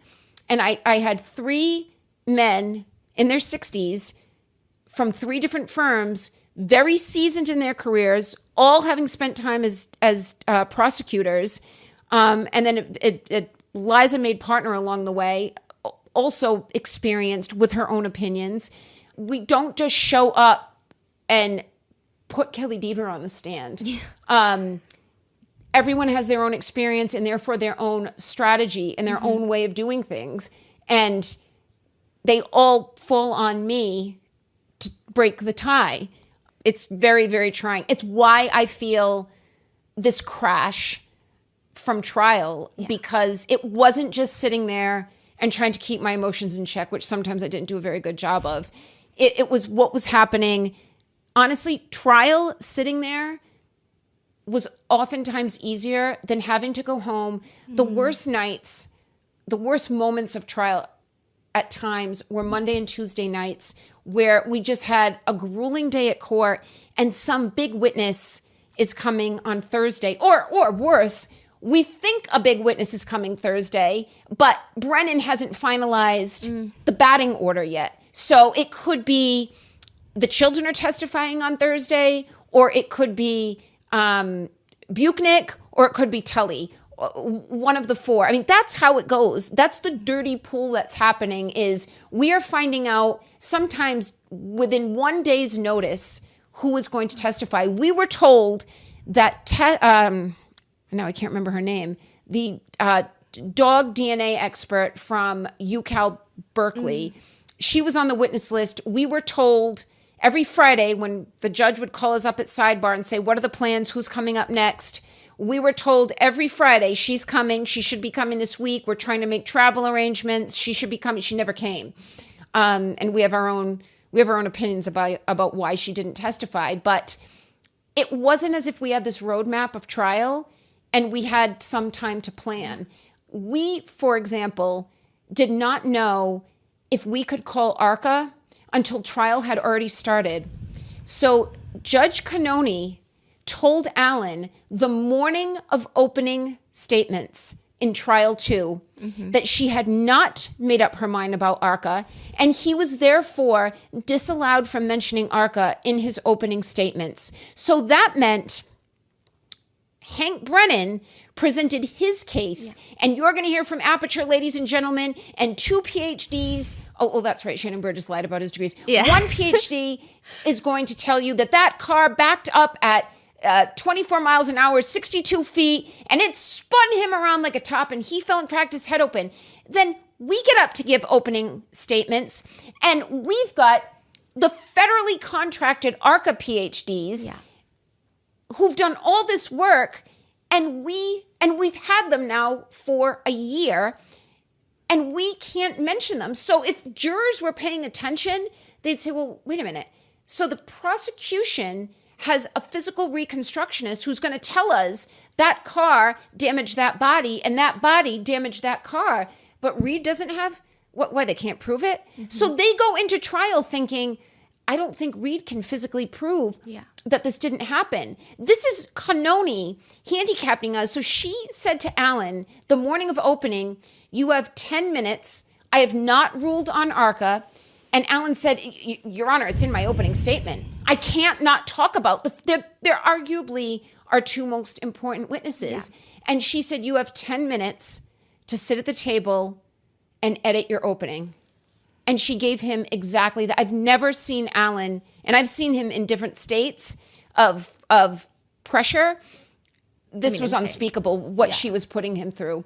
And he is so choreographed and fastidious and meticulous, and everything flows. It's not a stream of consciousness. It's something he's worked and massaged. And he reiterates themes as he goes through. He didn't just talk about ARCA once. He introduced them in the beginning. There was no collision. There was no collision. There was no collision with John O'Keefe. There was no collision. There was no collision. There was no collision. There was no collision. There was no collision. And then he goes into detail throughout that all had to be excised and still flow. These are fights that we were made to endure, that we shouldn't have, and it was something like this multiple times a day of this magnitude. So I think, long answer to your question about the next 5 years, even just for therapeutic reasons, I want people who care to know everything that happened. You're still fighting. So you had the 2 trials, but now there's a civil fight. There's multiple civil fights. How much is that going to cost? My biggest expense is logistics. The amount of work required is just so vast. I mean, it took 3 different firms, Yannetti, DLA Piper, where Bob was from, and Worksman Jackson, for 2 trials. We didn't even make it through the first time around. We had to do it again. And now I currently have 3 civil trials happening. I have the O'Keefe wrongful death suit in Plymouth County, Massachusetts. I have my suit against Canton PD and Massachusetts State Police in Bristol County, Massachusetts, both state. And now I have the federal with the Alberts, McCabe's, Higgins, Proctor, Tully, and Buchnick. So that's 3. Alan is still one of my attorneys. I am not currently compensating Alan, but I do pay for all the travel and logistics.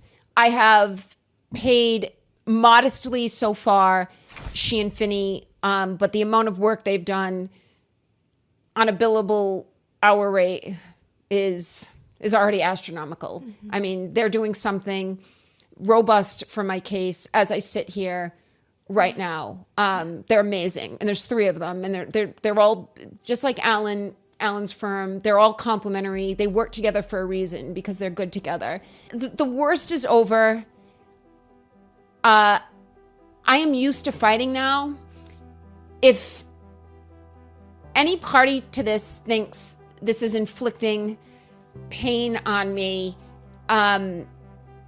you don't understand what I've been through and what I've survived and what I can handle, and you don't understand what's going on and what more is about to be revealed. I mean, we were hamstrung, in our opinion, badly at trial. There's more evidence and there's more of a story to tell. And it has to be done. We have to finish this. It's why Alan is still involved. It's why Damon, he was my parents' attorney throughout the last year, but it's why Damon wants to be a part of this civil suit as well. But we have a lot more to do, and luckily we know this case so well. So many of us know it so well. It's just a matter of understanding civil law and how this all has to play out, and it's even more tedious than the criminal court. Yeah. And I know you have a civil fund set up. I'm going to leave that in the description for people to support. I think it's interesting because there is kind of this narrative that, like, you got a book deal, you have all this money from the documentary, which we're finding out is not true. you sold your house. We do know that's true. You lost years of your life that you could have been working. You lost your careers. You used up your savings. You cashed out on your retirement. You sold your treadmill. Oh, I did sell. Who said that? It was in an interview. Did I say that? Yeah. Oh, I didn't see that. I did sell my treadmill. I think I gave it to my neighbor. Did my neighbor take my treadmill?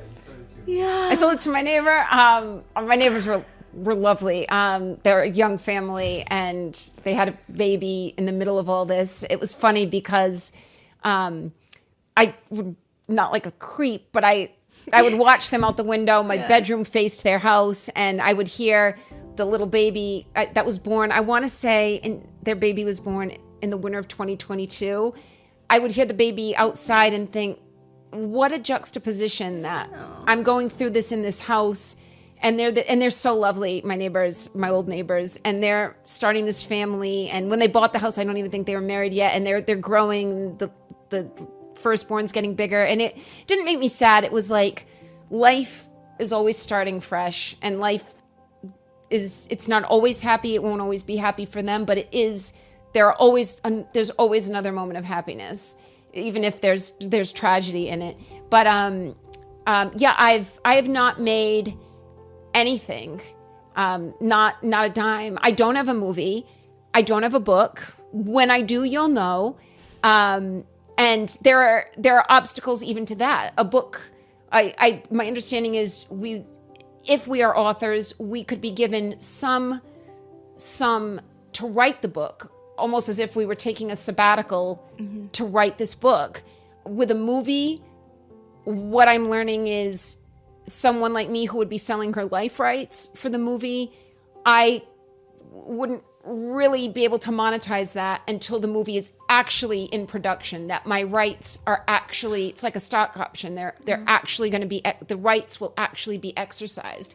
So no, I love my parents, but I don't know that the three of us need to live together until the end of time. I'd love to live with them in a bigger house where we can spread out. But no, obviously, if I were making millions or even hundreds of thousands of dollars, ask the people who live on Country Hill Drive in North Dighton. That's where I live, and I'm lucky I have them, and I feel safe, and I'm lucky I can enjoy my parents at this age, and we don't have this trial over our heads anymore. But no, I'd like to be doing things. I'd like to regain some more strength physically. I don't know that I like to travel right now, but I'd like to be somewhere with the people I love, and I haven't been able to because I don't have the resources.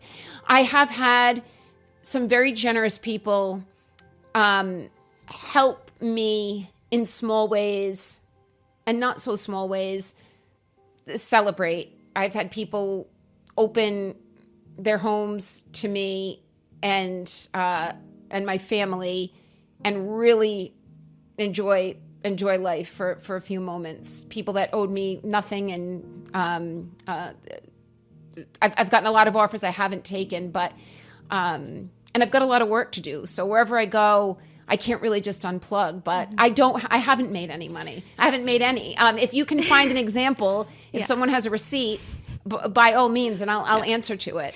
They can send it to you, and I will answer to that. Speaking of money in movies, you're not making any money from the Amazon Prime movie with Elizabeth Banks. Is it Amazon Prime? Elizabeth Banks, I thought was Hulu. Oh, that Hulu. I have nothing to do with that. Okay, and I am not making any money. I will not be making any money from that. The new Lifetime movie.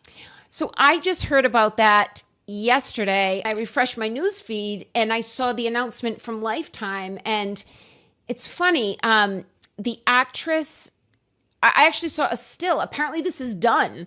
They've filmed this, and it's coming out in January. Is I think what I read. It's on their docket for January, and the actress Katie Cassidy.